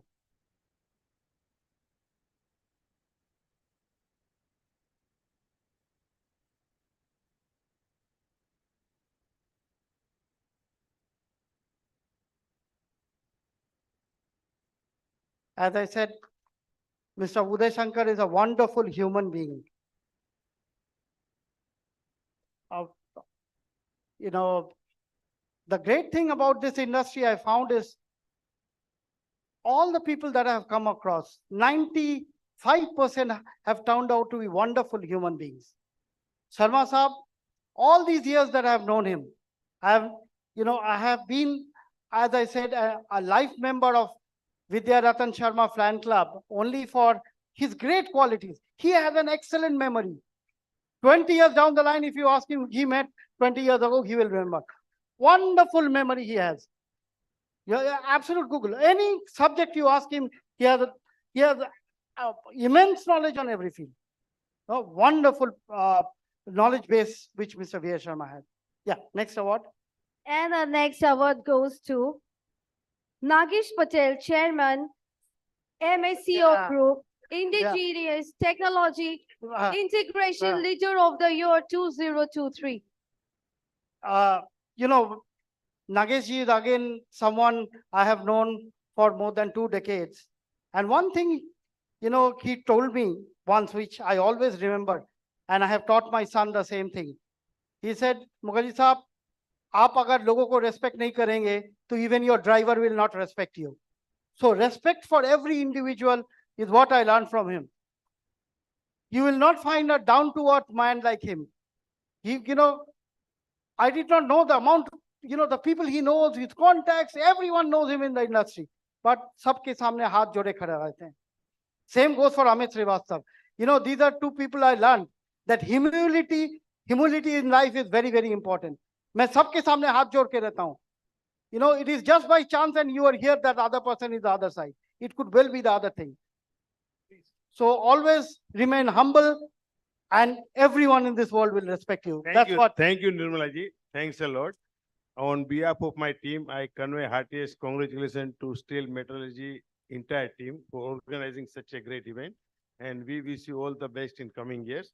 You are the connector and well-wisher to entire industry. Due to you, we are getting closer and closer. Every day morning, we see some important information on WhatsApp, thanks to you. And one thing, Sharmaji, I'd like to share with you. I started this business, say, 30 years back. I used to go to Sharmaji for getting the business for imported spare parts and equipments. So thanks to your business, continuous support and motivation, now we have got a joint venture with more than 7 European and American companies. Earlier, we used to sell imported equipment. Now our customer as well as the foreign partner, they are showing so much interest and they are telling us, foreign partner, why don't you manufacture in India? Earlier, they were not taking India seriously, but sir, nowadays, almost all the big companies from any part of the world, they are very keen to come to India and start manufacturing. Not only manufacturing and supplying to customers like Jindal or Tata or Steel Authority, they are telling us that we want to import from India. They are going one step ahead. They are now sourcing. They want to source more and more items from India. So for it is a great opportunity for all of us. Number 2, beside the hardware, sir, we are now deputing our service engineer outside India also. And we are getting a lot of recognition from the end users, including the Nippon Steel.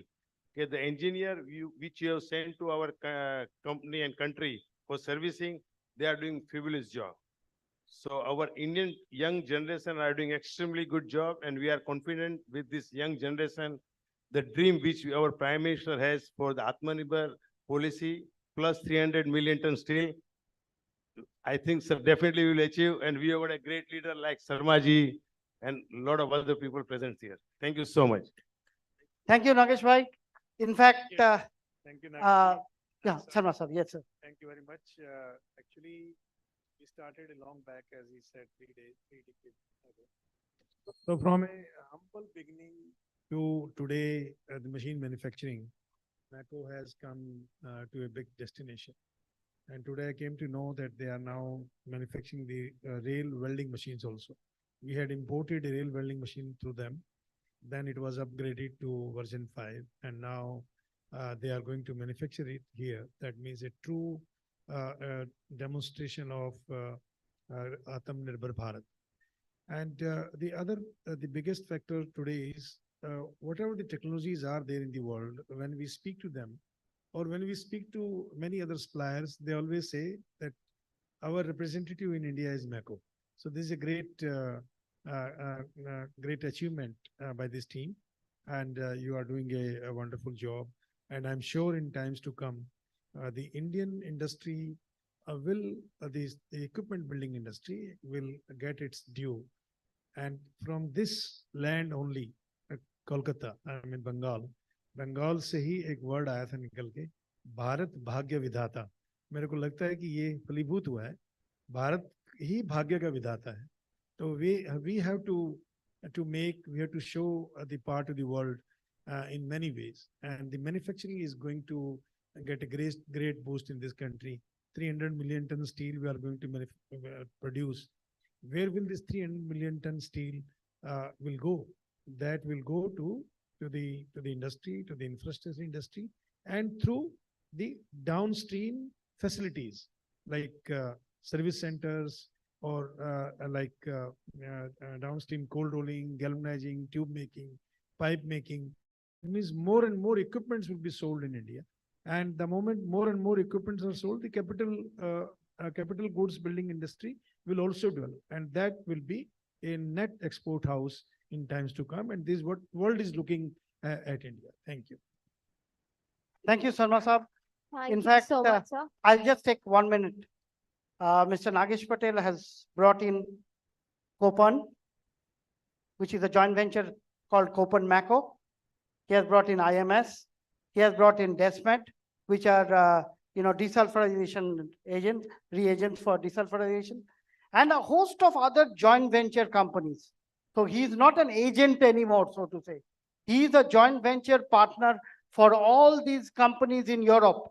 So he has made Atmanirbhar a true coinage by bringing in all these international players as joint venture partners in India. Congratulations, Nagesh Bhai, for all that you have done.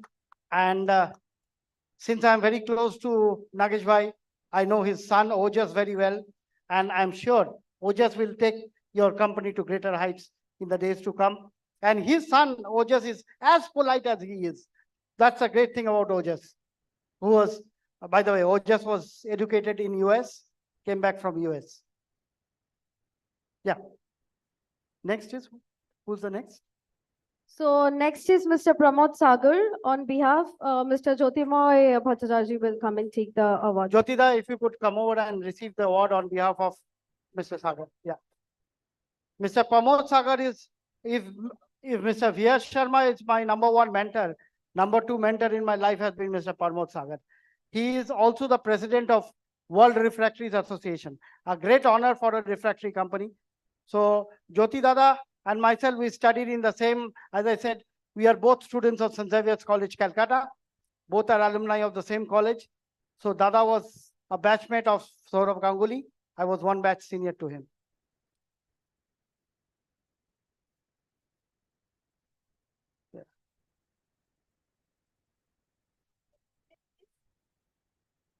Yeah, Thank you so much, sir. And with this, we'll take a short break with the live. No. Can we have the Zoom on screen, please? Because we also have Michael waiting for a long time. Michael, are you there?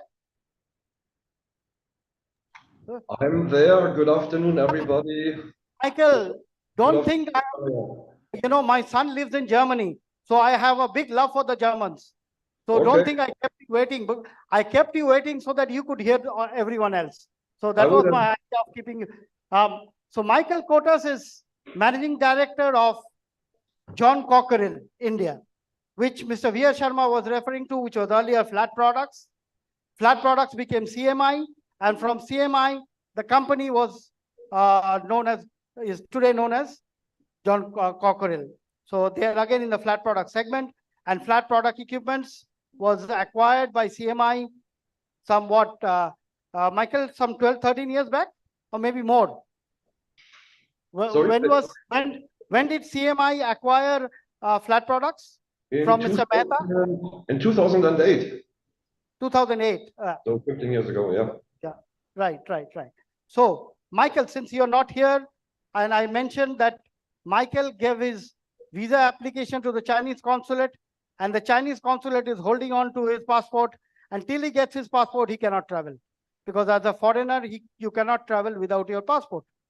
So that is why Michael could not be with us, though he wanted to be here. Now, Michael, it's your turn to share 2 minutes on receipt, because I will be taking the award on your behalf, and I will send it to you, but I will receive it. So, Michael, over to you. Thank you Michael very is much. Managing Director, John Cockerill, India. Thank you very much for giving me this opportunity, and once more, happy Diwali. Wonderful day to all of you, and really, we are so proud to be, part of the list of awardees, because what I see, and it's been really an entertaining morning, is this is really the who is who of the Indian steel industry, and being founded here many years ago in Mumbai, we have been Indian through and through, despite the takeover by John Cockerill Group. We are still Indian. We are going to be even more Indian in the future. We are going to further invest in expanding our manufacturing plants that we have around Mumbai and Taloja and in Hedavali, and we are here to stand, shoulder by shoulder with all our customers and partners. And once more, we are really more than proud in being in this panelist. So congratulations, Nirmalaya, congratulations to all the awardees. It's been a really, really entertaining morning and very interesting speeches. So I do not regret a single second that I have been with you, and apologies for not being available today, but we will definitely make sure we will meet all of us, each other personally at the next possible occasion. Thank you so much. Thank you, Michael. And may I have the award of Michael here on stage, which I will take on Michael's behalf. Can someone come up with Michael Kotas award? So Michael, you owe me a treat for receiving the award on your behalf. So next time I'm in Bombay, I'll come over to receive the award. Thank you, sir. I hope so. I hope so, Nirmalaya.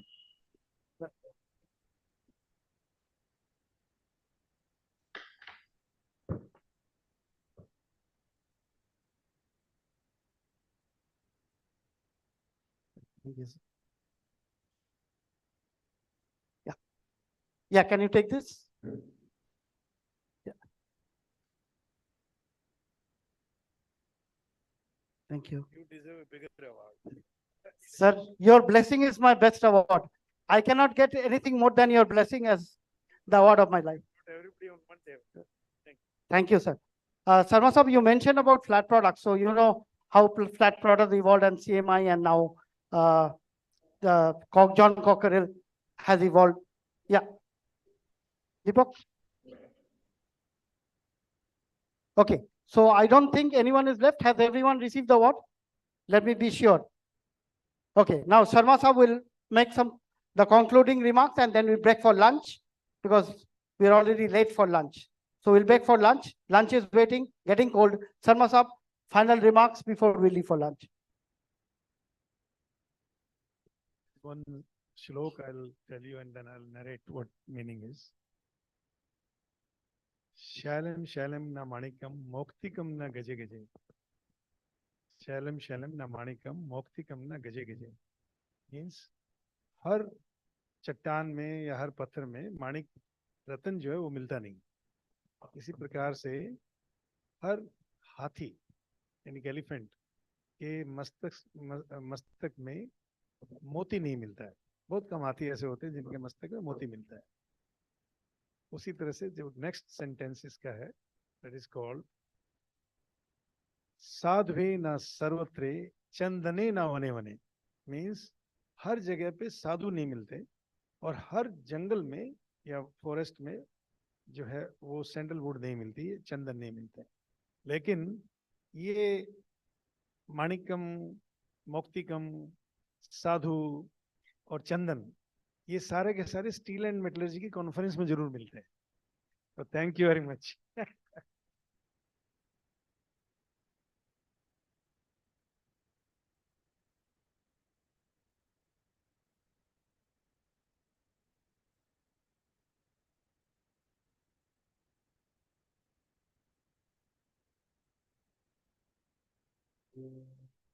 India, a name that resonates with growth, progress. And infrastructure will always be a key driver of its growth story, with steel at its backbone. Jindal Steel and Power is committed to building a self-reliant India. With interests in steel and mining, JSPL is a key driver of the resurgent India.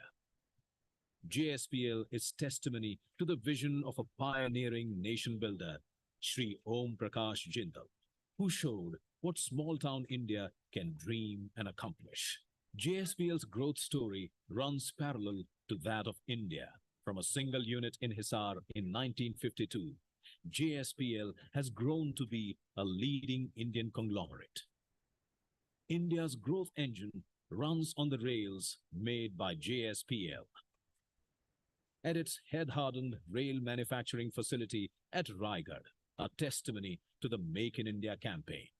India's first and only plant equipped to manufacture single-piece rails of up to 121 meter, which can be further extended up to 484 meter. The Raigad steel plant in Chhattisgarh is one of the largest sponge iron manufacturing facilities in the world.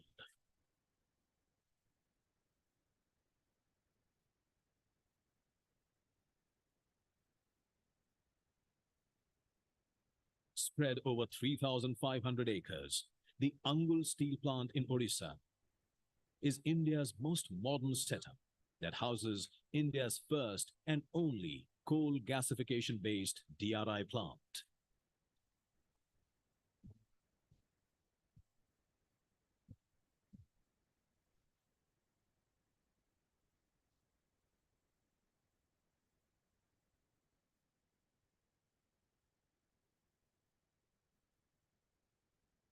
The Patratu plant in Jharkhand manufactures India's favorite Jindal Panther TMT rebars, equipped to withstand shock loading and cyclic loading condition, making them an ideal choice for buildings in high seismic zones. The wire rod mill here is equipped with world-class capabilities to produce value-added steel. Located in the hills of Barbil in Odisha, JSPL's 9 MTPA pelletization complex is the largest pellet production facility in the country that was set up in a record time of 23 months. In a journey of setting new benchmarks, JSPL has emerged as one of the most cost-efficient steel producers.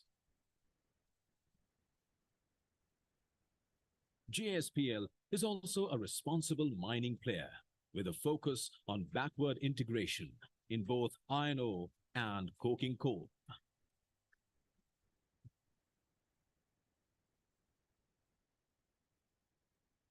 Spreading its wings, JSPL acquired and developed mines and mineral assets across the world. Through JSPL's momentous journey, so far it has invested $12 billion across the globe, done economic activities worth $53 billion, and paid $5.3 billion in taxes since inception, providing employment to more than 1 lakh families. Under the able leadership of Mr. Naveen Jindal, JSPL saw unparalleled growth and expansion.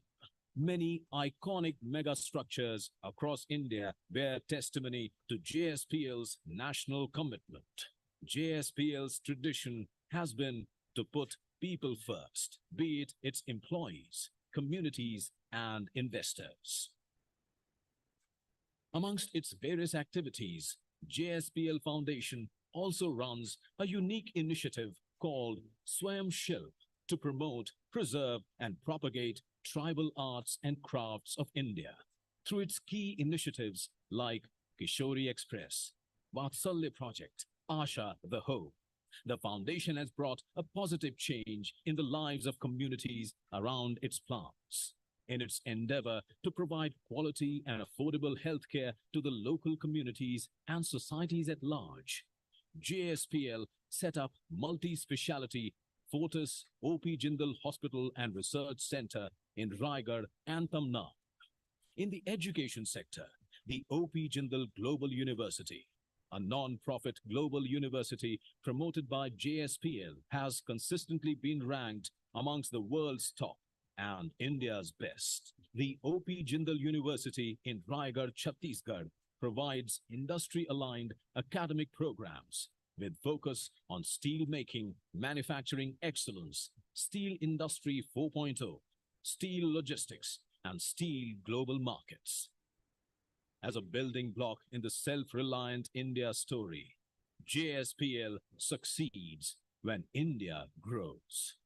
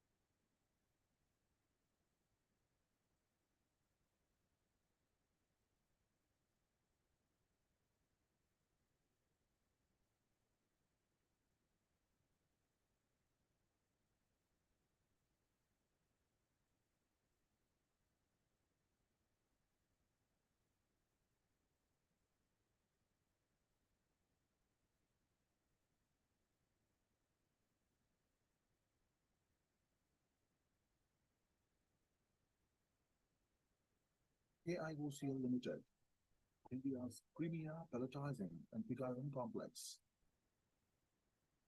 KIOCL Limited, a flagship company under the Ministry of Steel, was established on 2nd April 1976 to mine, beneficiate, and export iron ore concentrates from Kudremuk deposits. KIOCL is engaged in the production of iron oxide pellets and foundry-grade pig iron suitable for domestic as well as international markets.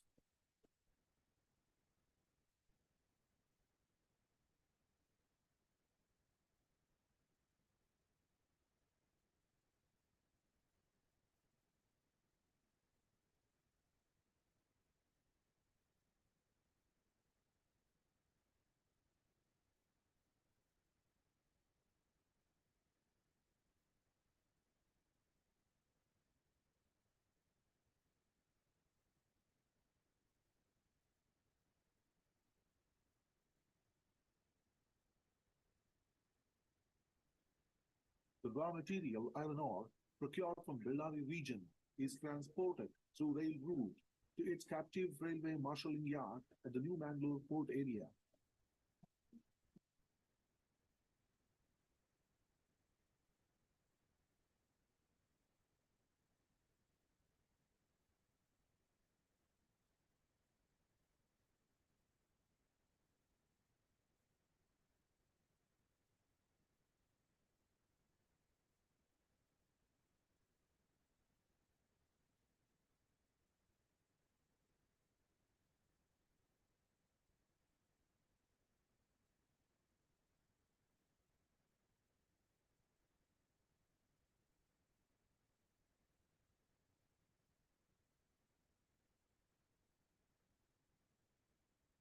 The ore received by rail and ships is stored in two covered storage sheds, each of 2 lakh tons capacity.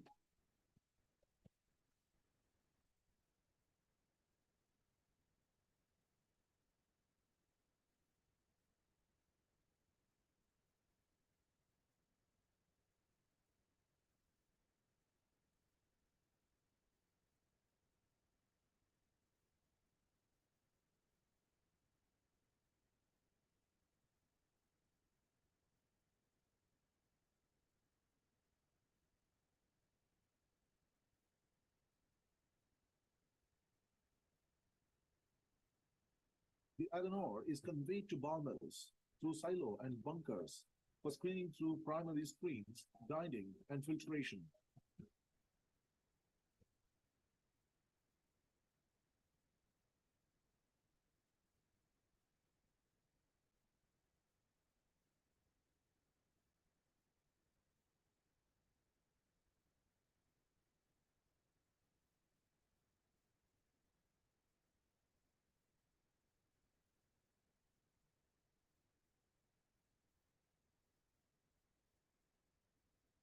Two of the 3 ball mills are operated at a time in a closed-circuit grinding. Each ball mill is maintained at 250 tons per hour feed rate.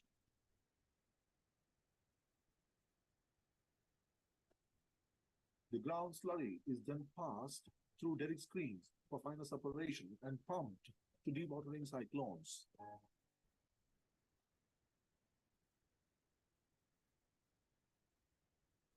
The slurry is then pumped to 2 agitator tanks of 7,500 ton capacity each.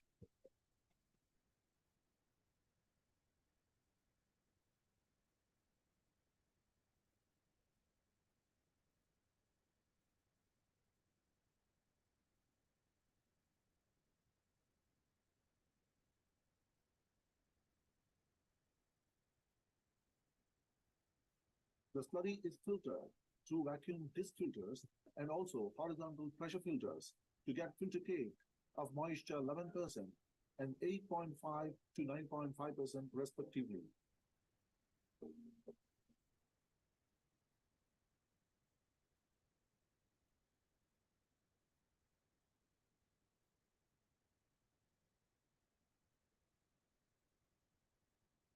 The filter cake thus produced is conveyed to the storage shed through a series of conveyors.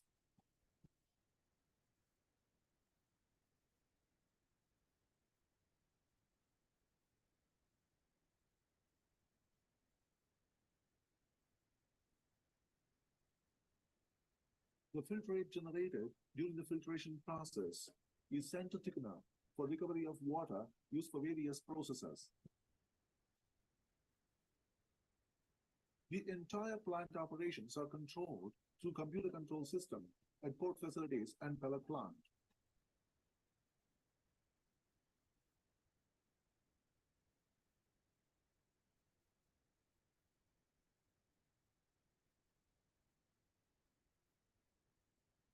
Additives like bentonite, limestone, and coke are ground at the given ratio or mixed with iron ore filter cakes.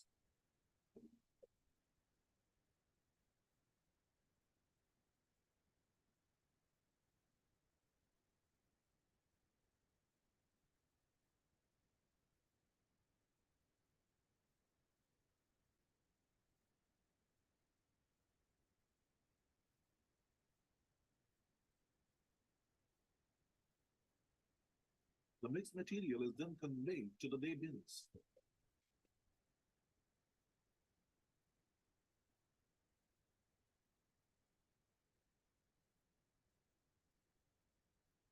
Day bins will feed mixed material to boiling discs, which are inclined at 47 degree with 7.5 meter diameter.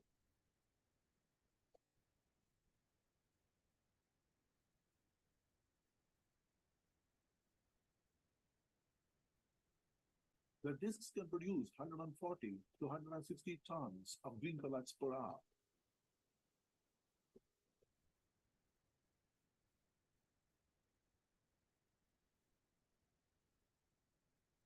These green balls are screened through primary roller screens and then double-decker roller screen to get correct size of 9 to 16 mm.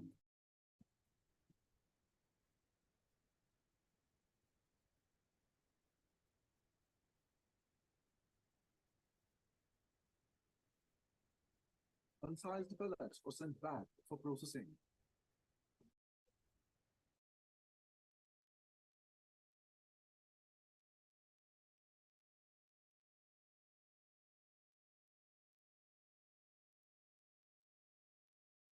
Correct sized green pellets are then fed to the furnace, which has a reaction area of 492 square meters.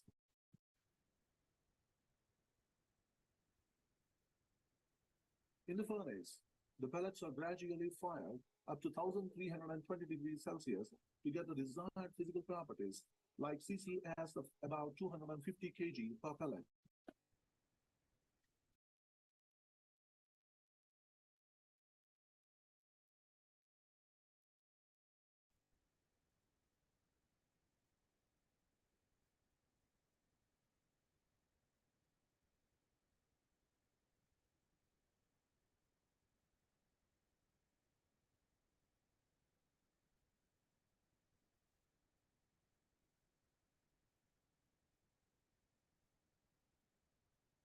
These pellets are screened for correct size before conveyed to the stockyard through conveyor system.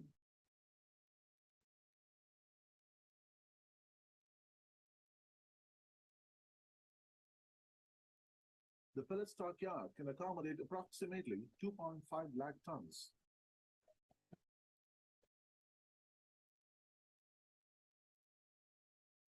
The pellets are loaded through a mechanized loading system, which includes boom-type reclaimer and ship loader of the capacity of 6,000 tons per hour.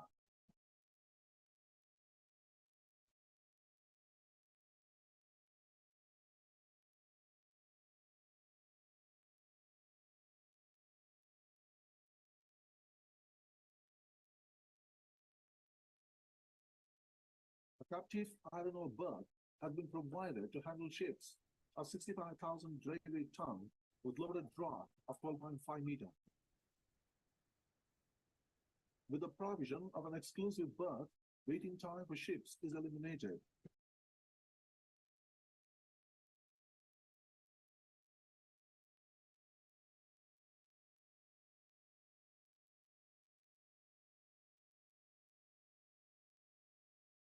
KIOCL has installed a captive power plant consisting of 3 diesel generator sets of 9.36 megawatt capacity each, using furnace oil as fuel at pellet plant, and 7 megawatt captive power plant at blast furnace unit, which uses surplus blast furnace gas. The pig iron complex was commissioned in February 2001 with an annual capacity for production of around 2.16 lakh tons of pig iron.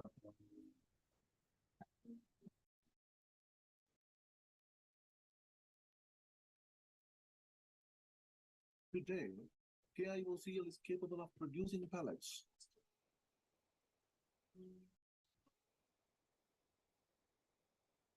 The greenery in and around KIOCL plant is one of the major thrust areas. Greenery is well developed with regular plantations.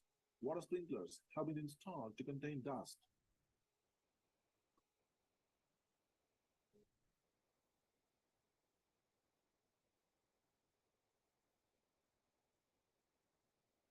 As a socially conscious corporate, KIOCL is actualizing the CSR projects, particularly in the area of education, drinking water, infrastructural needs, community development, women empowerment, public sanitation, and healthcare, etc.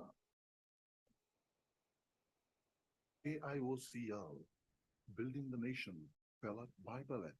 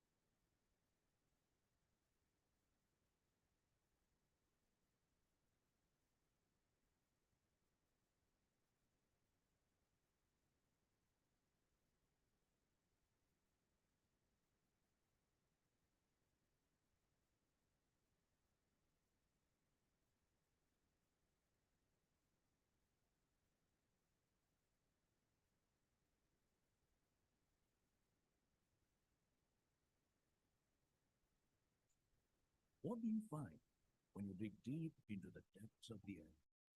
We found a few rare elements, like commitment, compassion, a passion for perfection, and a vision for a stronger and better tomorrow. That is NMDC. It's not just a pioneering story of one of the world's finest iron ore producers, but a story of leadership with a human touch.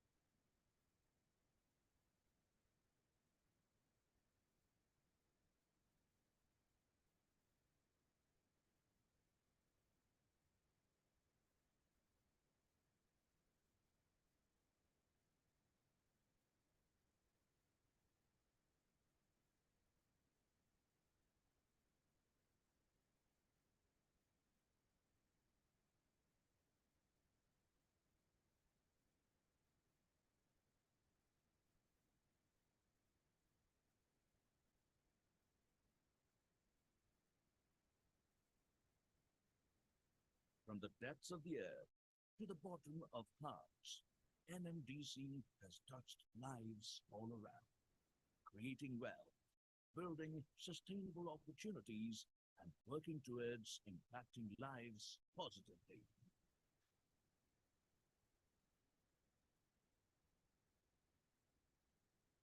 NMDC, harnessing Earth's goodness.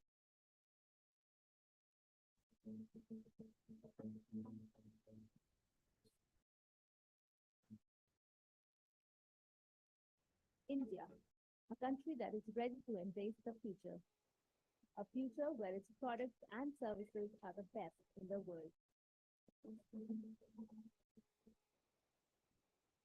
Driving this new Atmanirbhar India will be its industrial engines, churning things that the world demands. And at the heart of all this is the refractory industry, be it steel, glass, cement, or copper. Refractories shape the building blocks of modern civilization at temperatures hotter than the volcano. And we are the people that make this possible. We are RHI Magnesita India, the new driving force of India's refractory industry. We are born out of the integration of three leading refractory companies, Orient Refractories, RHI Clasil, and RHI India. With our combined strength, we are proud to be a partner in India's growth journey here on. The integration has enabled us to synergize, simplify, and consolidate our strength in India to serve our ever-growing customers better. It has enhanced the business and operational synergies by pooling of management expertise, technologies, and other resources between the businesses. RHI Magnesita India is now providing customers with one single refractory solution platform, offering the industry's most comprehensive and modern product and service portfolio. This includes magnesia and alumina-based bricks and mixes, specialty refractory products like isostatic products and slide gates, and innovative automation and digital solutions. Our state-of-the-art plants at Bhiwadi, Vizag, and Cuttack are now better aligned to cater to customers across geographies with greater efficiency in product delivery and customer servicing. We have optimized this production network through maximizing operational and supply chain excellence. We now bring in our global R&D and technical expertise of more than 250 scientists to our customers in India. Driving the industry with zeal, dedication, and precision, our 2,000 plus skilled workforce are working incessantly to fuel India's industrial growth by taking innovation to 1200 degrees and beyond. India has emerged as the second largest steel producer and strives towards achieving the milestone of 300 million ton per annum of steel production by 2030. Staying dedicated to Make in India, we are committed to contribute towards this. Together with you, we will continue to drive innovation and sustainability in the Indian refractory industry in days to come.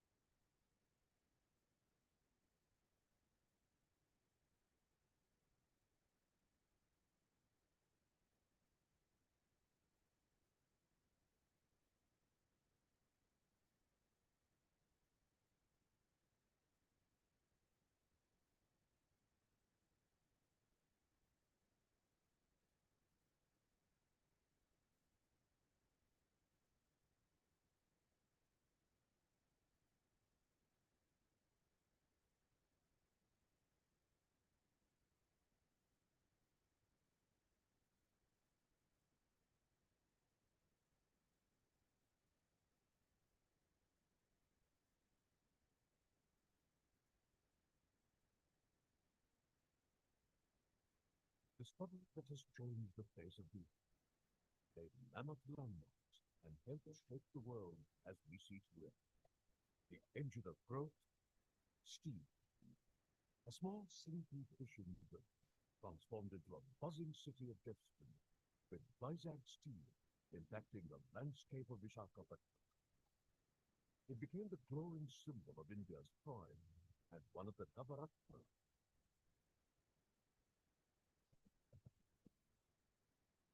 Think steel, think India, make in India.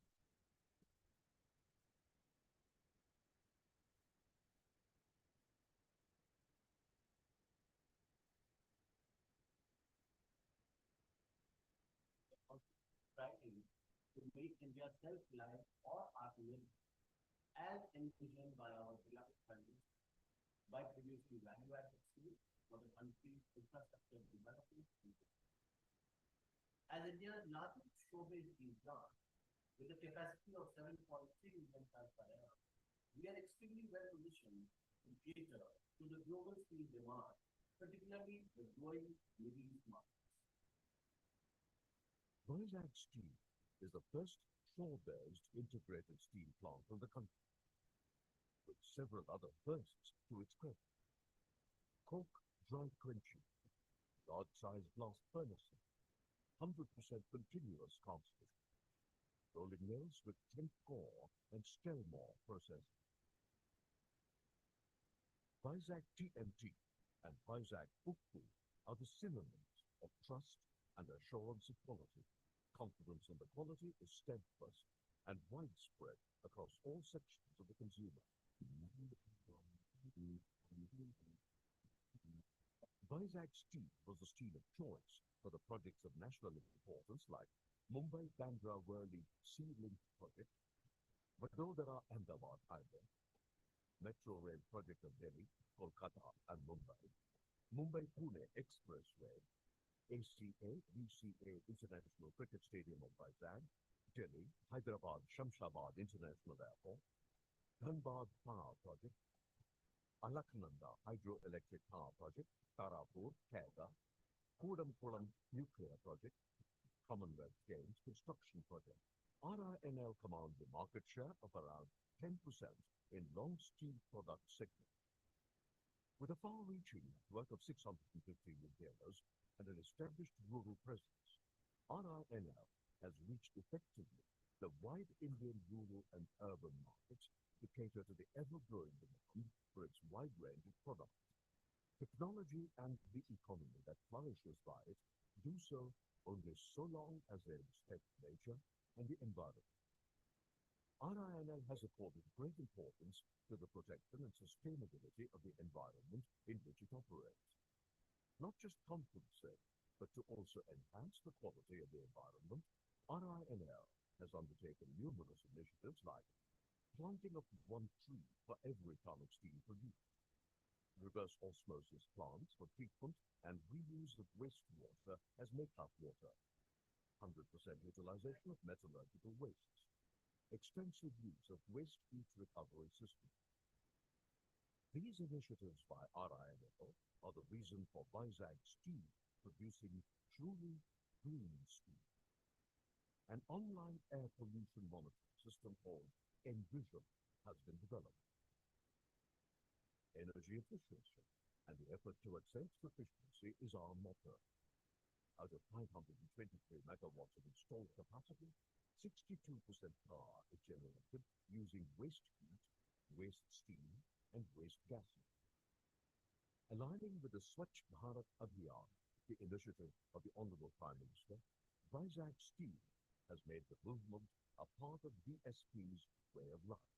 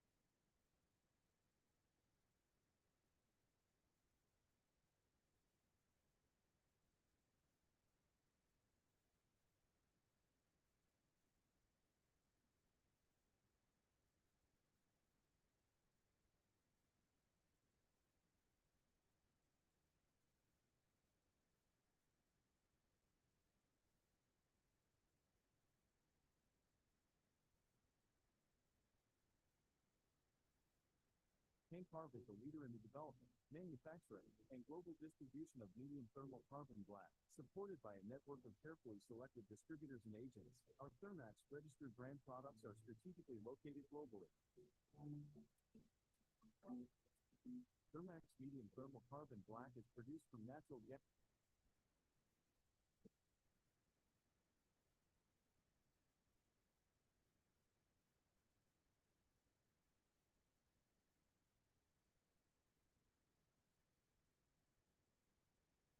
Paint Carb is a leader in the development, manufacturing, and global distribution of medium thermal carbon black. Supported by a network of carefully selected distributors and agents, our Thermax registered brand products are strategically located globally. Thermax medium thermal carbon black is produced from natural gas by thermal decomposition. Think quality, think sustainability, think Thermax. Paint Carb awarded Platinum Sustainability rating from EcoVadis. We are committed to being responsible in all aspects of our day-to-day operations and making a positive contribution to the community in which we live.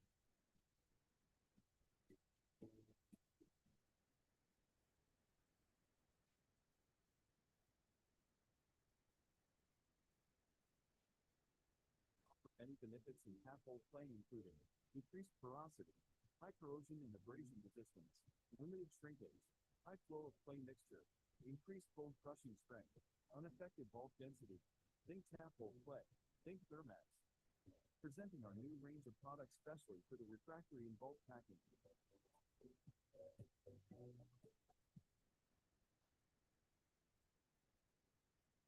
Think quality, think reliability, think Thermax.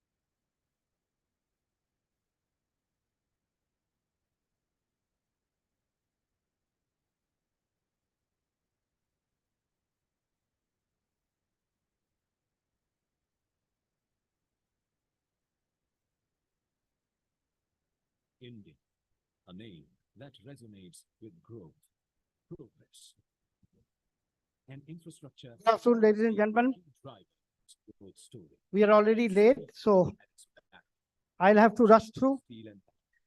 I would once again request Mr. MC Das to come up and take over the session of the resurgent India. for the presentation of JSPL is the testimony to the vision of a last two session of awards, who showed where small town India Mr. Rajaraman is here. Sir, please come and take the dais. runs parallel to that of India. From a single unit in Hisar in 1952, JSPL has grown to be a leading. Mr. Ravi Verma from Messe Dusseldorf will receive the award on behalf of Messe Dusseldorf, India. Ravi, are you here? At its head-hardened rail manufacturing facility. Mr. PK Mishra has not come, I think. To the making From of INSDAG, Mr. PK Mishra, are you here? and only I don't think Mr. PK Mishra has come. manufacture single-piece rails Okay. of up to 121 meter, which can be further Uh, extended up to 4 Pellet feet. Manufacturers Association of India Award will be received by Mahavir Fellow Alloys, Mr. Jain. So Mr. Jain, I think, has not come back. Mr. Ranjan Bandyopadhyay, please come and take the dais. Executive Secretary, Joint Plan Committee. Spread over Sushimda, please come and take the dais. The Angul steel plant in Odisha is India's most modern setup that houses Mr. Boshak, India's first and Chairman IIM Kolkata chapter. gasification-based DRI plant. Mr. Boshak, are you here? Please come and take the dais.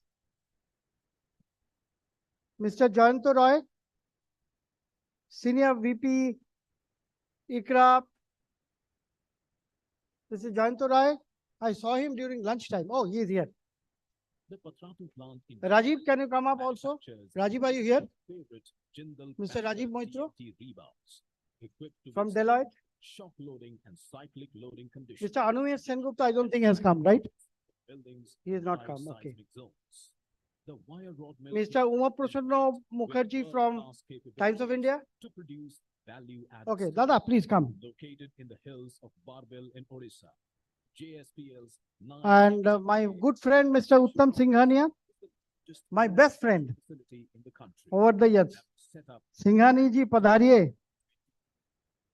in a journey of setting new Mr. Professor Kaushik Vishwas, Department of Metallurgy, IIT Kharagpur. steel producers. Professor Kaushik Vishwas, Department of Metallurgy, IIT Kharagpur. So a responsible mining Dr. Rajiv De, Department of Metallurgy, Jadavpur University. and coking coal.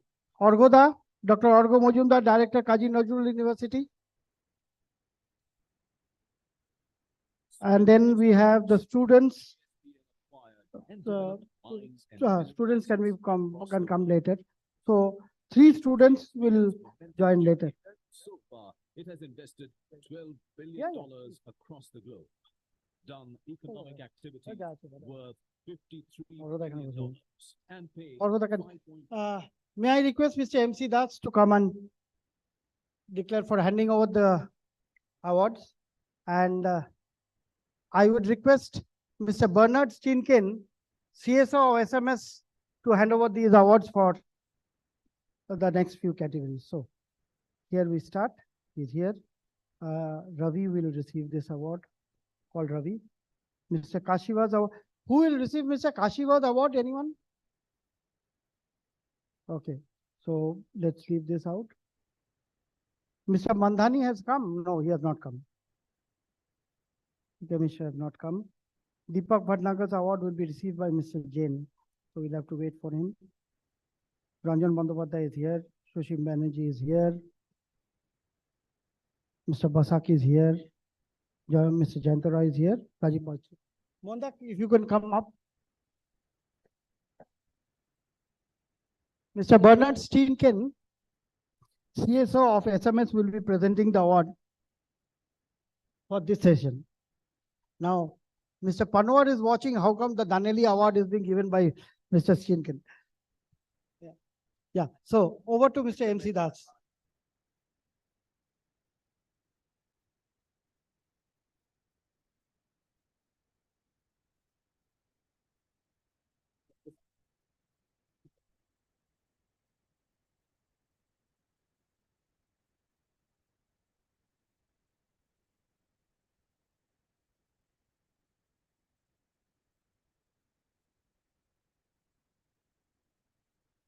So the first award goes to J. Rajaraman, founder and CEO, TVQ Coke Oven Consultants, excellence in Coke Oven management and project execution.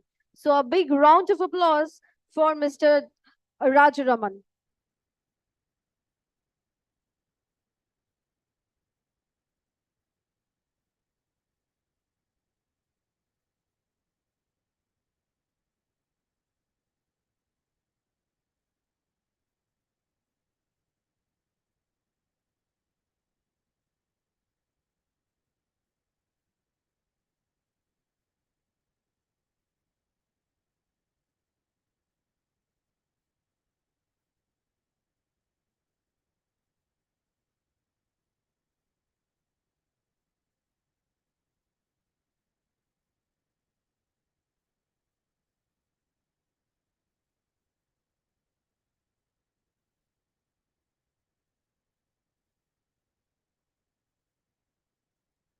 A big round of applause for him.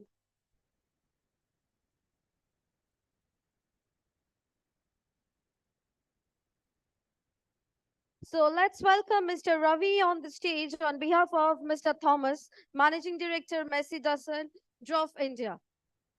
Excellence in promotion of steel through trade fairs. Can we please have Mr. Ravi over here? Yeah. Hi.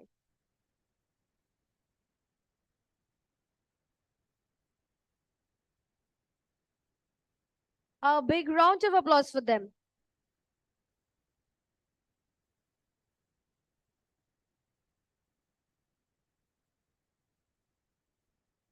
So after the lunch, where is the energy? Ladies and gentlemen, can we have a big round of applause? Yeah.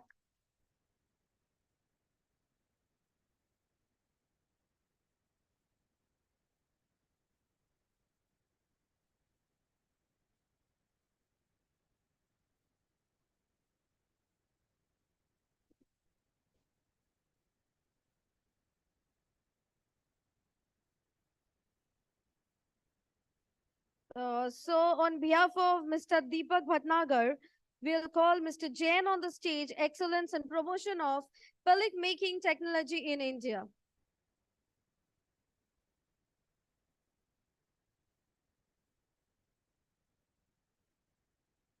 Mr. Jain is here.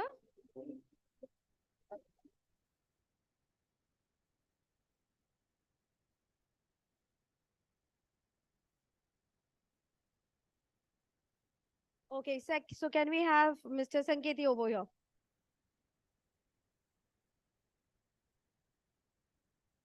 Sir, please come on the stage. Yeah.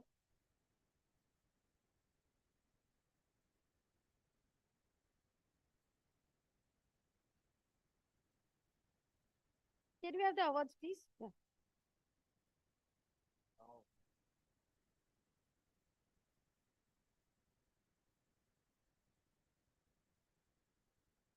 A big round of applause. So he's taking the award on behalf of Deepak Bhatnagar.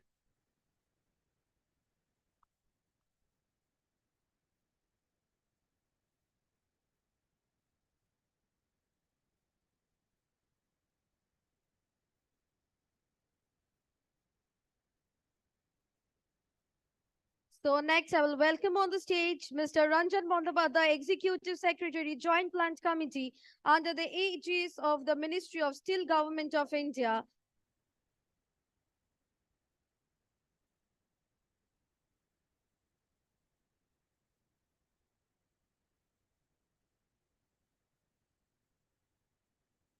Yes, people in the back, come on, come on. Can we have a bigger sound of applause?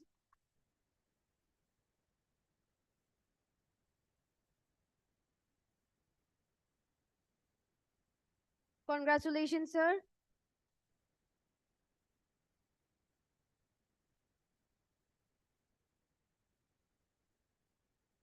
So next award goes to Mr. Sushim Banerjee, CEO, Indian Iron and Steel Sector Skill Council.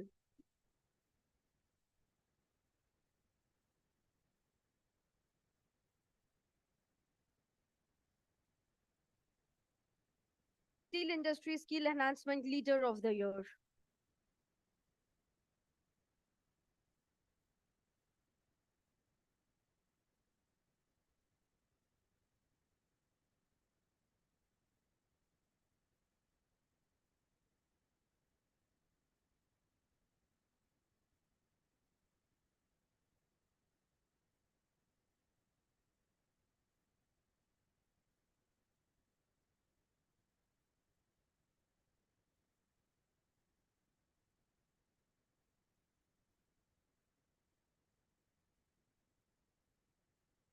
And the next award goes to Mr. Sudeep Kumar Basak, ex-EG Collieries and Sale and Chairman IIM Kolkata chapter. And this award for the promotion of interest of metallurgists in the steel industry. Come on, guys, a big round of applause for him.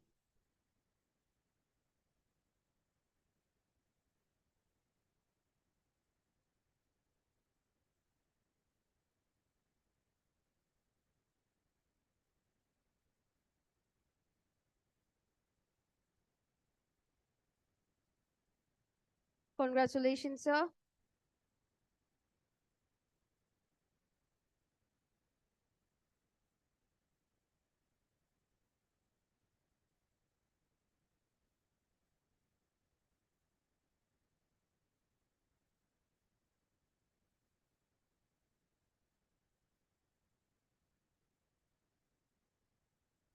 Thank you so much, sir. And the next award goes to Jayanti Roy, Senior Vice President, Group Head, Corporate Sector Ratings, ICRL Limited. Outstanding contribution towards review and analytical approach towards Indian steel industry.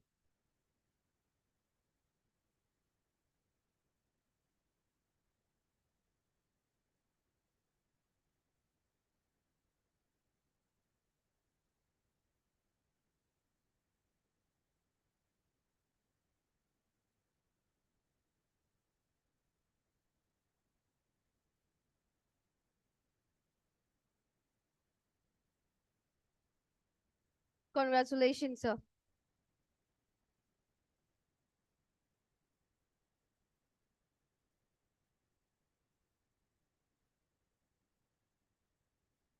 And for this segment, the last award goes to Mr. Rajiv Maitra, partner Deloitte. Outstanding contribution towards review and analytical approach towards Indian steel industry. A big round of applause for them.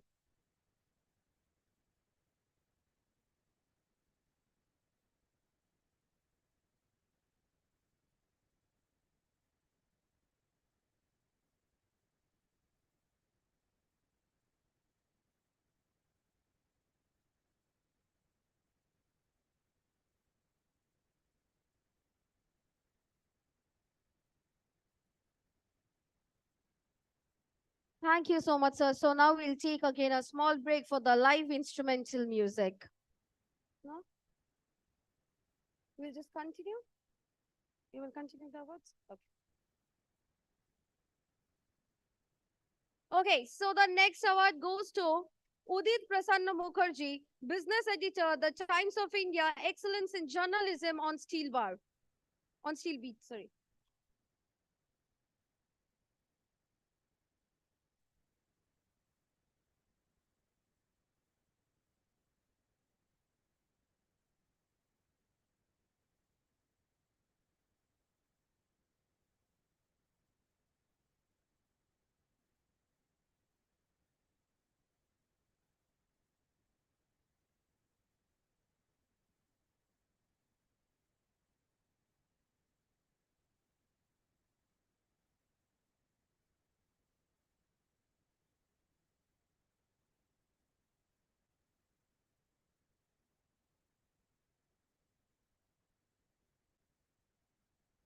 And the next award goes to Uttam Singhania, CEO, Media Shine PR and Advertising, Best PR Practices for the Promotional of Steel. A big round of applause, all of you at the back. Come on.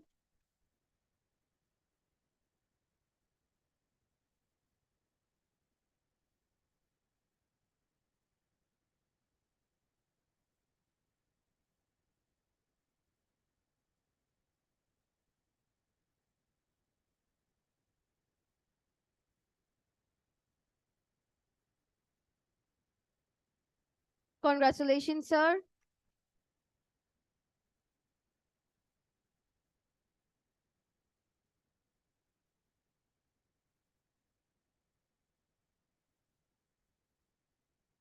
And the next award goes to Mr. Kaushik Vishwas, Professor Deputy of Metallurgy, IIT Kharagpur. A big round of applause for Mr. Kaushik Vishwas. Education Outreach Ambassador and Industry Academia Collaborator of the Year.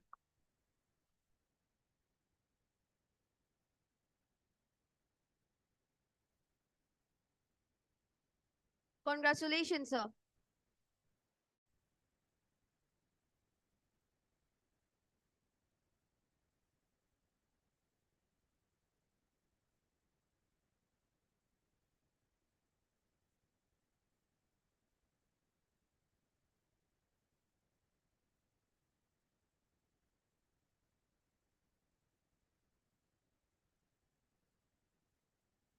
And our next award goes to Dr. Rajiv De, Professor, Deputy Metallurgy and Material Science, Jadavpur University, Education Outreach of Ambassador and Industry Academia Collaborator of the Year.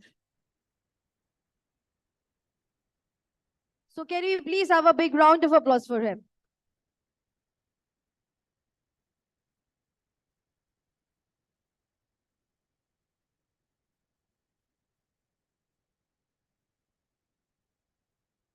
Congratulations, sir.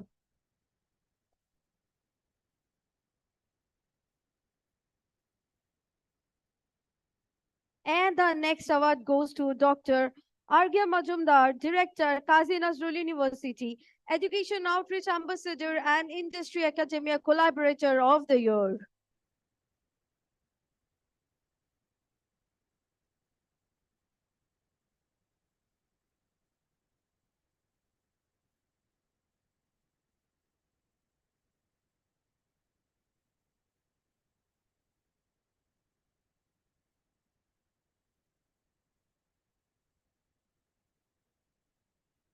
Yes, sir, please.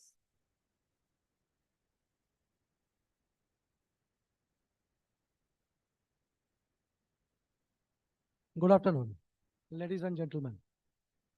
At the onset, I thank Nirmala Mukherjee, who is brother to me, for giving this award. Also, steel has to go through heat, pressure to make it unbreakable. So on making steel, there will be a lot of alloying elements which are the part of the steel. For getting this award, for reaching this place, I have got some alloying elements with me. I have with me my father and mother, who is there present in this occasion.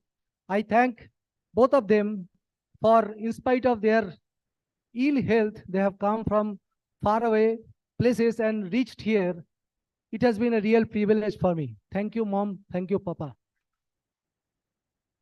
Now I would like to thank my dear wife, Rani, who has been, constantly supporting me, giving her support towards getting these and towards reaching whoever I am today. Thank you, Rani, for this. I would also like to thank my dearest daughter, who is, loving, whose smiling faces and continuous support. Simplicity has taught me, simplicity has got its own place in your life. Thank you, Ahuna. Also, I'd like to thank my dear colleague, my teachers, my friends here in Rajiv, all my friends, also my students who have been there from Asansol and has come here. So thank you, all of them. Without you, I would not have reached this place.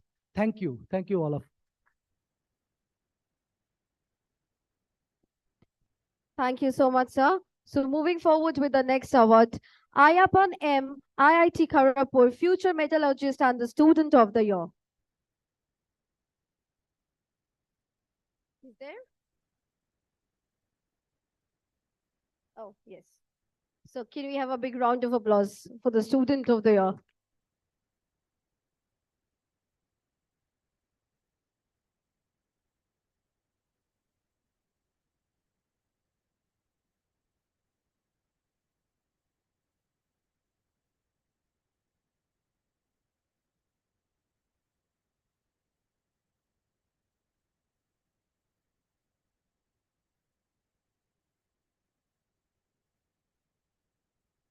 And next we have Jeet Das, Jadavpur University, future metallurgist and the Student of the Year. Can you please put your hands together for Jeet Das?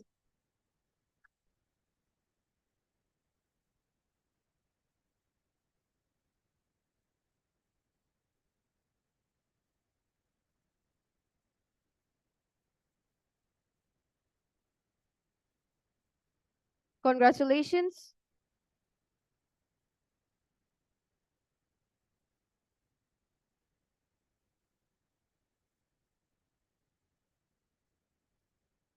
And next we have Mr. Shivam Shantanu, Kazi Nazrul University, future metallurgist and the student of the year. He's here? Is he here? Shivam Shantanu?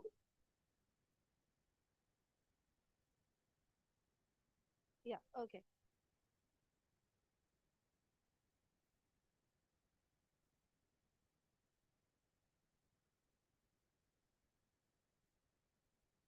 Congratulations to all of you.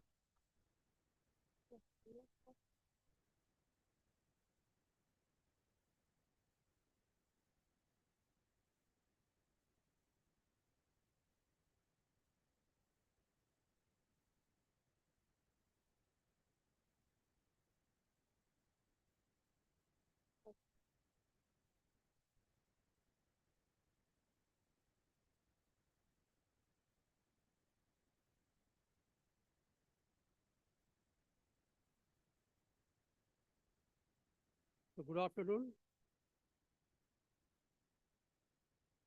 Now we have come to the end of the award ceremony. We thank all the awardees and congratulate them, all of them, for getting the awards. Now I request all the awardees, those who are present, now kindly come now and take their seats.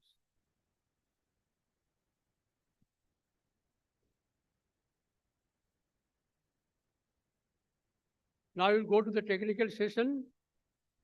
This particular session will be chaired by Rajiv Dey. He's a professor in the Jadavpur University in the metallurgical department. So I now request Mr. Rajiv Dey, Professor Rajiv Dey, to kindly take over as the chairman of the session.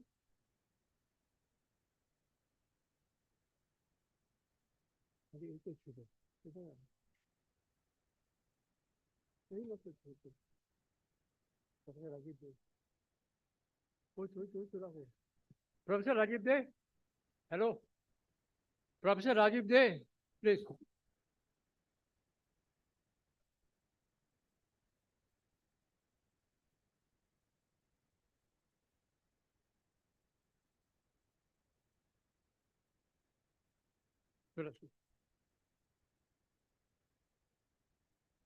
So Professor Dey, the chairman of this technical session, will now take over.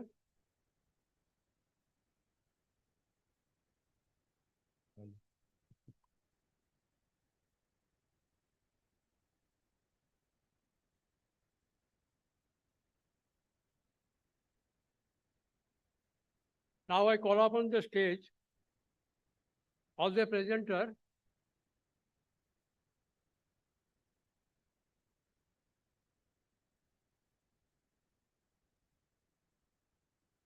Mr. Ritobroto Ghosh from ICRA.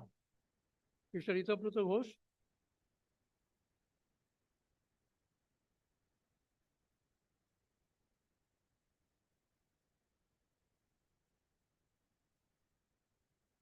Rajiv Moitro, partner Deloitte.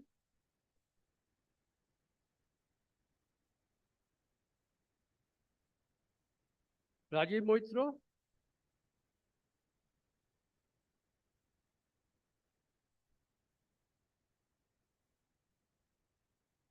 The presentation by JSPL. Who will be representing the presentation of JSPL?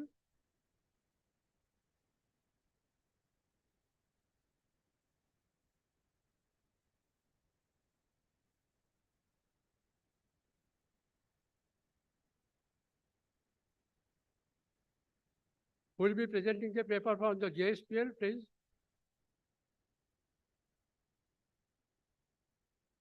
Mr.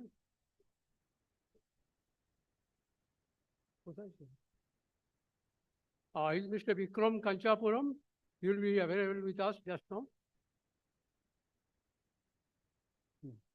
Mittal.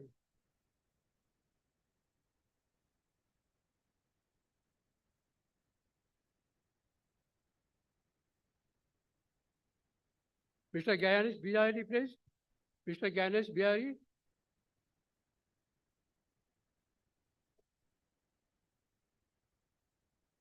From the SMS group, who is presenting this time? Oh, please. Please, sir.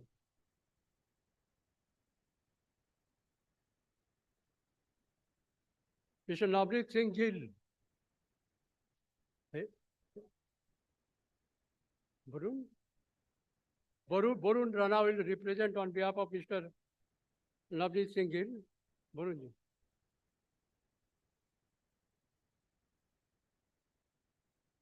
Who is presenting on behalf of the Macro Corporation, please? Macro Corporation. Mr. Ujas Patel.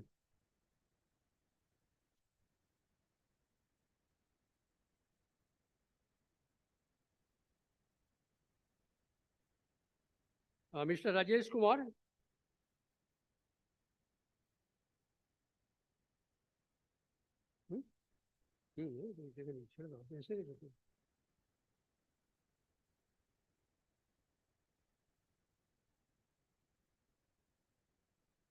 By R.H. Magnesia, who is representing Mr. R.H. Magnesia? R.H. Magnesia, please.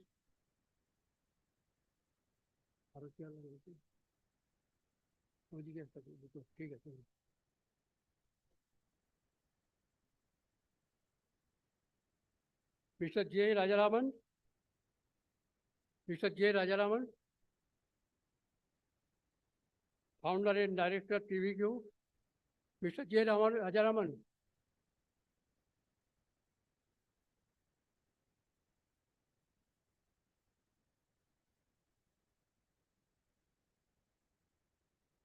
B. Uday Shankar. Mr. B. Uday Shankar. Anybody replacing him?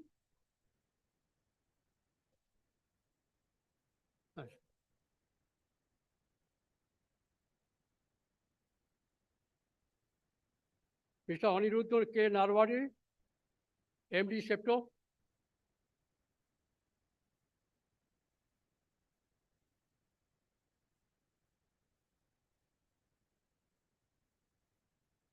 Mr. Aniruddha.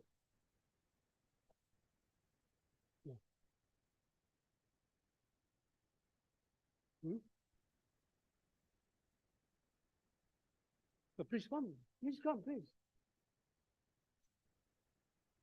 Mr. Suresh Kedia will represent on behalf of Mr. Aniruddha Narwad, please.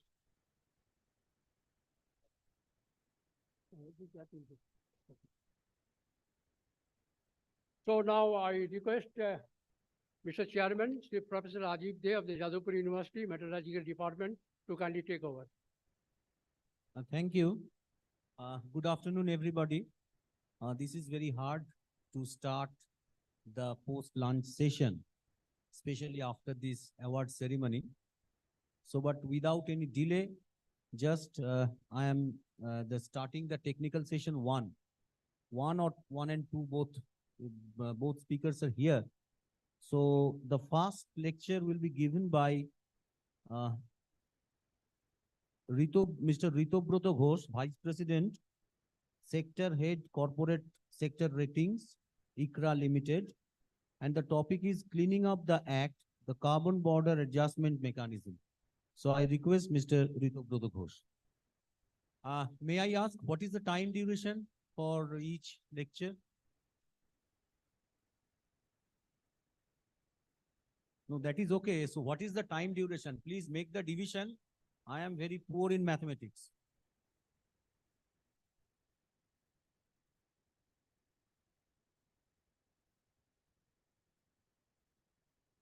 So it is 12 minutes. So I request everybody, because this is the post-lunch session, so please stick to your presentation within 10 minutes. So I am again requesting this because this is very important. So at the start of the presentation, it is necessary for all of us to count the exact time. Thank you. So Mr. Ritobrata Ghosh. Yeah, thanks for this opportunity. Before starting, I would like to congratulate the team of Steel and Metallurgy for coming this long of this journey of 25 years. It's an absolute pleasure to be here and share with you our perspective on something which is shaking up international trade. It has started with steel, but it is not the end of it. More and more commodities are going to get covered by the carbon border adjustment mechanism. Before I begin, I would like to thank Mr. Mukherjee for inviting us and speaking on a topic which is the buzzword among analysts, and I represent that community. So I'll try my best to keep my comments short and focus on the key issues.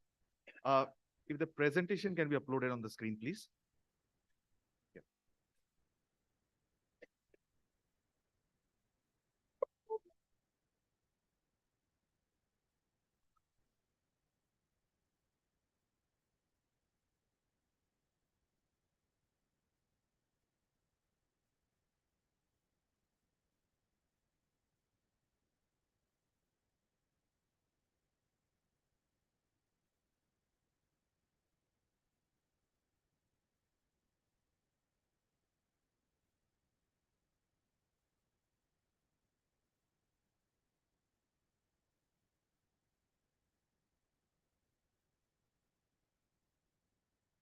Maybe I'll start for the interest of time. I'll request, yeah, just in time. Full screen. Yeah, thanks. I'll not go into the details. I mean, I'll try to skip some of the slides. First of all, we have been hearing the carbon border adjustment mechanism. Before we deep dive into this topic, I would like to focus on the economic rationale, the economics behind CBAM. I think not much is talked about this. I was intrigued to know that, the carbon pricing is something, there's solid economics which is behind this CBAM. So first of all, Adam Smith in the 18th century has taught that the invisible hand of the market solves most of our daily problems. I mean, we have tried to show here the problem of demand and the forces of demand and supply. So we have shown here that in this slide that iron ore, if iron ore becomes scarce, then how does the invisible hand of the market find solutions? So if it becomes scarce, prices increase. So more and more supplies come in. We try to conserve iron ore, and we also try to look at alternatives. And in most cases, the invisible hand of the market finds solutions to our daily needs. But sometimes it fails. Now, the question is when? This is not working. Yeah. Yeah. So now, when we look at an economic setup, there are multiple participants who are trying to maximize their economic benefit. Typically, what happens is if individual participants in an economic setup optimizes their economic benefit through their dominant strategies, it leads to optimum outcome for the collective whole, but not necessarily always. In rare cases, when individual market participants are optimizing at an individual level, sometimes the collective outcome at a macro level does not lead to optimum outcomes. This is known as a tragedy of commons. Tragedy of common situations are not very common in economics because tragedy of common leads to market failures.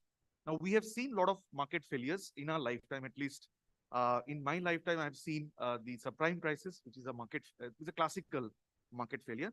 But the biggest market failure that we have seen is the global warming problem, because in normal, as individual market participants try to optimize the benefit, people like cheap electricity, cheap fertilizer, cheap gasoline, but nobody likes rising sea levels, and that is where the tragedy of common problems comes in. Now, when market failures happen, the tools of economics have to be implemented effectively. By tools of economics, we'll have to have a carrot and stick approach, and herein comes carbon pricing, wherein you actually try to put a price on carbon. So that's the basic fundamentals behind carbon pricing. Now, just some basics about CBAM. I'll keep it very short. Europe was the first continent which implemented carbon pricing way back in 2005. It's the most deep progressive carbon market as of now. while there are other countries which have, experimented with carbon pricing. Let's say in the case of United States, there are states like California where we see some bits and pieces of carbon pricing coming in. We have countries like South Korea as well as New Zealand who are trying to implement carbon pricing. A lot of other countries are also talking of carbon pricing, but none of the market is as advanced as in the case of Europe. Overall, if you look at their targets, I mean, their flagship program is Fit for 55. They would like to reduce the carbon emission levels by 55% by 2030 compared to 1990 levels. So that's a very steep target. And for that, they believe that until unless you price carbon, you are not going to have the desired outcomes. So that's one of the the the background about carbon pricing. Now, in terms of the implementation, CBAM doesn't immediately kick in. I mean, you don't have to pay something immediately. There is you can say the cooling off period wherein the focus is more on monitoring and reporting. So it will start kicking from 1st of January. So to that extent, gives the industry a heads up of around 2.5 years to kind of come up to the mark.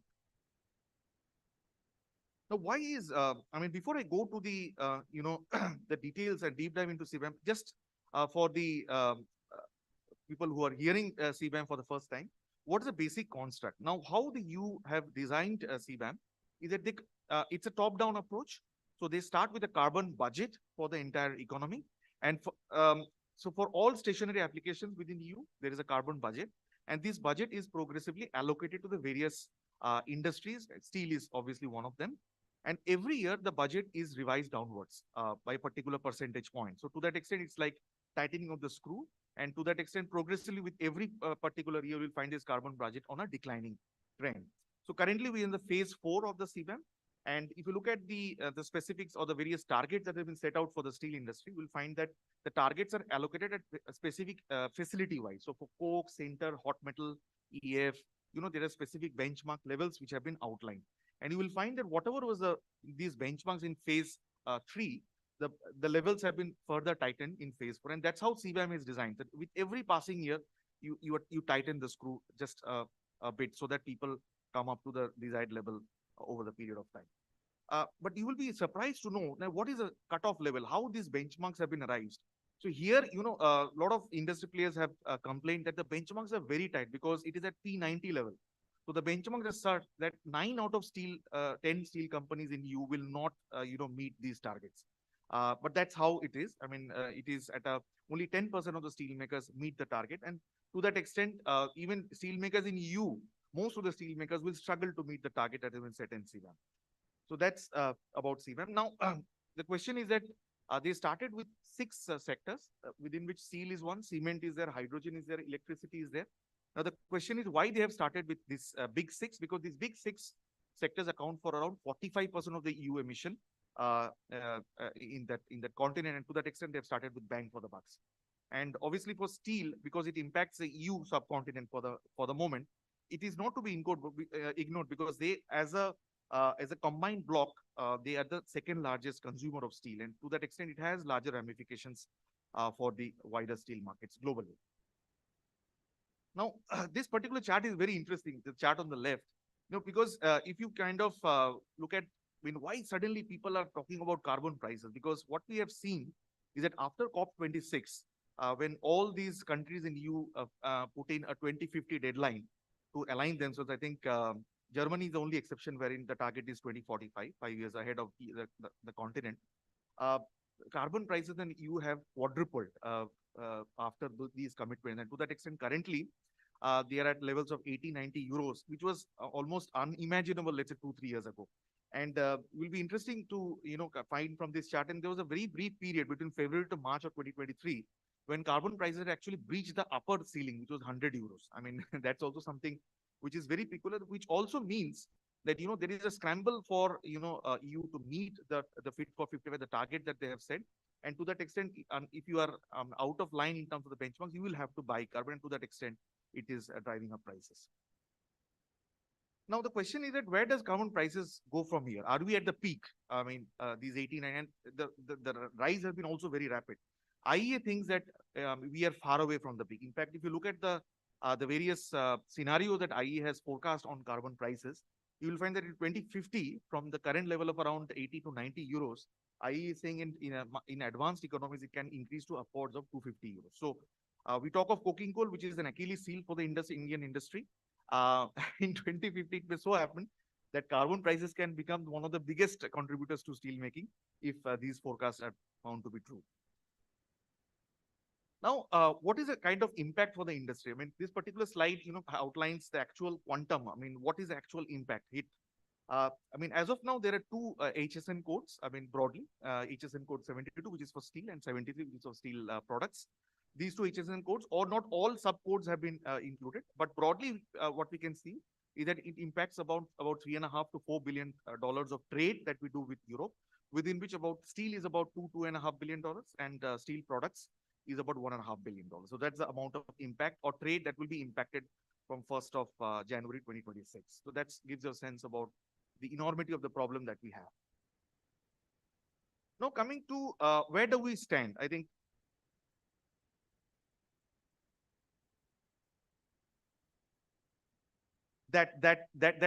as of now, that is out of the purview. I mean, as of now, but in future it can also come in.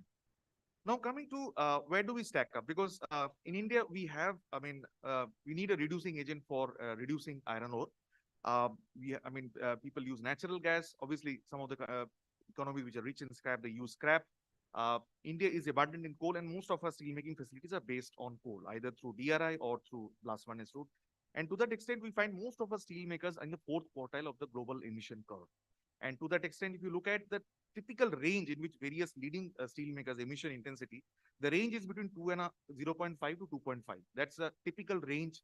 Globally, you will find the emission intensities. And for Indian companies, roughly you will find that the number is revolving around 2.5 for most of the larger companies. And obviously, it is at the lower end of the most leading players. So that's so we have significant amount of catching up that needs to be done. And obviously, many of the steelmakers have appreciated, some of these initiatives which is required for them to be relevant in the years to come. Now, this particular slide is very interesting because we have diced the data about, which all countries, supply steel to the European continent and looked at their emission intensities. So here we found, because of this implementation of CBAM, there will be some winners and there will be some losers. Now, who are the winners? I mean, winners are those, will be those countries where the emission intensity is very, very low. Countries like Turkey, where because of the their dependence on scrap, their emission intensity is less than 1. Countries like USA, where they use a lot of scrap because their advanced economies, scrap supply is much abundant there.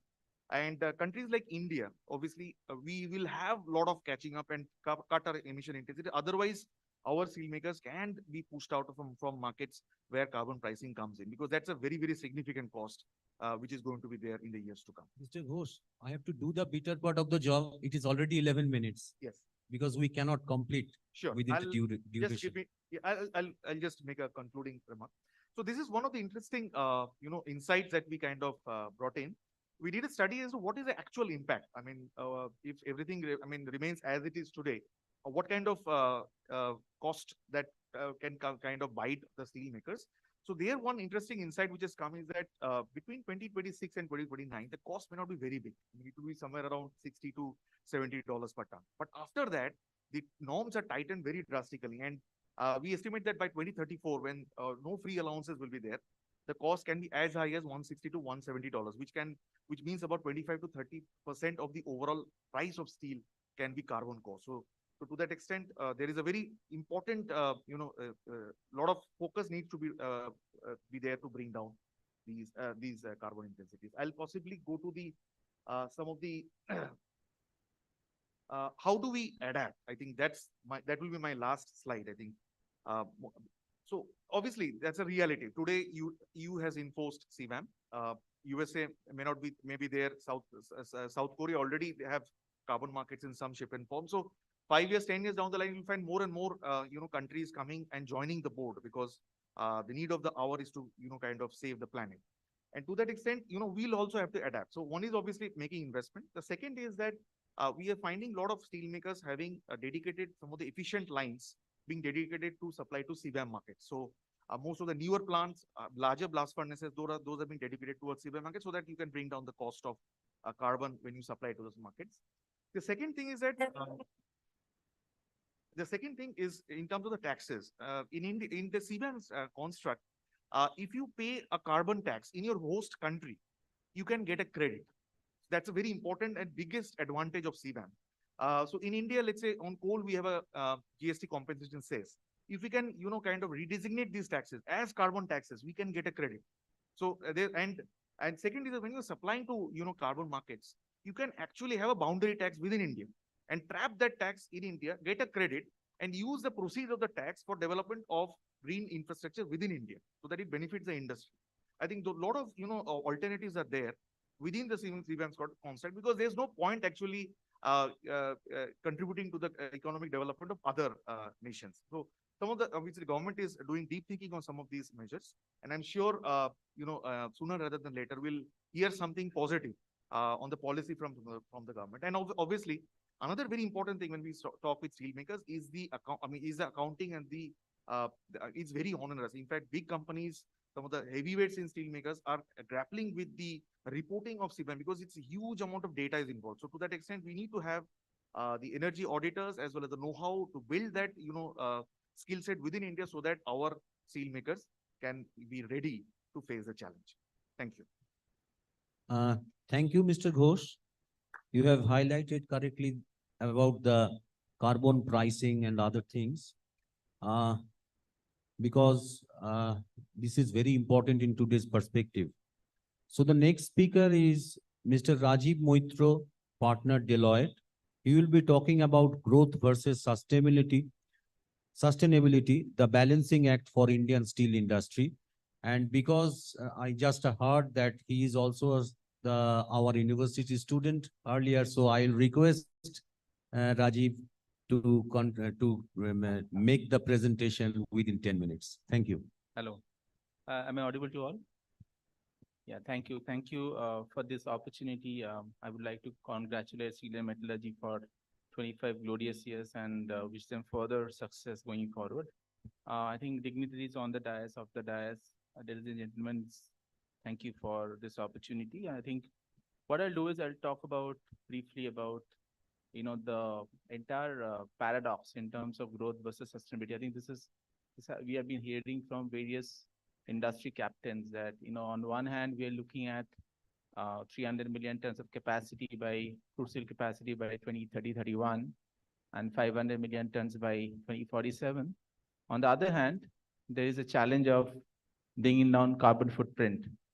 My previous speaker spoke about CBAM. There are multiple other initiatives across the world where the players are being kind of compelled to look at their footprints and how to kind of be more competitive in the industry. So I think just to set the context, India is today a $3.75 trillion economy, roughly here and there. And I was reading a paper by Niti Aayog, which talks about the total ambition to be a $30 trillion economy by 2047. That's very, very aggressive and ambitious as well. But if that's the scenario or the base case we're talking about, then that means we are going to grow to around 10 to 12, 15%, anywhere between there over the next 25 years. Is it possible? Yes, of course, China grew by more than 10% in some of the years. But of course, it will take a lot of, I would say, things to come together. In terms of steel industry growth, we know that typically the steel intensity, growth intensity is almost 1.2 to 1.3 times the GDP growth. But today we are seeing, the steel industry in India growing leaps and bounds. This year it will be growing by around 10% or even more. And when I look at some of the global economies like Japan, Korea and others, during 1950s to 1970s, Japan grew by almost 15%, 14 to 15% in terms of the steel industry. Korea grew by 12 to 13%. I think those are pretty much possible, right? But in order to do that, what needs to be done? So India is today, if I look at Indian steels, everybody knows these numbers. I'll not go into this. We are 161 million tons capacity, 127 million tons of production. The total demand was around 120 million tons last year. But interesting things here is, if I look at the per capita consumption, the per capita is around 79. Now it's 77 was last year. So around 79, 80 kg. And global per capita is around 233 kg. When we look at these numbers from a urban versus rural, urban per capita is much higher, rural is around 20 kg. And almost 65% of our population lives in the rural area. So that also sums up the potential. And in India, the urbanization, I was looking at the urbanization rate in India is around 35.8%. China is around 65%, around that number, 65, 70%. So as we more urbanize the tier 2, tier 3 cities, we will need more steel, and thereby steel consumption will grow. Incidentally, I was in Australia a couple of months back and other countries as well. I could see all the buildings being done by steel, and any structural steel used. In India, we use RCC. So these are some of the opportunities. The government is also spending infrastructure growth, tremendous, time of spending by projects, incentives like PLI 2.0. So first PLI was around 6,000 crores. I think we could use around 2,500 crores. So we are having a PLI 2.0. So those are the green shoots. So of course, the per capita growth and looking at some of the countries like Japan and Korea, we can definitely grow at a higher pace. But again, I think the challenge that people are having is when I look at the structure of the steel industry. Today, I think in Indian steel industry produces 90% of crude steel to blast furnace and coal-based DRI routes. If I look at the blast furnace, 68% is the blast furnace production route. Is this something that is replaceable? I think clearly, there's a debate that whether we should remove blast furnaces and put more, I would say, hydrogen, DRI kind of opportunity, EAF, etc. Look, I think if I look at the vintage of blast furnace in India compared to some of the other countries, like vintage in India is around 19 years. China is around 13 years. A typical blast furnace, the economic life is around 35 to 40 years. So clearly, I think, can we remove the blast furnace? The answer is, blatantly no, because we have to continue, at least for the next, 20, almost 20 years with the blast furnace that we have in operation. And also, I think if I look at some of the major players, what has been, most of the expansion is happening in the blast furnace. And overall, if I look at the coal-based DRI, the share has reduced. I mean, today, if I look at the total DRI production in India is around 42 to 43 million tons. Coal-based DRI will be around 38, 39 million tons, if I'm not, the numbers are not wrong. So these are realities, and we have to kind of live by and look at how you can use blast furnace yet produce a lower footprint of steel. Because when I go to China has almost 70-80% blast furnace, but still their footprint is lower than India. It's around 2 or less.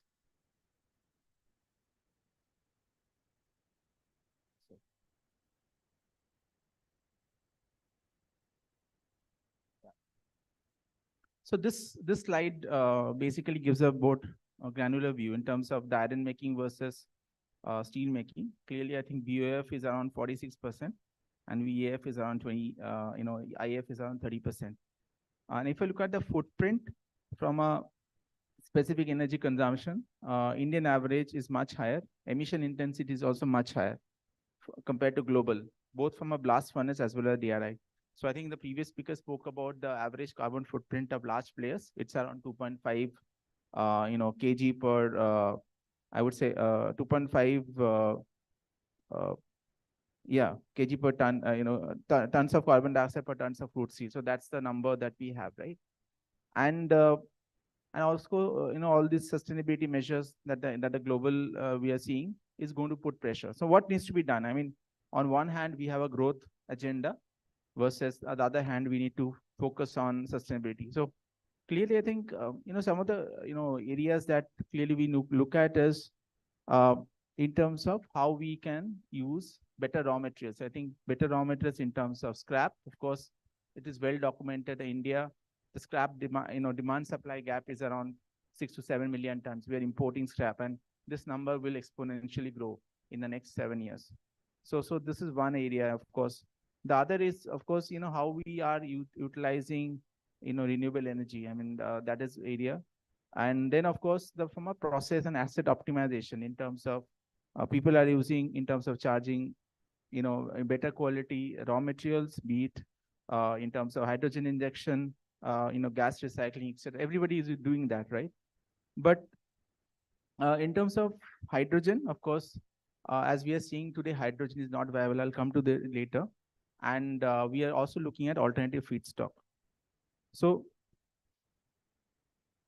in terms of pathways, this is the pathway that typically we look at from a 2030 and 2040 scenario. So globally, it has been established, even in some of the advanced geographies like Japan, etc., that hydrogen-based steel making will not be commercially feasible before 2030, 35. So around still 10 years from now, right? Around that number. So what needs to be done? Till 2030, I think what are the pathways? Of course, the asset and process optimization, as I mentioned, that various measures using lower emission inputs like biogas, biomass, biochar is something that is picking up. I will talk about it later. Renewable energy. So everybody is talking about how do I use more RE in my entire power consumption, and of course scrap recycling, and of course CCUS. CCUS is something that has not kind of been achieved in India so far. The more issue is around the carbon storage is fine, but what about the stored carbon? How do I utilize? How do I do sequestration? That is going to be a challenge. So these are some of the things, and of course beyond 2030 and 2040, we are looking at newer means of steel technology, in global steel making processes using hydrogen and negative emission technology. These are also picking up globally as well. So in terms of first area around terms of low carbon input materials, so one hand we are seeing pellets. So India, the pellet making emission intensity is much higher compared to global. So it's around 0.8 tons of 0.18 tons of carbon dioxide per tons of hot metal. Globally, it's 0.06. So that is one area of concern. But also the use of pellets in blast furnace is also quite low. So today we have 25% usage. Globally, the number is around 85%. And it says that as you charge more pellets, your entire coke rate as well as your carbon footprint goes down significantly. There's a number in terms of, there is an advantage. The other area is around high quality ore. So, as we see more, high quality iron ore, and people are using that, a lot of these companies, they are talking about, can I supply high quality iron ore to the Indian market? They're naming it differently. BHP, Billiton, we are seeing Rio Tinto as well. They're also talking about, substitution of coke. For example, can I use substitute coke through any other biomass, biochar, which is one of the products by Rio Tinto, like bioiron. They're talking about using biomass or coke, but this is still a bit far away. But also on the other side is in terms of usage of high quality ore, pellets, nature-based solution. It's also important to look at the byproducts. So instantly we are working with one player in Odisha, where they're looking at using the blast furnace slag, because one of the major issues today is for every ton of steel, we produce almost 200 kg of blast furnace slag. So how do you use it? Because at the end of the sustainability will also involve your proper use of blast furnace slag instead of dumping it somewhere or putting in a pond. Can I use it economically? That's one. Secondly, the entire fly ash. Of course, you have power as well. So these are important things from a sustainable measure which players can look at. I think probably these are the low-hanging fruits going forward. So the other area is around scrap utilization. As I said, I will not go into too much detail. To India is around 20% in terms of scrap utilization. Clearly, globally, if I look at some of the countries like US, it's around 70%. Japan is around 35, 40%. So India is much lower. But the issue is that we don't have good quality scrap. And I'm sure JPC has done a study on the scrap. So clearly, I think some of the findings I was hearing that by 2030, 31, we will have a scrap shortage of around 25 million tons. So how do we kind of sustain that? That's important. The government has a policy in there looking at a scrap usage and a penetration utilization of 40% by 2047. So clearly, if I have to do that, then we need to have more scrap collection. The upstream is a major challenge in terms of informal sector. Rajiv, yes, please. 2 minutes. Yeah. Okay. No problem. So one example is China. China, they have a very robust way of how they have improved their scrap supply in the market. And even some of the larger players, they have set up their own scrap processing facilities. Maybe that is a way to go for India. In terms of green hydrogen for direct iron reduction of iron. So one of the things that I've been hearing is induction furnace. Induction furnace was around 30 to 32% of, I would say, steel making route. What do we do with them? Because these are MSMEs, right? So one of the advantages we should also think about that the induction furnace, we can actually look at hydrogen in the future in terms of how do we use hydrogen, because they are the most amenable, I would say, route for using hydrogen, the EAF as a IF routes. Today, hydrogen is not viable. I know the break-even cost for hydrogen is around 1.3 to $2 per kg. Now today the hydrogen price is around $4 to $5. So clearly, I mean, it's some time to go, but again, I think how do we make that viable, and how do we have a cluster-based approach of supplying hydrogen to some of these MSMEs as well going forward is something that the government should ponder about from a sustainability perspective. Last is, of course, all these are good, I would say, talking point that we will do sustainability, we will do decarbonization, but who's going to fund that? I think that's very important, because we were looking at a German player. They were looking at investing in a green steel making process. So what we found is the capex is almost 2.2 to 2.5 times the capex for a normal blast furnace BF route. So clearly, I think one of the things that we are seeing is the green finance landscape in India is evolving, and there are sovereign green bonds, there are sustainability bonds, the support from multilateral organizations like World Bank. They have approved almost $1.5 billion to accelerate the development of low carbon technology. So these are good measures, but also I think we need to understand that how do we sustain the MSME sectors, because these are smaller players who may be having a lower credit rating, and how to get their finance from the banks, some of the agencies. So the government needs to think about having an incentive to kind of for them to reduce their carbon footprint, right? And lastly, of course, there need to be a state of collaboration in terms of technology, from a green hydrogen production, CCUS and several other initiatives, advocacy for coalition in terms of some of the things like we are talking about the green steel standard, right? So today we don't have a standard at what is green steel, what needs to be done, in terms of the certifications. How do I incentivize the government for a public procurement of green steel?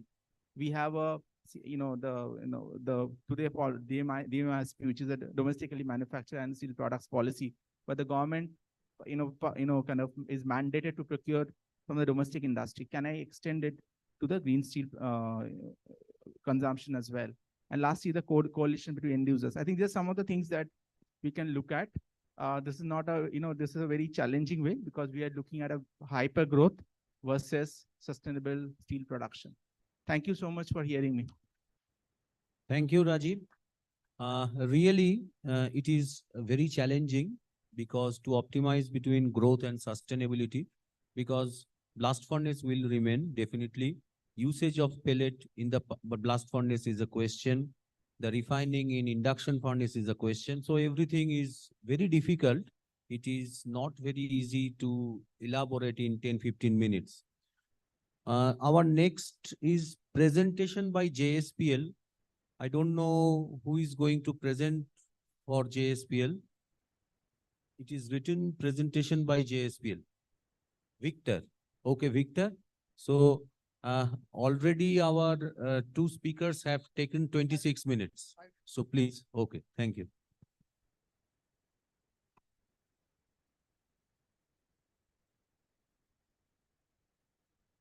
So good afternoon, everyone. First, let me introduce myself. I am Victor Madhusagar from Product Application Group, Jindal Steel and Power. Let me start by giving you some of background information regarding our company, Jindal Steel and Power. So, Jindal Steel and Power is part of OP Jindal Group, one of the largest steel producers in the world. Jindal Steel and Power is led by Honorable Chairman Mr. Navin Jindal-ji, younger son of OP Jindal-ji. So, Jindal Power is drive with one mission and vision and values. So, our mission is mostly Our mission is building nations and empowering communities. Our vision is we, JSPL, we are self-reliant and are looking forward as a ever-flourishing company in India. And our values are extreme ownership, better than before, and respect to the people. So we have three manufacturing units in India. One is at Patratu, and another one is Raigarh and Angul. So as I said before, here is the glance of our operations at Raigarh, and this is Angul and Patratu and Barbil, where we have a pelletization plant, and Raipur we have machinery and castings. So we have an overseas plant also in Oman. So we are producing a range of products in India.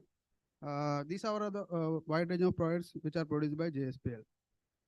First of all, our main and primer product is TMT, which are widely used in all products of state and central government projects, and also the infrastructure projects, buildings, etc. And we have the wire rod facility, manufacturing facility also in Patratu and Angul. So wire rods are mostly used in automotive sectors, fasteners, and even it is used as a drawn wires also. So in plates, we are mostly supplying for yellow goods and defense sectors. And rails, JSPL is the only private company who are producing the rails of 121 meters long. Now we are planning to extend it to 454 meters also. So we are also manufacturing the structures, sheet piles, which are widely used in architecture field. And we are also producing the coils, rounds. The rounds are mainly used for pipe manufacturing and other, you can say, and semi-rolling products later. We are also producing the prefabricated steel. So I'm proud to say that JSPL is one of the first to produce 50 mm dia in TMT. And we are also incorporated this same in BIS certifications also. Generally, it is a process flow diagram of our process, starting from the iron ore to the billet slabs and blooms. So mostly we are using right now is CGP plant, coal gasification plant, where we use syngas, which is synthesis natural gas, as a fuel. So basically we have a facility of electric arc furnace of 100 metric ton and 50 metric ton as well. And we have vacuum degassing facilities also, which lower the excess gases in the steel and replicate it for the good steel and clean steel. So we have some of the approvals here. We have railway approvals also. We have central public welfare department approvals, PWD approvals, and many more. So some of our applications which are JSP widely used, and proudly we can say that it is very self-reliant company, making in India company, mostly used in all applications in national you are using right now. Some of our projects you can see on the slides. We are also building the AM sectors, IITs, IIMs, usage in infra bridges, like one of our, what you can say, Chena Bridge in Jammu Kashmir. We are supplying in metros also. So these are some of the applications we are supplying, and we are always self-reliant in making India. And thank you everyone. Thank you. Thank you, Victor. So our next presenter will be Mr. Ganesh Bayari of Danieli, India. His topic is indigenous steel technology and manufacturing advancement.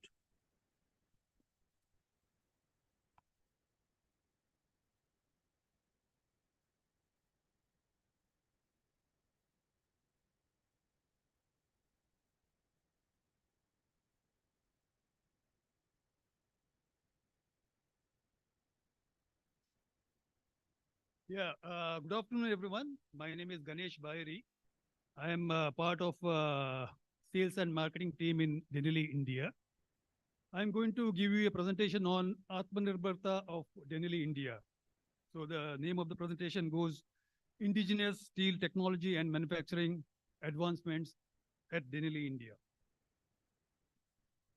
So as a part of Make in India initiative and as a Atmanirbharta initiative, Denali, India is always improving and advancing towards increasing their capabilities in all aspects of technology and manufacturing.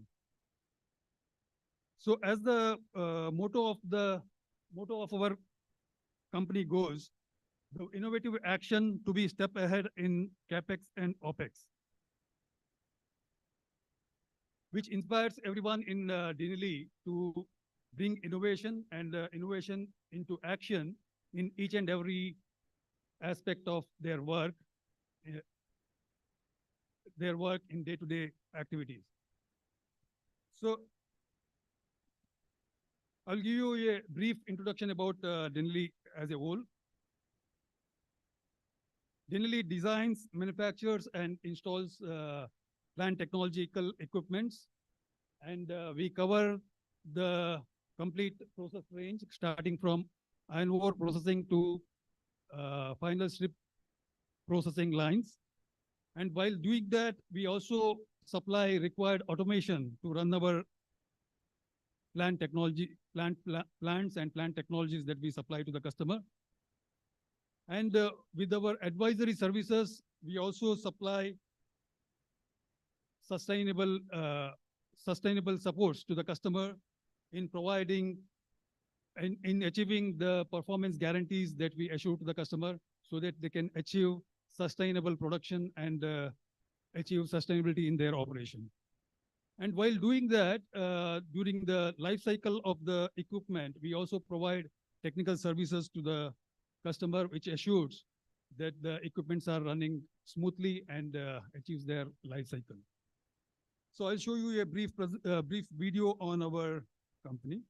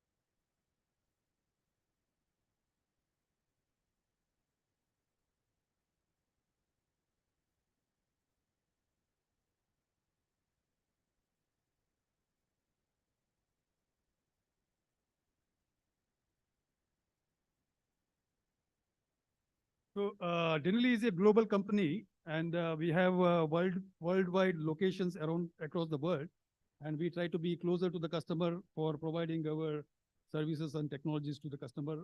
And we have local branches at different part of the world. And I'm going to emphasize on some of the major setups of Denali, which are into design and manufacturing centers of Denali as a group. And we have our headquarters in Italy, where we have a complete set of engineering and manufacturing setup. And the manufacturing setup is in the area of 90,000 square meter. And similarly, as a Atmanirbharta, to bring Atmanirbharta in India, at Denali, India also, we have set up the engineering center design capabilities and also the manufacturing base in India. And similarly, we have our workshop in China, Thailand, Russia, Austria, Germany, etc.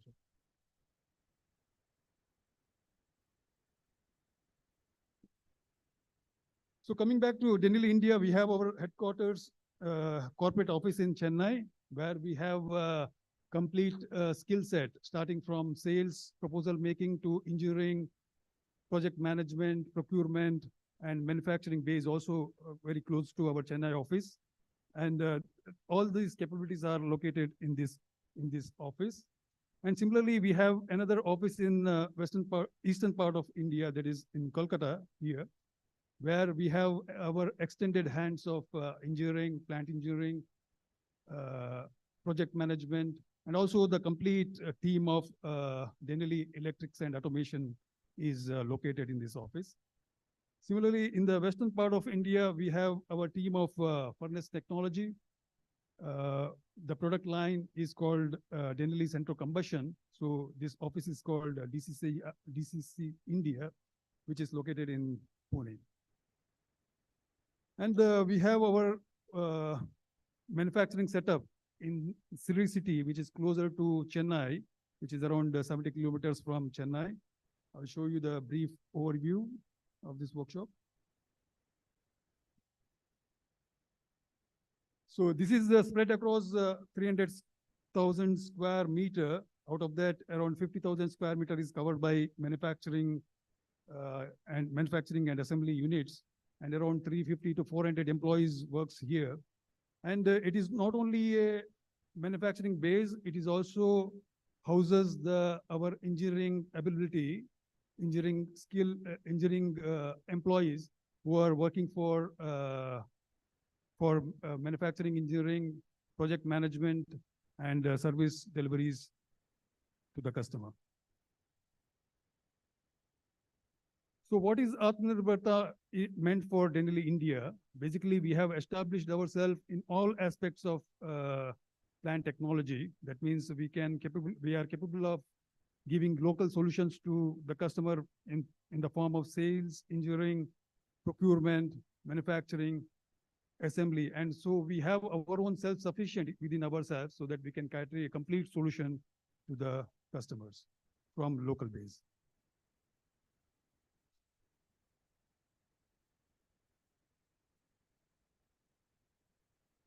So this is brief about the setup in Denali, India, including manufacturing as well as our engineering capabilities.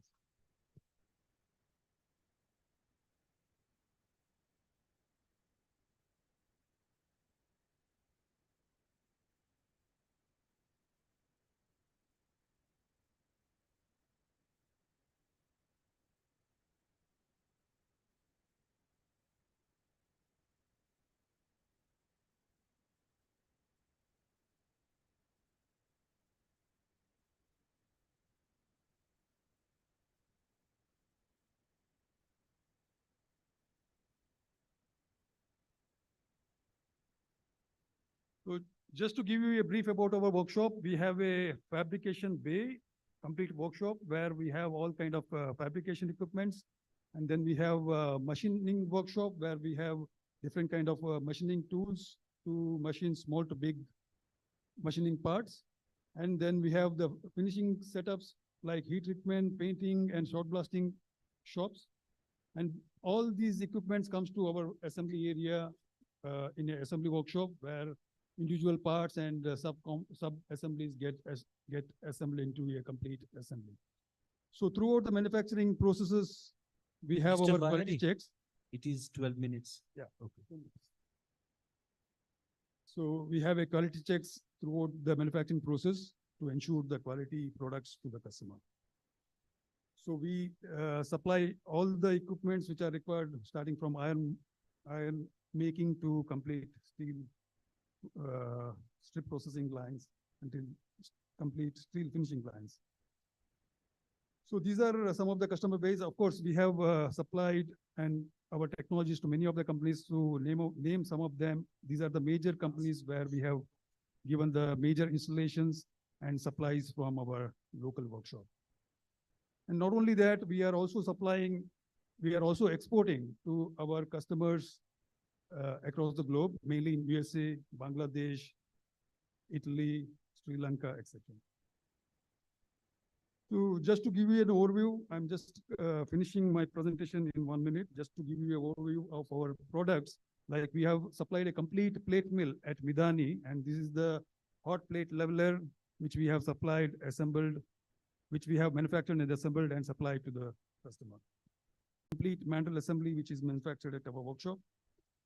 And we have supplied a complete finishing area to Viraj Profiles. And these are some of the photographs of straightening line. And this is the crop shear, cold shear that we have supplied to the same project. And not only that, we are also assembling the equipments like tube extrusion lines, which we have supplied to Ratnamani Metals. And also we have manufacturing big size equipments like backup roll chokes. This is about 2 meters of height, which we can machine at our machining centers. And similarly, the crop shear. And this is the typical machine that is used in the color coating line, which is called Chem Coater, that we have supplied to Abul Care in Bangladesh. And interestingly, this is the 200-ton bogie car that we have supplied to Satish Dhawan Space Center for the Chandrayaan-3 mission. That is a launching pad, a bogie car for the launching pad. So we have not only giving the plant technology, we are always with the customer to give our technical services. We are giving them the revamping solutions, upgradation solutions through our surveys and different revamping activities. And also we are supplying the equipments which will bring more life to the customer than normal with our R&D efforts. So these are some of the core equipments like AGC cylinders, bending blocks for the hot rolling mills that also we supply from our workshop. Dan oil, bearings, bushers, and sleeves, which also we manufacture and also we have a capability of Babbitt welding for these Dan oil sleeves. So similarly, many of the core components are now Mr. localized. Bayari, it is 16 minutes. And we have supplied to the customer. That's it. So we have certifications and other things to our capabilities. And not the least, with our innovative actions, we are always trying to be partner with our customers and try to help them to cultivate the Atmanirbharta in their businesses also. Thank you very much. Thank you, Mr. Bayari. So now there will be presentation by SMS group. It is written, I don't know who will give. Okay, yes. Please. Yes. And please make your presentation within 10 minutes. So to every 10 speaker, would I be am tough. telling, but nobody is listening. So please, from you should start within 10 minutes. Let's see. I give my best, but let's wait for the slides.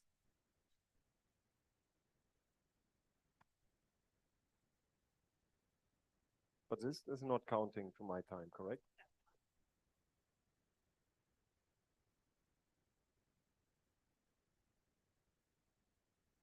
All right.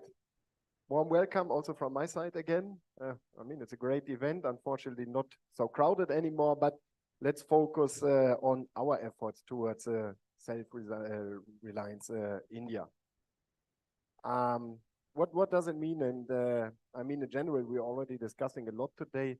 There are many positive initiatives initiated. I mean, there's this PLI scheme to boost domestic production, to reduce imports. There's a huge push, and that is really required into the infrastructure, railroad, power. So that's something we are definitely suffering from, that we were also discussing in the morning session.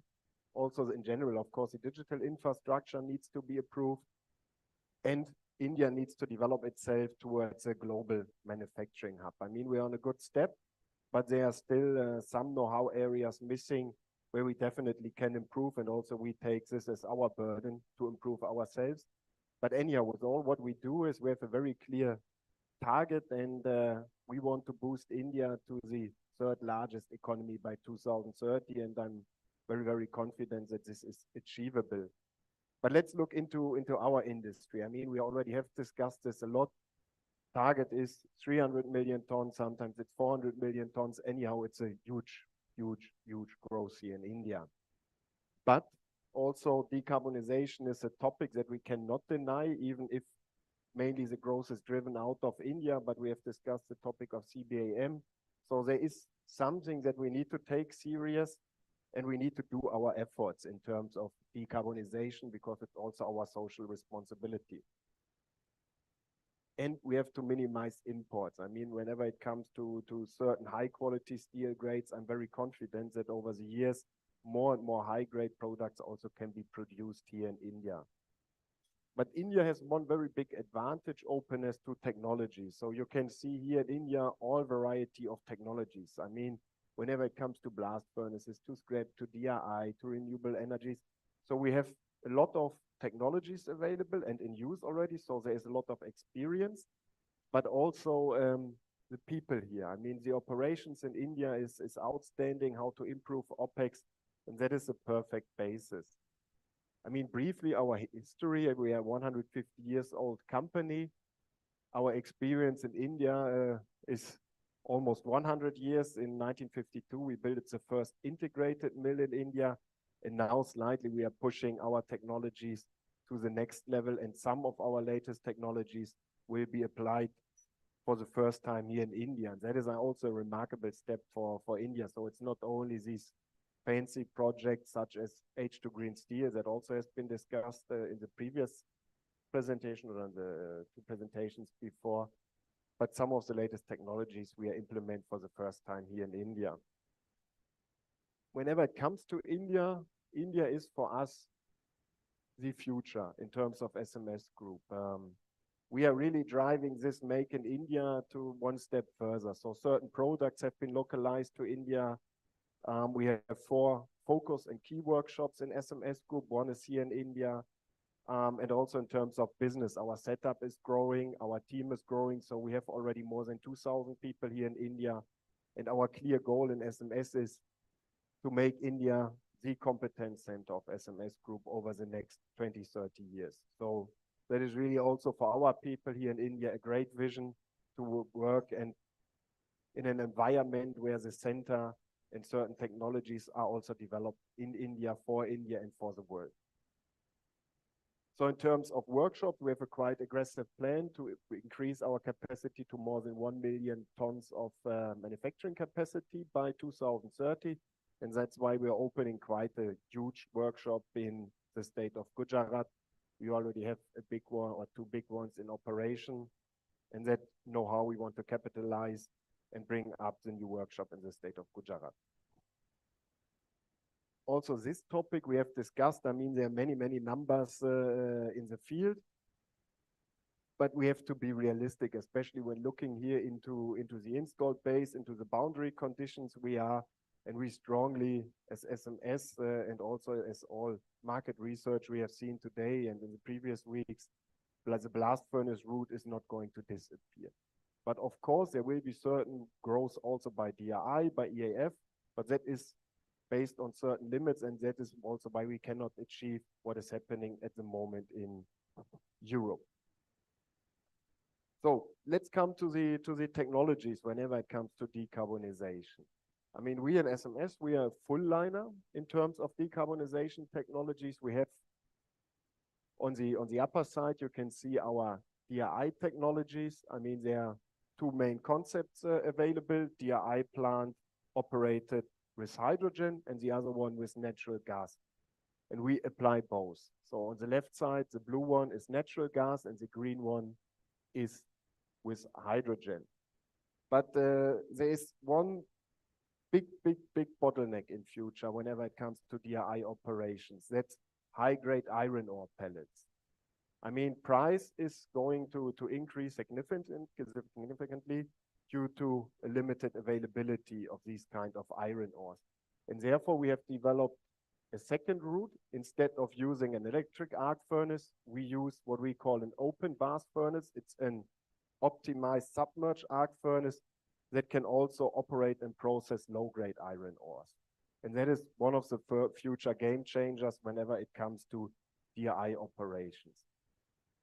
But also our team, and Nemalia has discussed or addressed this in the morning, we have acquired Paul Wirth, and together with Paul Wirth, we were really brainstorming on how to keep and how to improve the blast furnace route, the integrated route, because that is, especially here in India, with all the requirements we have, that is not only the present, that will also be the future. And there are some technologies available to reduce the CO2 emission of a blast furnace up to 60%.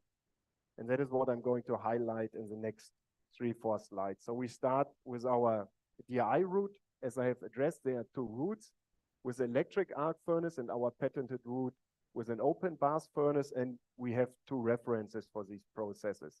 One is H2GS in Sweden, and the other one is ThyssenKrupp. And also the topic that we should not underestimate is slag.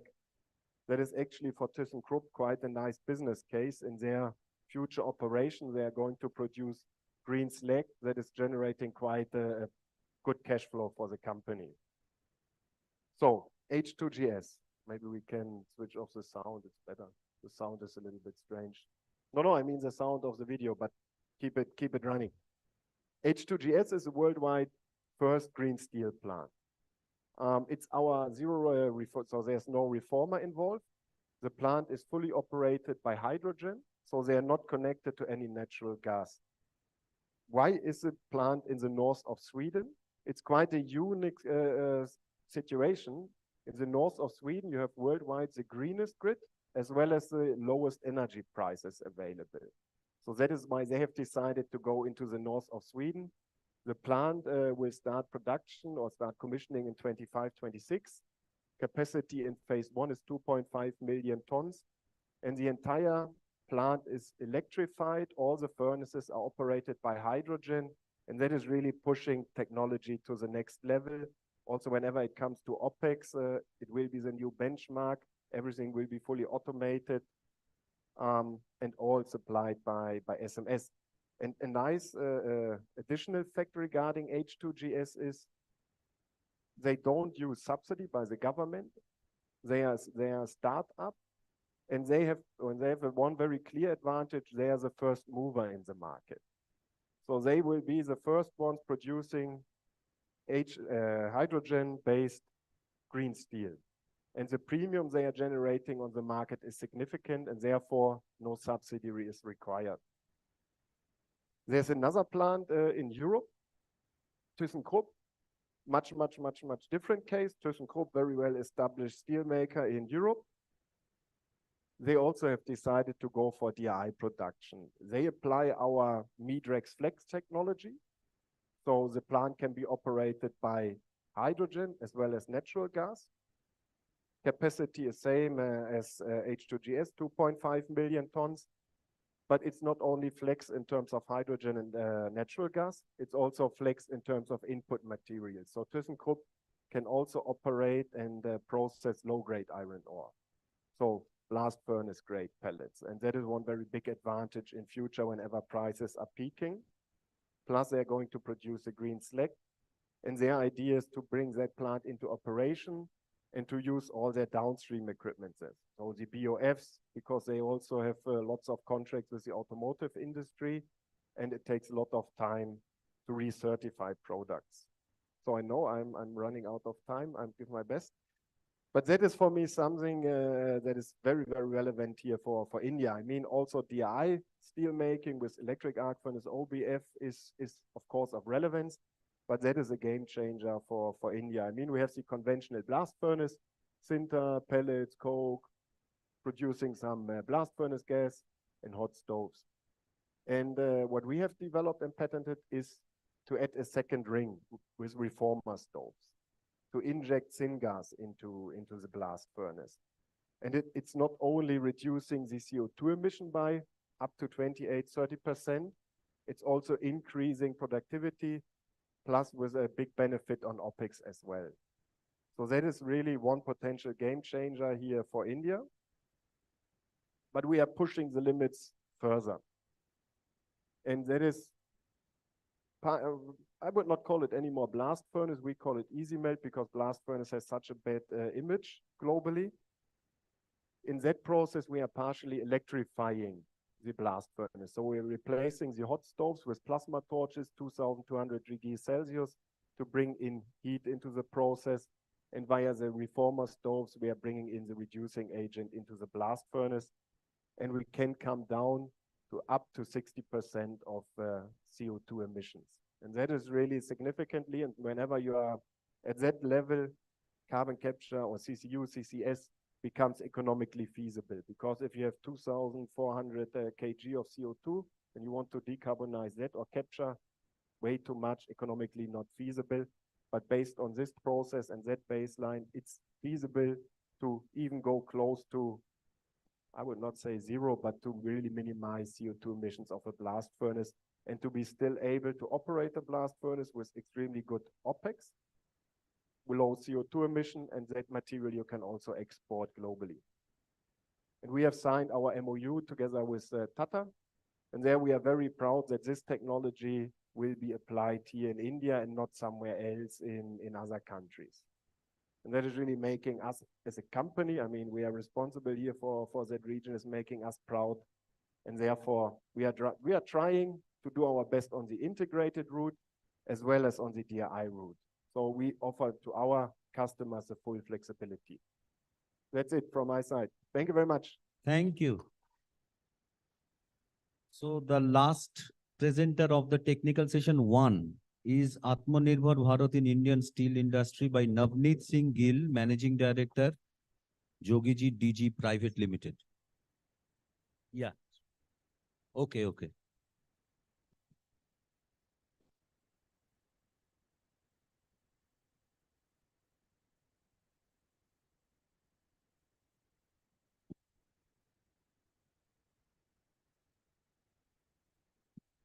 Good afternoon, everyone. So I'll introduce myself quickly. I'm Varun J. Rana. I'm the Chief Operating Officer in Yogiji DG. I've been with the group for over 15 years. I look after all the projects and the team. So today's presentation is about Atmanirbhar Bharat initiative by Yogiji DG, how we have been manufacturing products over the years, which meets the Atmanirbhar Bharat initiative all these years, and how we have grown and how we are taking it forward. So how did the journey begin? Our Make in India journey started for us 30 years ago with the manufacturing of FHP DC drives by the name of DigiDrives Private Limited. Then later on, DigiDrives and Yogiji Techno Equip joined hands together to provide flat steel processing lines in 2008. And over the years, right from the beginning, we noticed that there was a trust deficit in the Indian manufacturers. And for the Indian technology, the trust was missing. And the investors thought that only the technology and the solutions that they would bring from outside India would work. But with time, this perception has slowly given away. And we, Yogiji DG, along with many other Indian companies, have over the years slowly proved that India can also be a manufacturing powerhouse like other companies around the world. Even our Honorable Prime Minister, when he came up with the Atmanirbhar Bharat Abhiyan, we noticed that there was a tremendous boost in self-confidence for Indian manufacturers like us, and which was missing earlier. So we saw that from there on, we could feel the self-confidence to increase our manufacturing power and increase the production and to meet the standards of quality that everyone is expecting out of the Indian manufacturers. So now, even the big promoters and companies like JSPL, JSW, Sham Metallics, APL Apollo, all of them, they ask us for the Indian technologies and they prefer Indian technologies over the European or any other technologies available outside India. So to give you a quick overview of our product portfolio, these are the lines that we provide. We provide hot rolling mills, pickling lines, 6i, 4i reversing cold rolling mills, metal coating lines, galvanizing, galvalume lines, and along with that, slitting cut to length lines as well.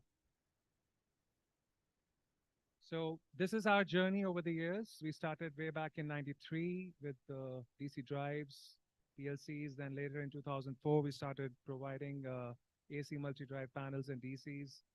Then in 2008, we supplied our first cold rolling mill in Zambia, then later in Tanzania, Mozambique, Uganda. And then we came up with our first 6i cold rolling mill in 2016. And after that, there has been no looking back. We are giving complete CR complex of 120,000 ton capacity in 2020 in Nepal, then 2020 in India, and now we are doing 3 CR complex of more than 0.5 million ton per annum capacity, providing pickling lines, cold rolling mills, color coating lines, galvanizing lines in the same CR complex. This is our footprint over the years. We have been supplying primarily all over the world, more in East African countries first, but later on we have been increasing our foothold around the world. We are doing a project in Mexico. We are doing one earlier in Ukraine. We supplied a color coating line over there. In Middle East, now we are entering the market. In Dubai, we are giving a cold rolling mill, a pickling line, and acid regeneration plant as well. So very, very interesting times ahead for us. So why YD? Why Yogiji DG? YD is one group with both electrical and mechanical under one single roof. The group is led by a group of technocrats which have a collective man experience of more than 100 years.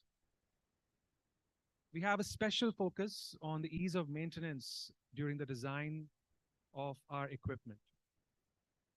We have developed critical import substitutes today, which meets the Atmanirbhar Bharat initiative, where we are developing our own mill housings, coaters, tension reels, which are all completely indigenously manufactured and developed in-house.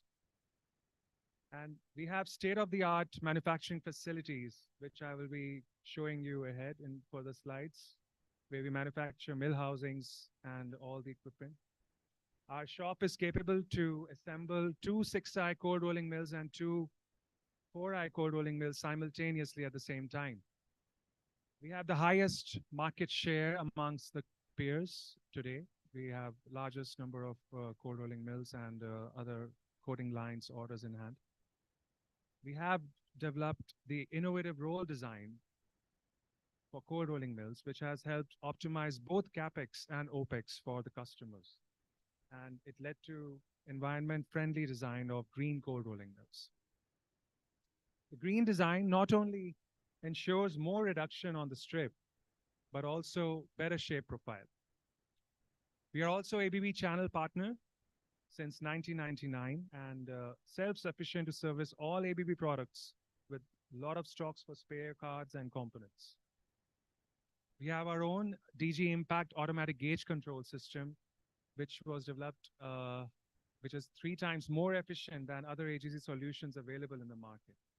It has a proven track record of more than 99% yield on consistent basis. All our machines are custom built design to suit each customer. We give them customized solutions depending upon their market, the product that they need. So our solutions are very much customized, suited to them. We have a team of very experienced and expert erection supervisors who ensure that the accurate equipment is erected equally accurate.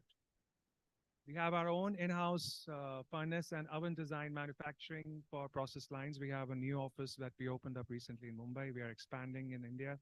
Very soon, we also plan to expand outside.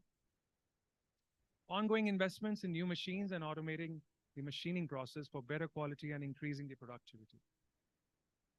So to share a few notes about our workshop capacities, we have we have right now 24,000 square meters of manufacturing area, which we are expanding more and more, where we are manufacturing mill housings and all the critical import substitutes.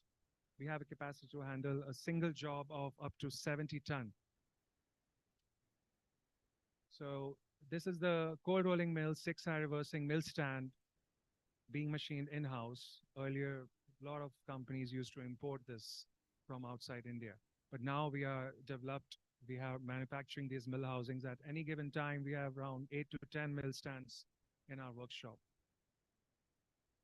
We have around 9 tension reel segments of ETR, DTR, which is being machined simultaneously at the same time over here. Now we are expanding further. We have the Caser Plano Miller machines and BTL machines and more, which we are importing every few months. And all the tension reel segments, components are machined on these CNC machines. So we maintain the quality standards and the tolerance, which meets the best standards around the world. And also it helps us in controlling the delivery time for the customers.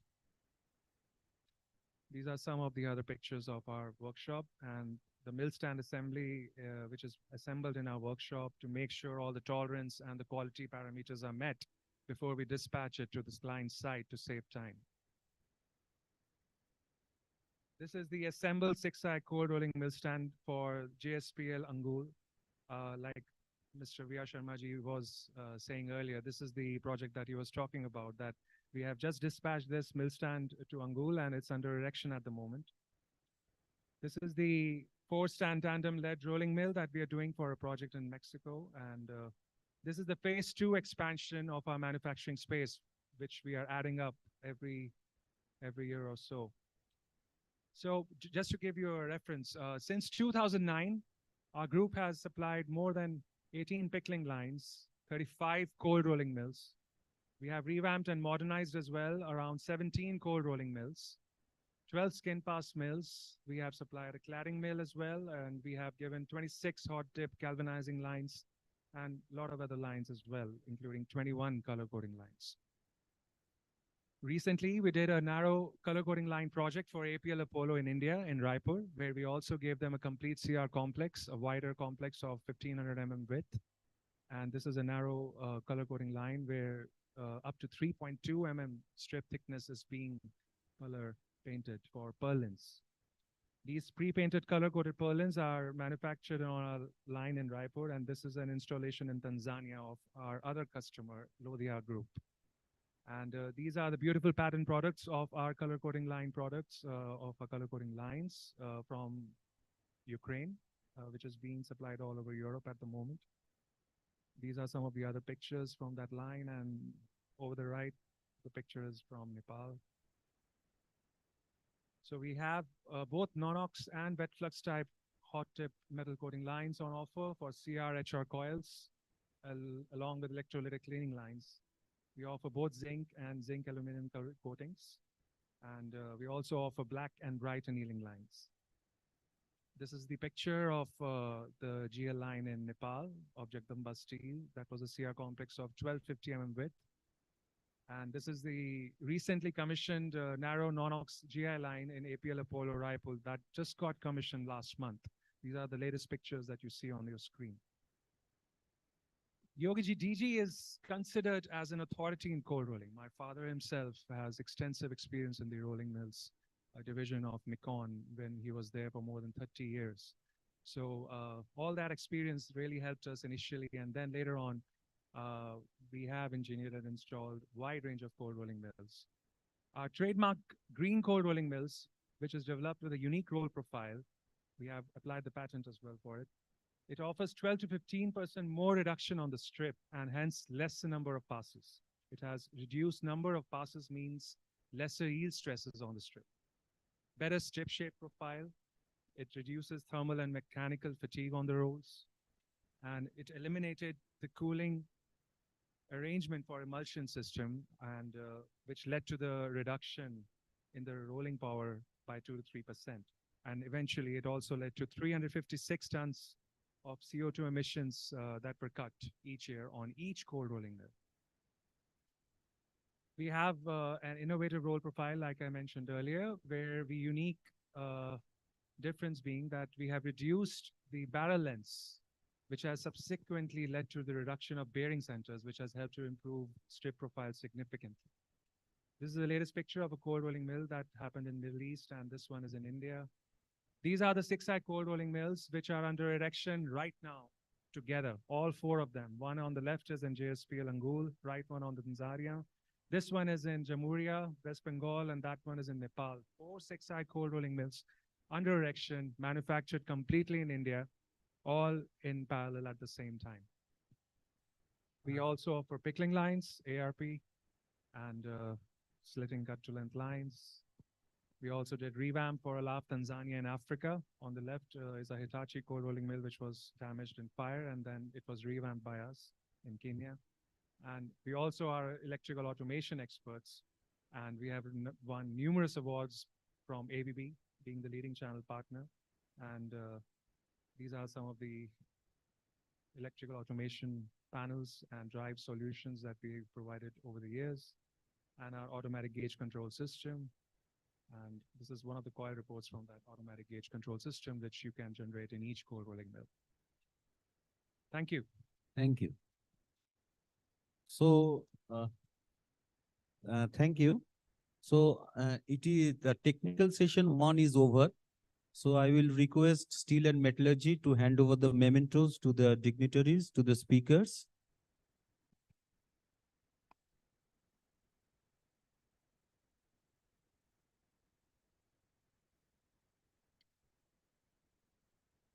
Okay.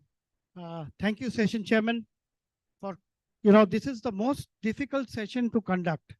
As they say, post-lunch. The session just after lunch is the most difficult session. And we had 1, 2, 3, 4, 5, 6 presentations, if I'm not mistaken.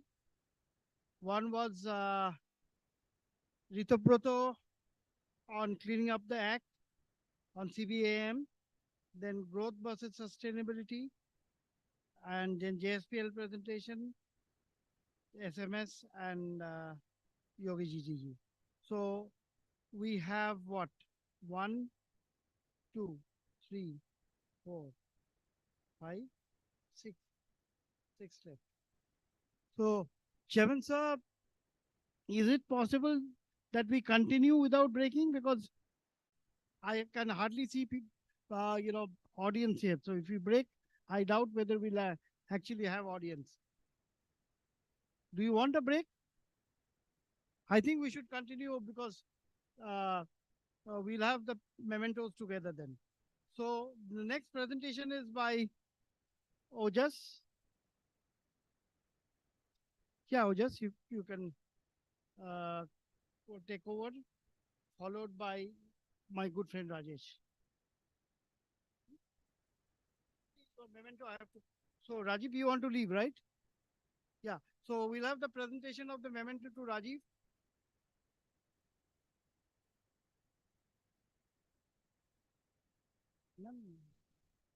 Yeah. Rajiv, can you come up on the dais? Yeah. No, I'll give you a present.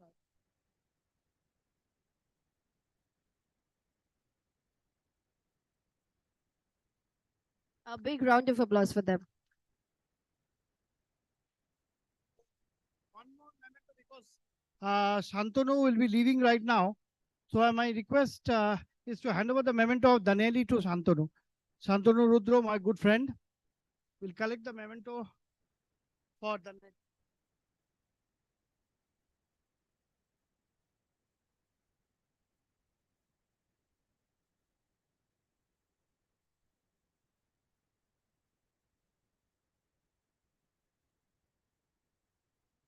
Okay.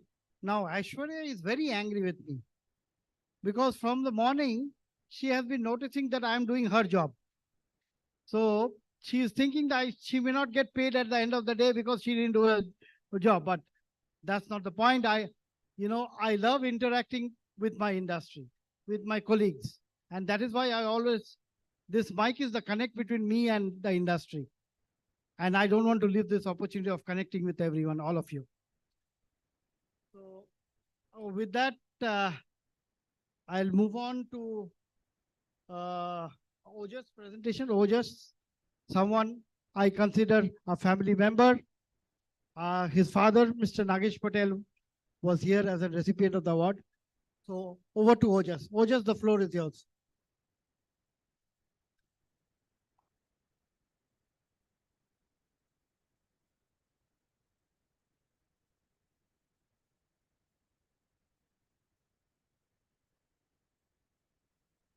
Hello, everyone. Hello. Hi. First of all, let me start by saying that we've all gathered here on a very good time of the year. It's an auspicious time. Happy Diwali, Happy New Year to everyone. Yeah. And I must start by congratulating Steel and Metallurgy team. Congratulations, Nirmala uncle. Congratulations to the entire team of Steel and Metallurgy. It's been a wonderful event, and also we are so privileged that you connect all of us in the industry with valuable insights and information every day, and it's wonderful.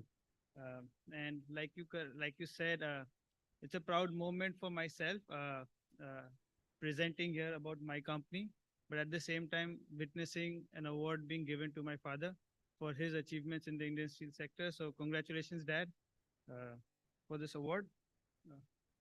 Uh, So I'm basically about to introduce our company, Mako. Mako is a group of companies today. Many of you might know about us with respect to a particular product or a service in the industry. And when we talk about product and service, we basically started 50 years back as an agent or as a representation for several foreign manufacturers. If I can just make a quick list of different kind of products that we do, and I don't want to bore everyone or tire everyone with the detailed descriptions about the equipments and the project, but we cover wide range of products. Products that are welding machines for coil, welding machines for the rails, briquetting machines, grinding machines, marking machine, several MRO items such as rotary unions, shafts, couplings, and they are from across the different parts of the world, from Europe, from America, from some from the Far East as well. But today, my purpose here is not to talk about the products that we deal in or the products that Mako represents, but my idea here is to talk about the vision and what we truly intend to do at Mako, how we kind of create a win-win situation for everyone in the industry, how we are truly embodying the idea of Atmanirbhar policy since the inception. We believe that we've contributed in our small way towards the growth and development of the steel sector in India. So to do that, I will talk about 3 joint ventures that we have. One is Kopan, second is IMS, and third is Sibre.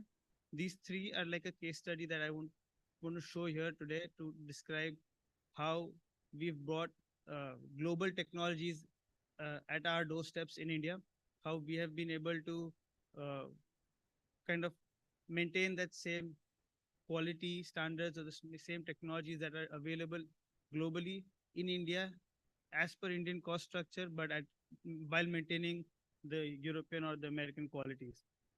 So Kopan was the first joint venture that Mako had in 1997. They are a family-owned company, almost 125 years old family-owned company in Germany. And they are a pioneer when it comes to briquetting machines and grinding machines. Today, we've completed 25 years of Kopan and Mako association in India. And I'm proud to say that Kopan India or Kopan Mako India is the global competence center for chrome briquetting application. So globally, whenever there is a requirement for chrome briquetting, even our parent company in Germany is utilizing our expertise in India for chrome briquetting. We have a manufacturing unit for Copan India in Calcutta, where we are manufacturing complete briquetting press and all the spare parts related to that. These presses have also been exported outside India in the recent years, and our team in Copan India are, you can say, trained or have become an expert over the last 25 years to take care of the entire project service in-house in India without a lot of interference or a lot of involvement from Copan, Germany.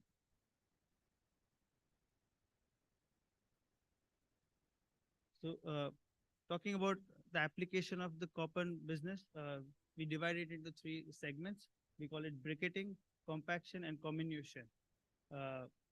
Now, earlier today, Mr. Acharya from JSW talked about low-grade iron ore beneficiation. And that's going to be a stock of the future when we talk about sustainability or utilizing our resources in a more judicious manner. So Copan will become one of the critical equipment suppliers for the high pressure grinding rolls that are used to beneficiate low grade iron ores. We've done successful trials as well with several Indian iron ore mines, and we're talking to them about the new projects that will be coming up to beneficiate low grade iron ores. These are some of the pictures from our manufacturing facility and the presses that we have developed in India. Again, our in-house capability in India, we take care of the complete manufacturing and supply of hydraulic roller briquetting presses. We do the execution of the projects on turnkey basis. One of the prestigious projects we've completed is a 50 ton per hour DRI briquetting plant at Tata BSL, which is almost completing its 10 years and it's running successfully. We have a pilot plant trial facility, which is an industrial scale briquetting press in Calcutta, where we invite our customers to do all their raw material testing of the briquettes and understand the nature of their product and kind of get an idea about the capex and the opex. So Copan Mako has a team of 10 project and service engineers who have extensively trained from our Copan Germany head office in installation, commissioning, and troubleshooting of all Copan supplied equipments. The Copan India joint venture have also completed projects in the neighboring countries like Middle East, Korea, Sri Lanka, Malaysia, Indonesia, Saudi Arabia, Oman, Qatar, and Libya, to name a few. Talking about another joint venture that Mako has done in the year 2005 is IMS. It's a German company. They are into, you can say, measurement systems and inspection systems. So IMS Mako Service Private Limited is also one of our successful joint ventures, completing its 20 years in India. Fortunately, I would like to announce that we are starting our manufacturing facility. Till date, we were importing most of these gauges from Germany, but beginning next year, which is January 2024, our first Make in India gauges will be rolling out in India. Today, we have a qualified team of service engineers who are continuously supporting all our end customers. As many of you may understand, this is a very critical component when it comes to production and quality of the steel. And our customers rightly require prompt support for service and prompt support for spare parts. And we are doing that since the last 20 years. Some product line overview about different types of gauges that IMS is into: multi-channel profile measurement systems, tube measurement systems, surface inspection system, two-strand billet contour measurement systems, and many more. These are just some examples that I wanted to show that we are regularly doing business in India. Another example is Sibre. Sibre is a much different business model or a business compared to IMS or Copan. Sibre is into manufacturing of emergency brakes. They're used in heavy cranes as an, especially in the material handling ports and in the SMS. Sibre also a joint venture that we formed in 2005, almost 20 years. Today we are very proud to say that Sibre India itself is a competent authority in the entire Sibre global network. We have transferred all the relevant knowledges from Germany. Our team in India is doing several value addition, value engineering, which has given great benefits to our customer in cost reduction.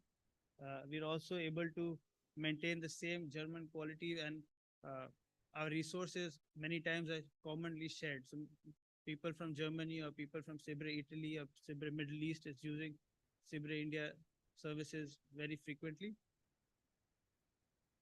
Some of the different types of brakes that we are manufacturing and related products, especially in the material handling sector, which are the wheels, the hooks, the rope sheaves, and the flexible couplings. Some innovations that is happening in the braking segment with Sibre and Sibre India is the digitization of the braking systems. Several projects that we have executed, be it modernization of the existing brakes or installing new brakes. These are the example from NMDC. Mr. Roja, I think you please conclude. Okay. Because Okay. I just wanted to highlight with the three examples that I talked about, which was Copper, IMS, and Sibre, is what value add Mako brings to the table. We are a 55-year-old company. We bring in successful relationships which are existing for more than several decades with these partners. Expertise in localization of global technologies, not by copying, but by technical collaborations to ensure win-win situations. Well-established in-house technical teams headed by industry veterans and experts. Our intent is long-term. We believe that we are here for the long term, and therefore we invest in upskilling Indian technical team under the guidance of global technology leaders. We invest in research and development to localize products to provide price benefits to our customers. And overall, we are a complete end-to-end solution company, right from product marketing, application engineering to design, supply, installation, operation, and maintenance.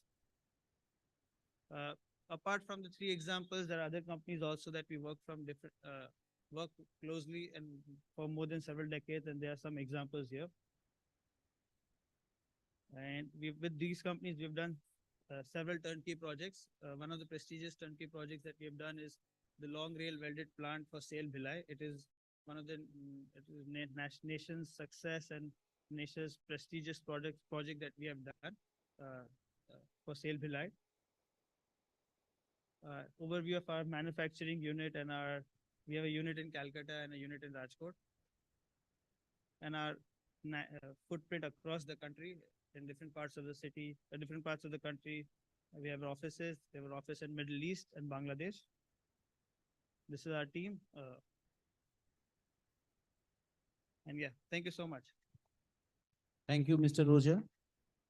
So our next presentation will be on role of energy management in sustainable development, and that will be given by Mr. Rajesh Kumar, Managing Director, Carl Friese India. So without any hesitation, I can request Rajesh to complete his talk within 10.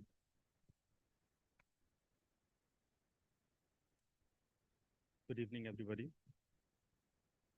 First of all, I would like to thank Mr. Mukherjee and the team of Steel and Metallurgy for organizing this summit.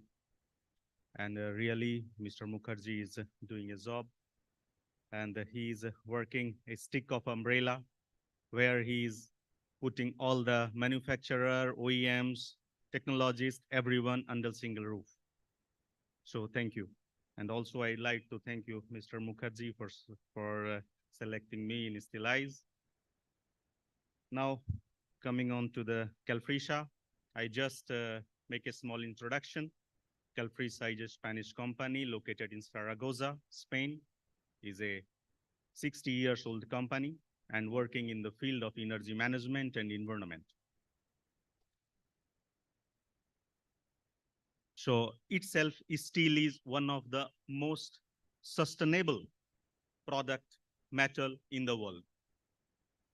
Most recyclable substance, you cut it, grind it, bend it, scrap it, again you can form it. So it is itself is one of the most sustainable product. You can reuse it forever. It is almost permanent. And when we talk in respect of India, so sustainability and growth can go together, but also cannot go together. Like you see in our neighbors, they have installed capacity much more than what they are producing now. But we think about India, we can go for a sustainable growth. We have a mindset of sustainable growth. You see, our growth, we are the second largest producer with a continuous growth of 17.9% in recent years.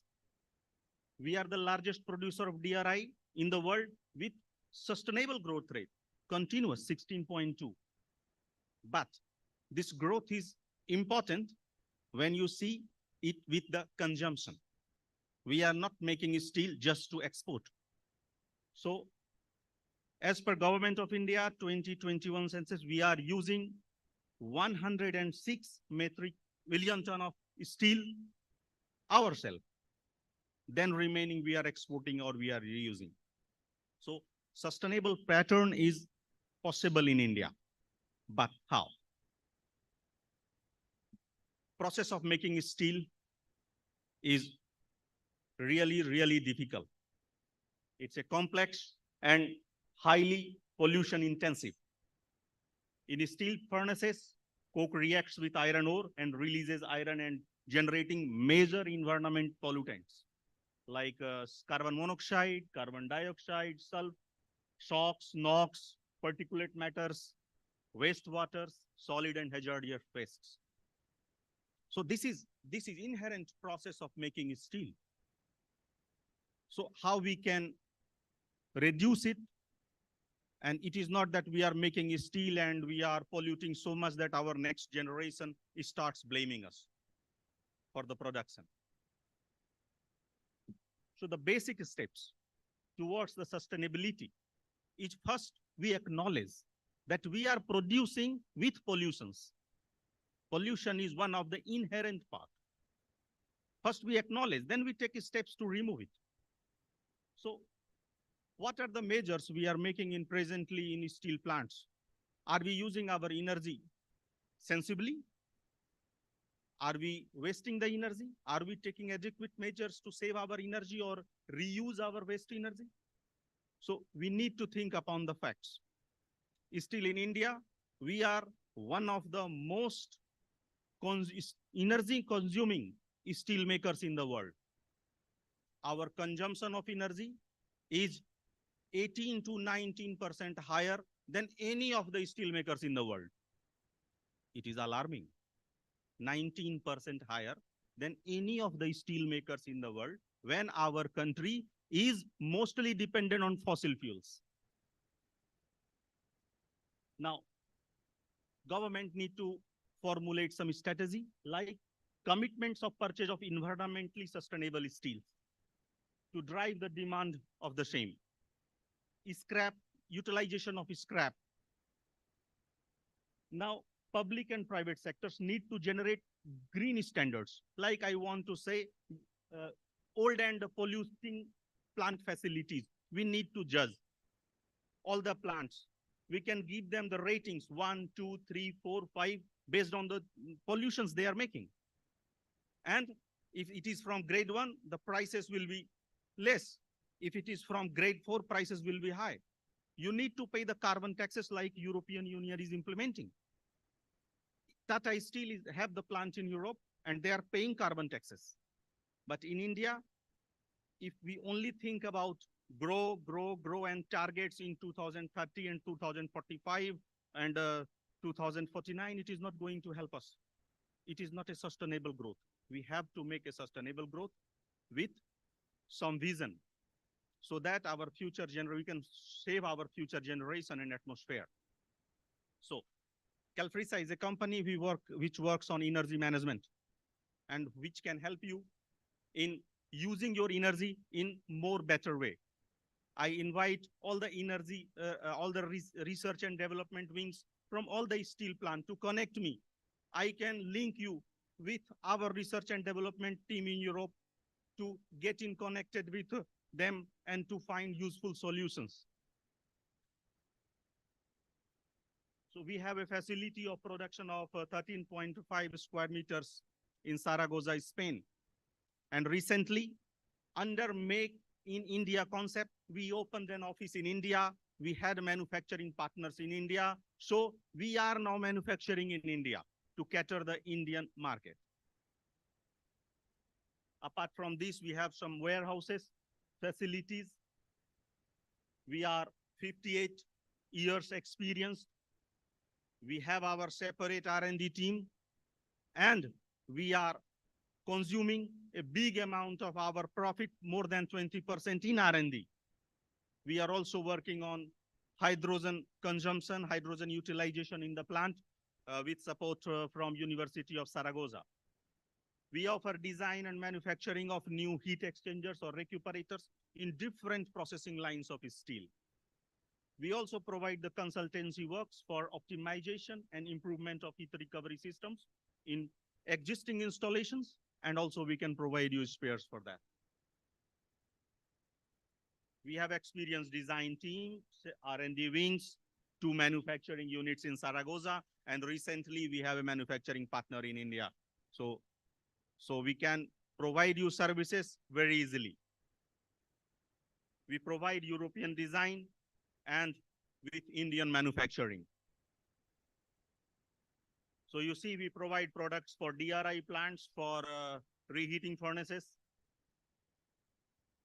This is the mixed gas preheaters in DRI industries. And we can heat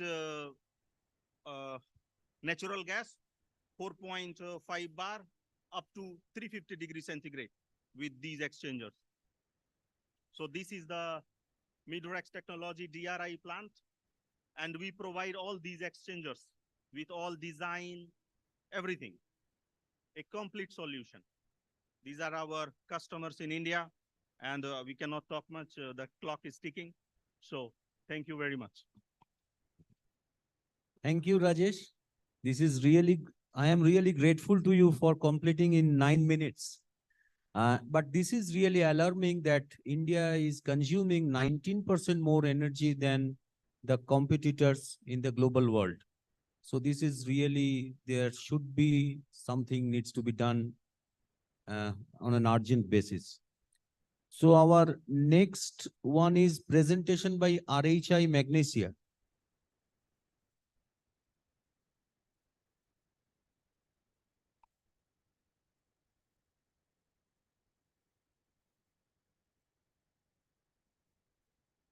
Hello, I am Kaushik Dasgupta, Associate Vice President in charge of Technological Solution in Primary Melting and Secondary Metallurgy in RHI.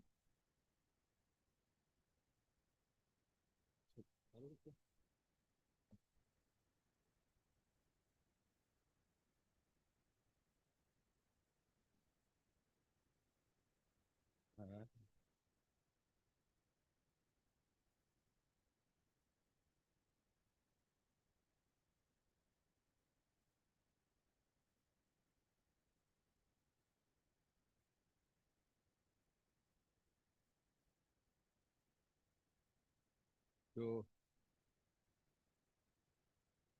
basically, as we had been listening since morning, this Atmanirbhar Bharat in a nutshell is basically, if I put it like this, it's not simply a policy of autarky or isolating a country. It's not merely about import substitution only. It's rather the intent to boost the manufacturing. So there is an unprecedented need gap which needs to be addressed by the refractory industry because of the production we are contemplating on 2030. So we expect to grow at least to 230 metric ton, the actual production, and the cement industry is also expected to grow by 12% against CAGR of 6% historically. So there remains an unprecedented need gap. And of course, because of this infrastructural drive, refractory is first emerging as a key to India's refractory infrastructure growth. So where does basically RHI in Magnacity India exactly fit in this concept of Atmanirbhar Bharat? Primarily, this is a very good opportunity to de-risk China because we have perhaps the most diversified raw material sources spread across the continents to reduce dependence on any single source. And we have this guidance of the global parent company. So we have in the process a real-time access to data analytics to adapt to volatile supply situations for raw materials. The scope for technology transfer of premium products, which are already very much in demand in India from across the global strongholds. And most importantly, our natural flair for innovation, R&D activities, and digitalization. And of course, the merger and acquisition, which we have done recently, which will help us in expanding our production footprint in India, along with diversification of the product portfolio. So basically, if we contemplate on production facilities and raw material sites, this is how we are placed optimally globally. We have our production facilities and raw material sites as North America, South America, Europe, CIS, and Turkey, India, West Asia, and Africa, and of course in China and East Asia.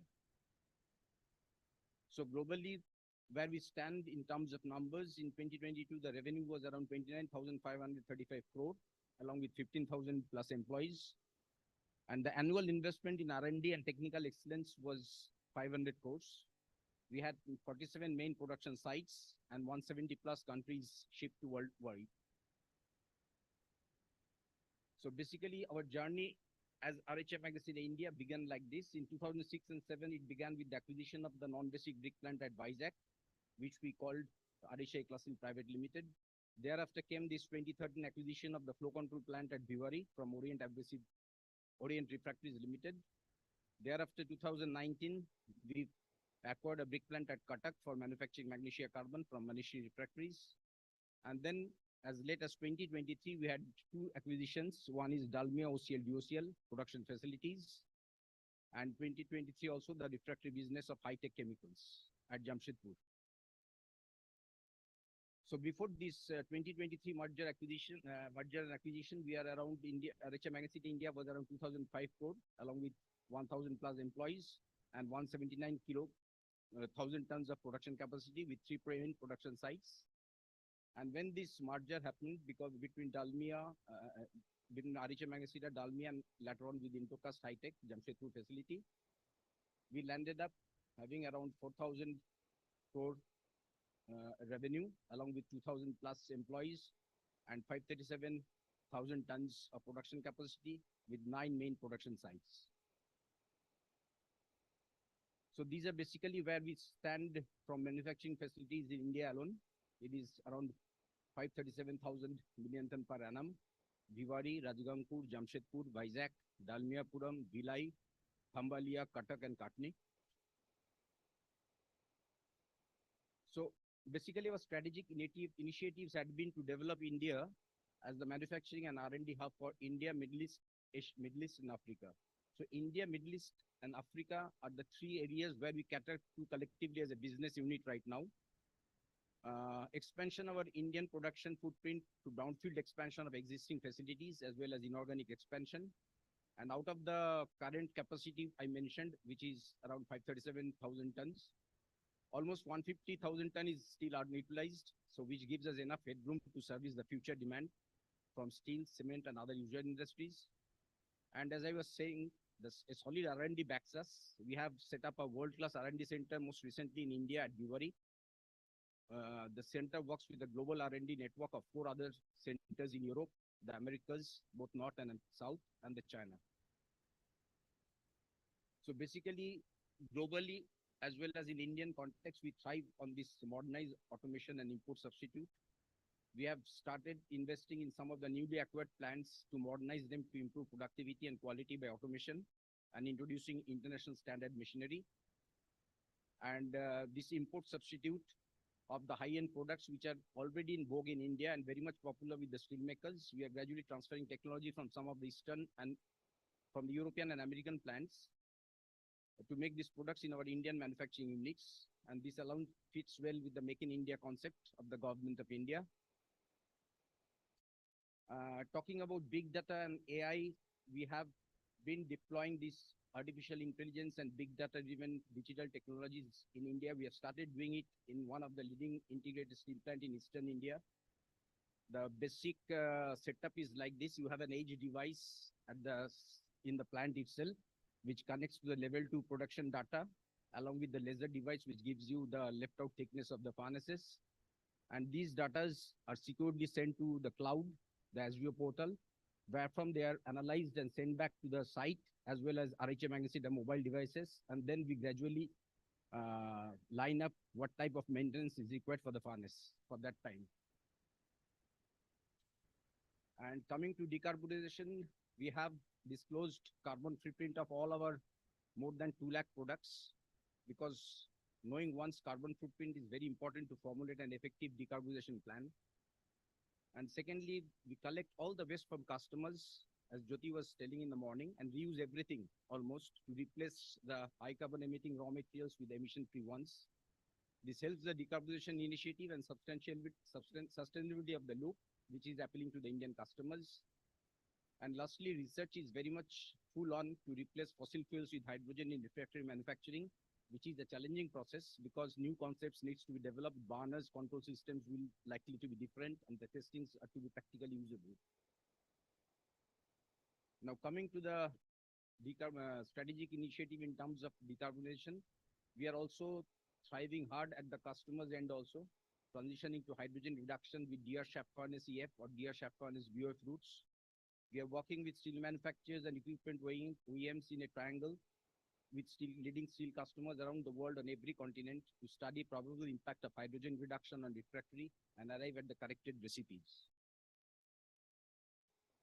And in terms of R&D activities, basically, we are now on the way or almost developed this ultra low carbon magnesia carbon with retained carbon of less than 2%. At the same time, it would have high thermal shock resistance with the higher percentage of carbon we normally see. And these will be suitable for steel grades with between 30 to 70 ppm carbon.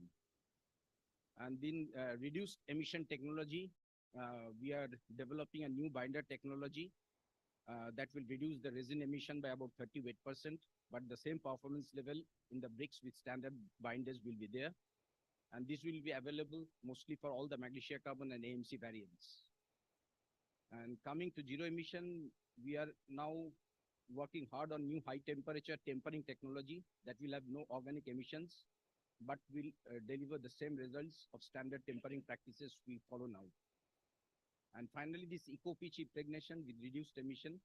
This is redesigned process for new impregnation media because a lot of our products come with tar impregnation at the final stage. With the BAP DFP content by benzopyrene content less than 0.1 ppm, and we are expecting same performance level as the standard pitch. And these are going to be solutions for highly stressed areas. Talking about the newly developed state-of-the-art R&D facilities at Bhiwadi, this state-of-the-art chemical analysis of refractory products and raw materials by X-ray fluorescence, which we call XRF. This is based on fused cusp-bead method, the Bruker S8 Tiger. This one has been recently launched out there. Then LICO CS230 for carbon and sulfur analysis, sympathetic particle size analyzer up to 0.1 micron with laser diffraction, and last but not the least, the Nikon microscope for microstructure analysis.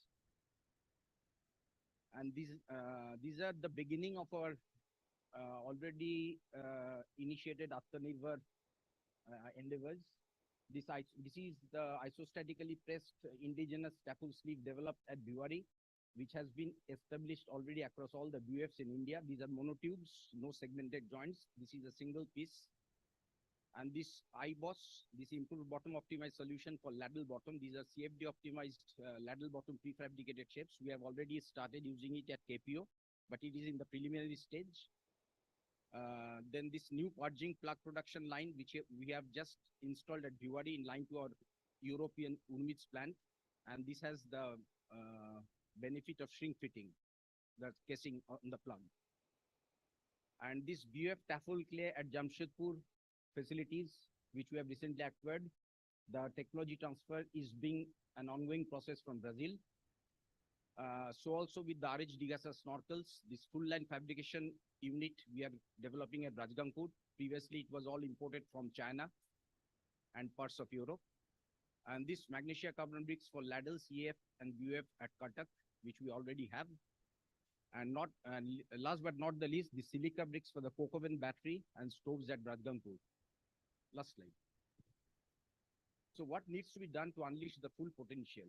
So we must take resort to genuine R&D activities and not merely quality control. Huge investments need to be made. India still relies on Europe as its main source of refractory technology.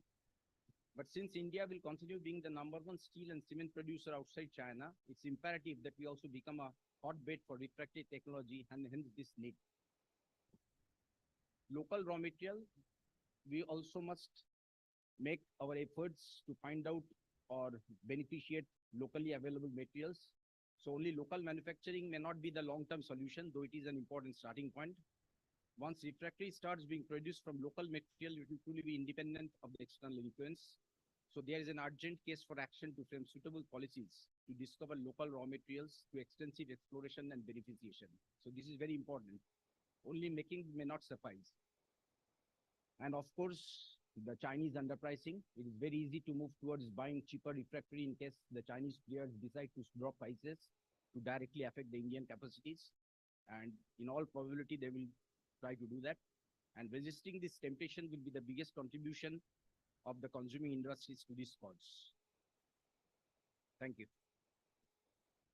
Thank you. So we have 3 more talks left. The next lecture will be given by Mr. J. Rajaraman, founder and director, TVQ Coke Oven Consultants Private Limited. The topic is India Metallurgical Coke Demand 2030, Stamp Charge Heat Recovery Coke Oven. So I will request again, so the next 3 presenters to strictly control your lecture, to complete your lecture within 10 minutes. Very sorry, but this is my duty.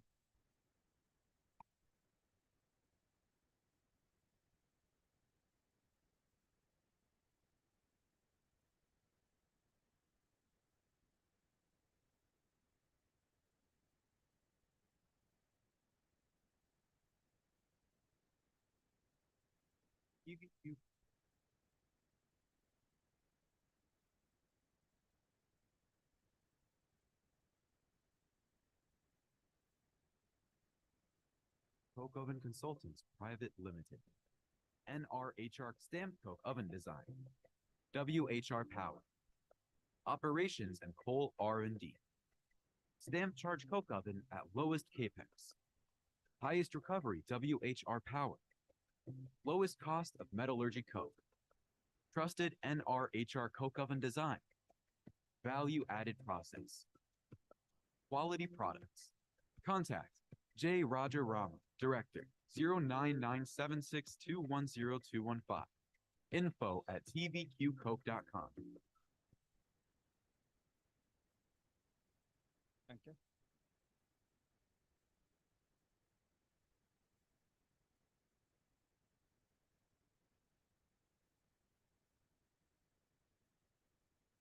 Good evening, everybody. So first, on behalf of TVQ Coke, we congratulate and best wishes to Steel and Metallurgy team for their successful journey 25 years and wishes for the success in the future also. So we TVQ present the India metallurgical coke demand by 2030. Okay, this is a general process. The imported coking coal being carbonated in absence of air in coke oven plant. And the product will be so coke and waste heat recovery or any recovery chemical. And this is coal formation, general coal formation, mining and washing method. This is a general rank of the coal.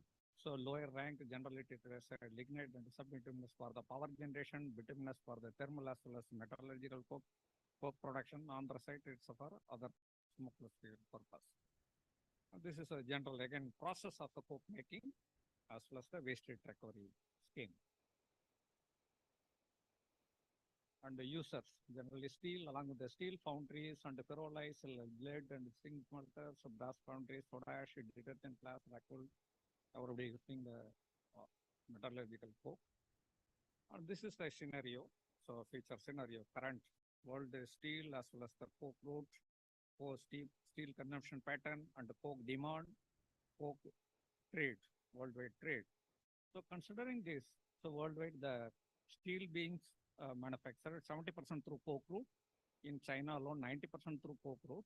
Whereas in India, responsibly, we are doing 45%. So it's a very interesting fact. But by considering a 300 million target to meet 150 kg per capita consumption, whereas now it is 80 kg only. So we need additional coke making, whereas the coke route steel will be around 60%, around 60% will be the coke route. So in that case, we may need around 90 to 95 million coke, metallurgical coke. So considering all industry, including steel.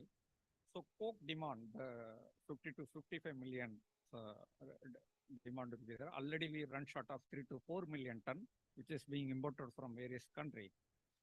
So there are some issue and solutions for the coke industry because the coke is being considered as a very costly as well as irresponsible industry in terms of pollution. But not like that. It's a really disciplined industry if you address the real root issue.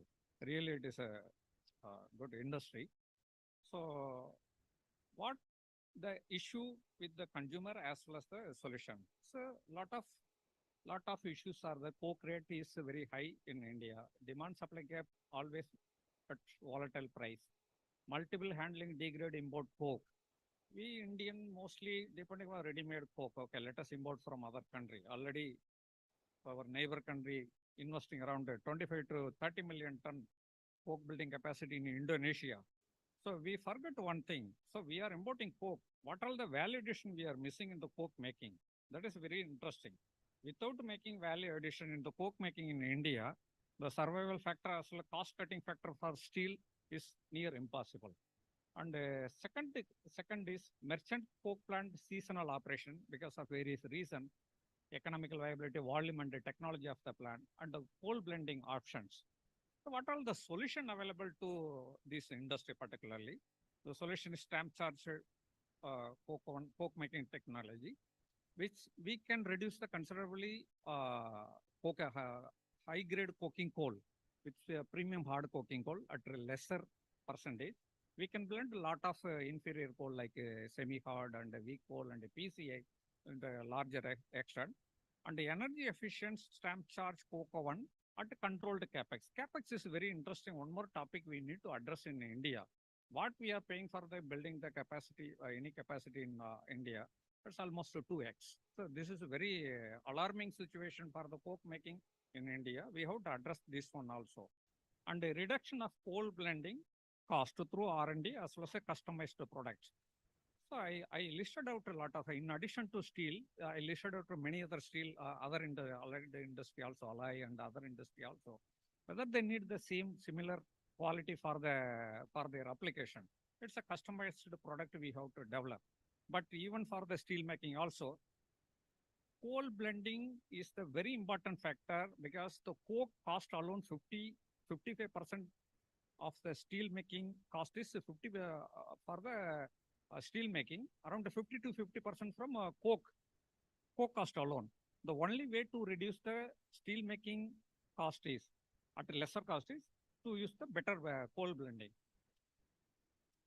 And there are some options available, so capacity, technology, these are the technology and the charging method.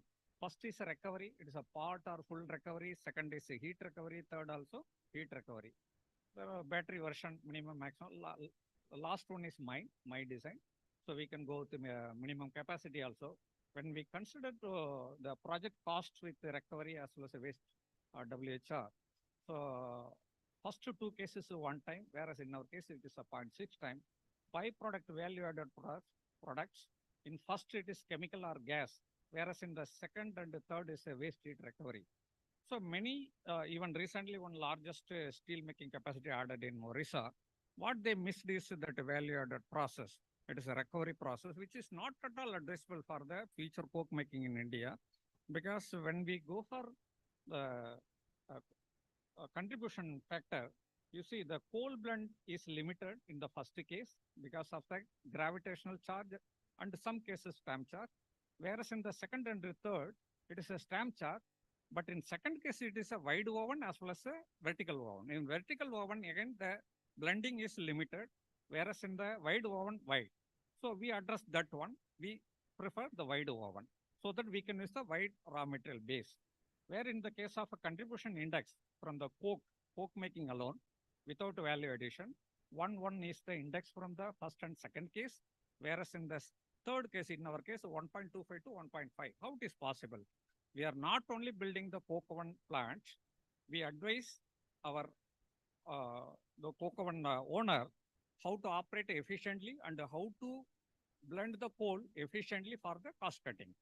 From the cost cutting through the coal blending alone, we are achieving 0.25 to 0.5 in compared to 1 than the others. This is the game changer for the any coke oven industry for the future. And the second case is a value addition business, that is capex. First is capex. See, look at the coke oven capex 111.6, but whereas in the value addition business 1, whereas in the recovery model it is a 2. But whereas in the contribution factor it is a 0.75, whereas in the middle it is 1, where in the last case it is a 1 to 1.1. So how it is 0.1, 10% coming additional through that, where the coke oven also contribution is high and value addition also contribution high. How it is possible? Because of the blending of the various coal having high heat value at a lesser cost, we able to generate very good heat energy. For a nutshell, every 1 ton of coke making will generate on an average of 650 units of waste heat recovery, which is a huge potential for the any future coke oven capacity addition.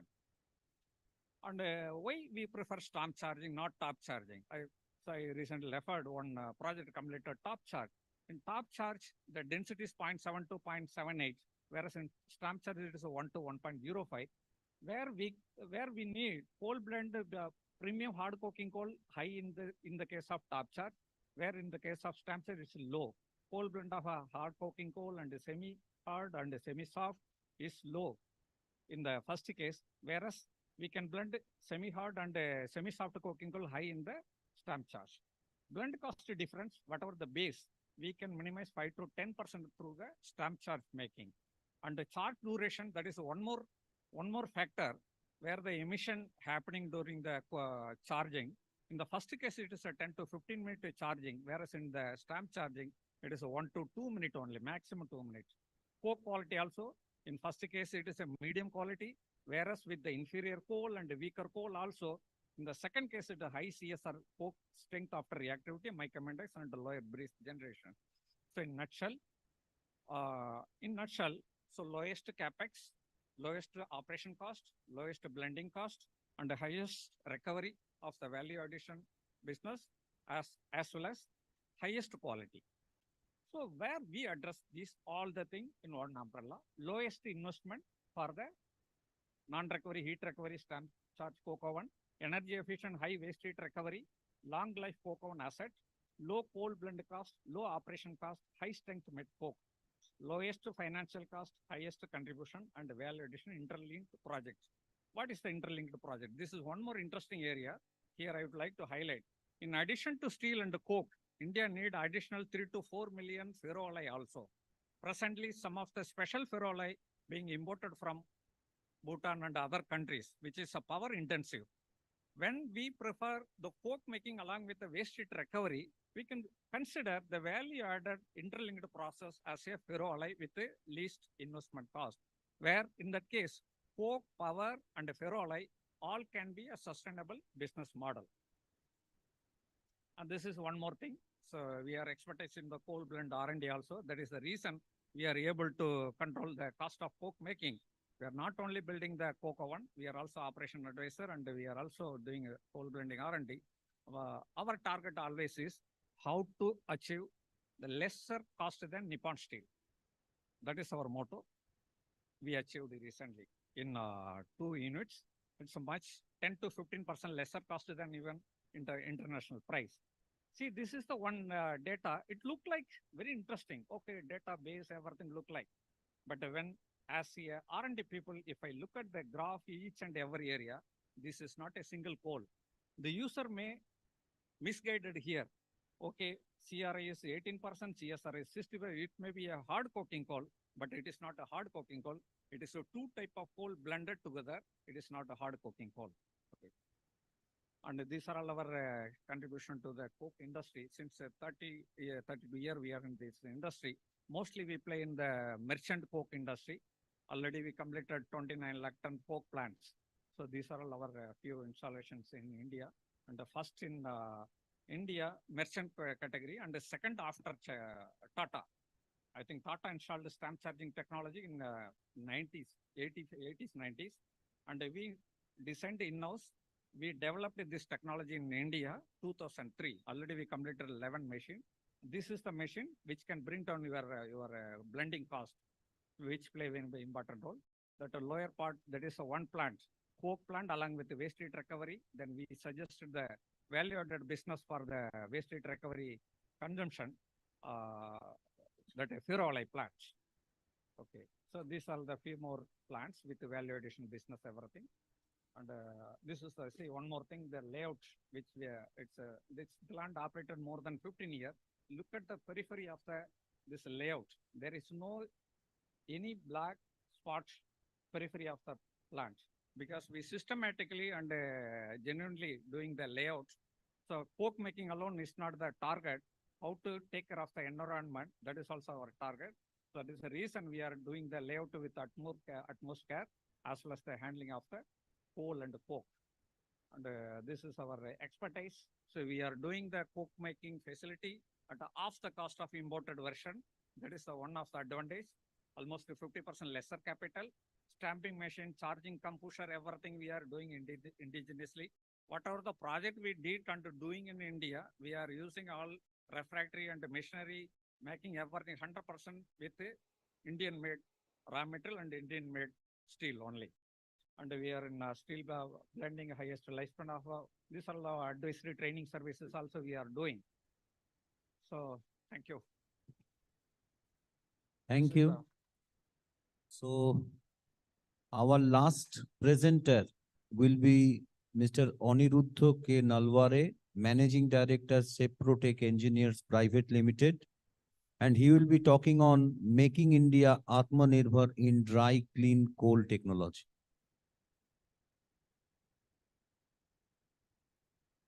Okay. So I will request Mr. Suresh Kedia. Actually, it is written there. Yeah. That. Okay, no problem. Good evening, friends. Thank you, Nirmala, for inviting me here.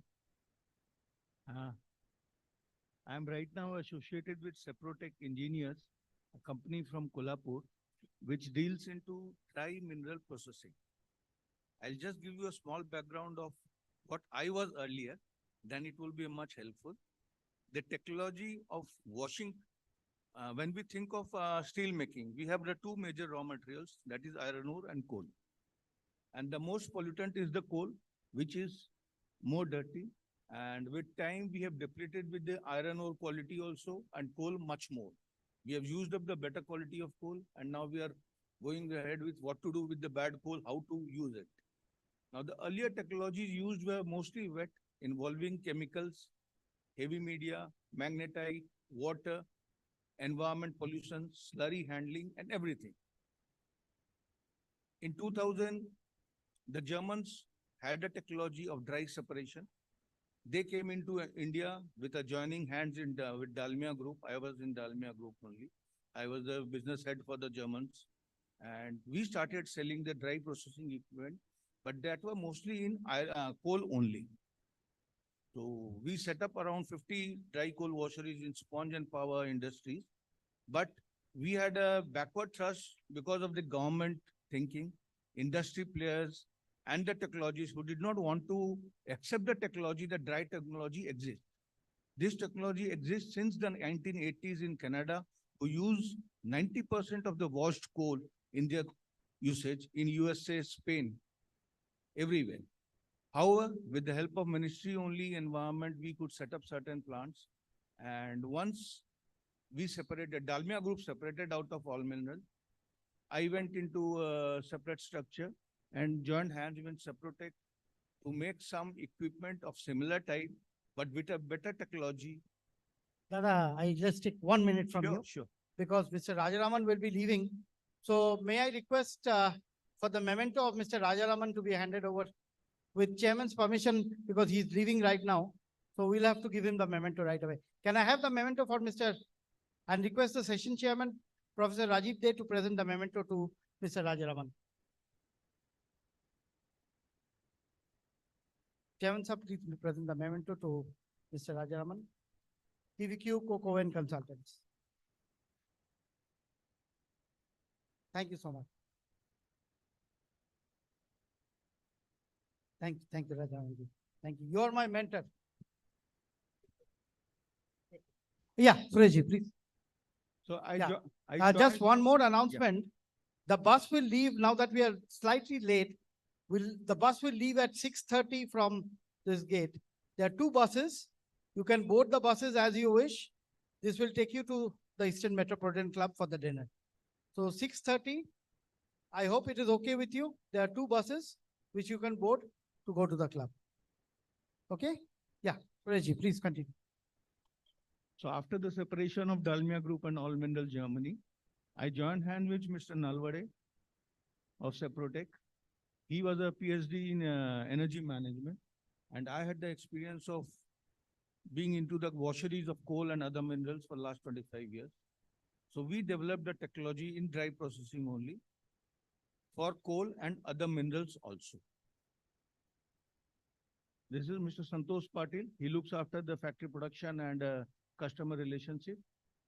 I look after mostly the business development, and we patented this together with Mr. Nalwade, this equipment in India, which was completely made in India with all parts in India, nothing from import. Now, the basic concept of this technology is that it's a very low capital cost and operational cost compared to the heavy media, wet washeries. I speak particularly of coal, but it can be done for other minerals also. We have done it. So operation cost, if we talk of a wet washeries right now, it's around 300 rupees a ton, which Coal India pays for its washeries. And for the dry washeries, it is only 50 rupees. So you can see what kind of recovery you can make. Now, this technology is only based on air. And that is also ambient air, which is in abundance. We don't have to pay any tax. For water usage and chemical usage, you have to pay everything. We set up the washeries right from the concept to the commissioning stage. And this technology can be used for coal, dolochar, iron ore, chromite, manganese, barytes, and ferroalloy, metal separation, etc. These are the basic principles of the equipment, which I'll not go much into, but it can handle up to 100 mm of dry material of coal, iron ore, and other things, with a capacity ranging from 10 to 50 TPH. Already it's in production. 100 TPH will be doing it by March. And completely PLC-based control with automation. And it is only basically by three points which we handle into this is the air pressure, the VIV degrees, that's the dampers, and the deck inclination. I'll not go into much of the details. There will not be much thing. And the major thing what we developed into this machine compared to the other German technology, that they were using a nuclear device that was permitted from atomic energy. We had the permissions, everything was done. But after all, nuclear device is a hazardous item. So you have to keep specially skilled manpower to handle that and certify that every month, every week. So we developed a software called VTD. That's what the heart of this technology. This works on the principle that terminal velocity of the air at suction of the impeller is directly proportional to the bulk density of the material. This VTD senses the terminal velocity and converts into an electrical signal pre-calibrated to a density of the particle material. So this density, suppose we are having a coal of around 1.8 or 1.9 density, and we want to separate 1.6 material, you just set up on the PLC control 1.6. This automatically will loop the entire thing, and the separation will happen. Whatever good coal you have at above below 1.6 will come out from the product side, and the other thing will go into the reverse side. The other major feature what we changed into this was the Germans or one of you from the US companies also, their product and reject discharge on the same side. So from the bed, when you discharge from the side, of that mixing of certain portion or the percentage of the coal or any other mineral is there. So we developed the screen in such a fashion that in case of coal, the screen discharges the product from the downstream and reject from the upstream, or in case of iron ore, from the upstream the product goes, downstream the gang or the other materials goes. So this is basically the principle. This is the advantages. It's a dry separation with high efficiency, no water, no slurry, simple permit requirements. You don't require environment clearances of the sort what we require for heavy media or water size, feed size range, low operation and capital costs, environment friendly. It's very environment friendly because there's no slurry handling. There's no fines of the coal going into the downstream, which cannot be recovered. Here, whatever the fines is generated, that will be collected through a back filter, and it will go back into your mainstream of the coal. It's a proven technology. Since we have been into this for almost 5 years, we have set up several plants with coal, iron ore. In manganese, we have done it for MOIL, which is a PSU. It's very difficult to get into a PSU with a new technology, but we have done it with MOIL also. And right now we are in talks with Coal India, NTPC, and several more big players. And with the coal ministry also, we are in talks. Earlier, last 20 years, I could feel that the ministry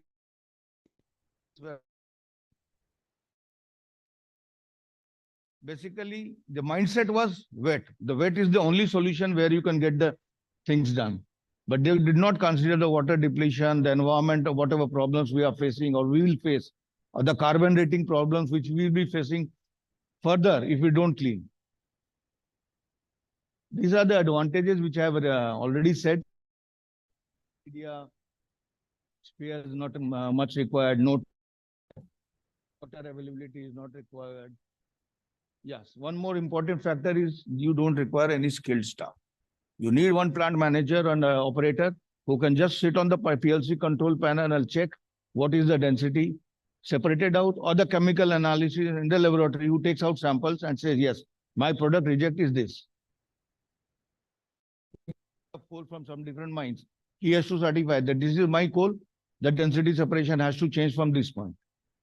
So once to be changed, here's a chart where he can set up the airflow controls, valve controls.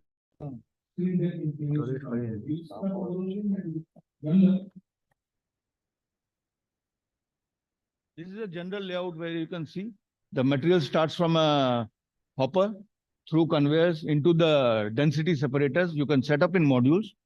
For Germany, I had done in Spain 1200 tons per hour. That was a 50 ton per hour machine, 24 numbers. There's only one limitation which I can tell. You cannot handle above 100 TPH. To control airflow for the direct flow or the pulsation above 100 tons per hour of any mineral is not possible right now. For that, some technology has to come in future with some brilliant guys. China is doing it with a FGX technology. That is a similar thing, but China is not allowed to cooperate in India.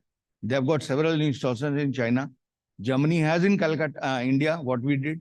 They have in US. US has already also one technology. This is a simple flow chart. It is not required. These are some of the data where you can see any size, whatever the DRI requirements are, 518 or 2038 or 318, those can be separated out with whatever percentage of FC you want. But your yield will change. In the first case, you can see the FC has increased from 30 to 38 with a yield down to 93 from 100. Only 7% loss on deshelling. And in the second case, you can see, I don't think you can see the yield from here. We are reducing it up to FC from 28 to 38, but the yield has gone up to 80%. So the higher quality of coal or char or iron or whatever you want, it can come out from the machine because this can operate from 0.1 grams per cc to 8 gram per cc. This has that capability of VTD converter set up into this. So you can do it. You get coal of 20% ash, you will get 50% yield. But yes, in this case, since most of the sponge industries and bigger players have the power industry with them, use the better quality in DRI, sponge everywhere, and the rest into the power. These are all certified from the third-party agencies of the data which I am showing for coal. Now, in other minerals, I'll just go through Dolo chart. You can see 1,000 to 1,100 GCV, which cannot be used anywhere, has been upgraded to 2,000 GCV with a yield of around, I think, not written out here, but it should be 75% roughly near about that. So you can use your char. Earlier, when about 20 years back, I remember the sponge industry used to pay money, lift my char, take this dump out of my place, clear the land. Now char is going sold at 600 rupees to 700 rupees in entire Chhattisgarh and other areas, wherein people are using the char, processing it, and using it into the power plants with blending with the imported coal or the Indian better quality coal. One or two plants I can remember, Navdurga Fuels. It had set up work for coal, but right now it is only processing char. This is for manganese, which have set up in Moil from 28 to upgradation to 40.8, which is the requirement from 25 to 30 feed and 40 minus they wanted the product. This is again certified by the laboratory. This was for iron ore, we have done it at Kurnool. Low grade 41 to upgrade 58. All data certified. These are some of the industries throughout India what we have set up our plants. And right now our intentions are to go into plants like 2.5, 5 MTPA, which can be set up only by large players like Coal India, NTPC, and other power companies. So we are in talks with them. And as far as I remember, ex-CIL chairman, Mr. Partho Bhattacharya, late, what was his name? I just forgot. These people used to fight with the ministry a lot for this, using this dry technology for the future. But it's almost 20 years, 25 years. Ministry did not do anything. But right now, I had met all the top management in CMPDI, Coal India, and everywhere. They have already set up a committee where they are studying the dry technology now for coal, particularly coal industry. And for other industries also, they are looking into the things for iron ore also. In iron ore, we have done a 50 TPS plant for the Jabalpur, where again they are processing that kind of from low grade to high grade. That is what Mr. Rathore and V.R. Sharma ji were telling, that for future beneficiation and washing, we have the problem of environment and water. So these are the solutions. This technology has to be pushed up by the industry players, large players, the ministry. Then only, see, private players are using it because they require small, 50 TPS, 100 TPS, max 200 TPS. So they are using it, but they are benefiting it. They are recovering the entire money of the project plant in 1 year and then for running the entire thing free of cost. Instead of using 300 rupees a ton, and they were using only 50 rupees a ton. I had been involved in the setting up of the wet washery for Adani at Ambikapur of 15 million ton for coal, which is the largest washery in India. But still I recommend dry. We can go into phases, not into 15 million ton at one stage, but 2.5 into 6, as it was done in Spain. I think that's all. Thank you. I think I had completed in 10 minutes. Yeah, thank you. And it's very nice to hear, because in my Dastur days, when I was working with MN Dastur in 2000, in the year 2000, 2001, I was working for the project of Tata Sponge. And then I have done calculation. I was in cost engineering group, and I have done calculation for char-based after burning fluidized bed boiler using the char. And I am very happy to hear that this time the char is sold at 600 rupees per ton. But anyway, so Yeah, TP Dash was at that time. I was there in from 1996 to 2005.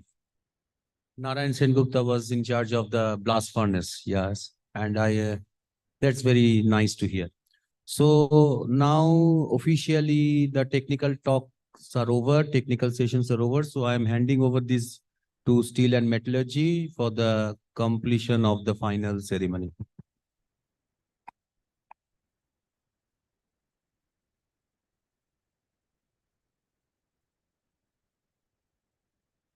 Okay, with this, we have came to the end of this conference. I would like to thank one and all present here on behalf of Mr. Nirmala Mukherjee. And now we shall proceed towards the Metropolitan Club for the dinner. I would request you all to carry the invitation with you for security reasons. And we will board from buses right on this the ballroom gate behind the hall. Okay. Thank you. Thank you one and all present here.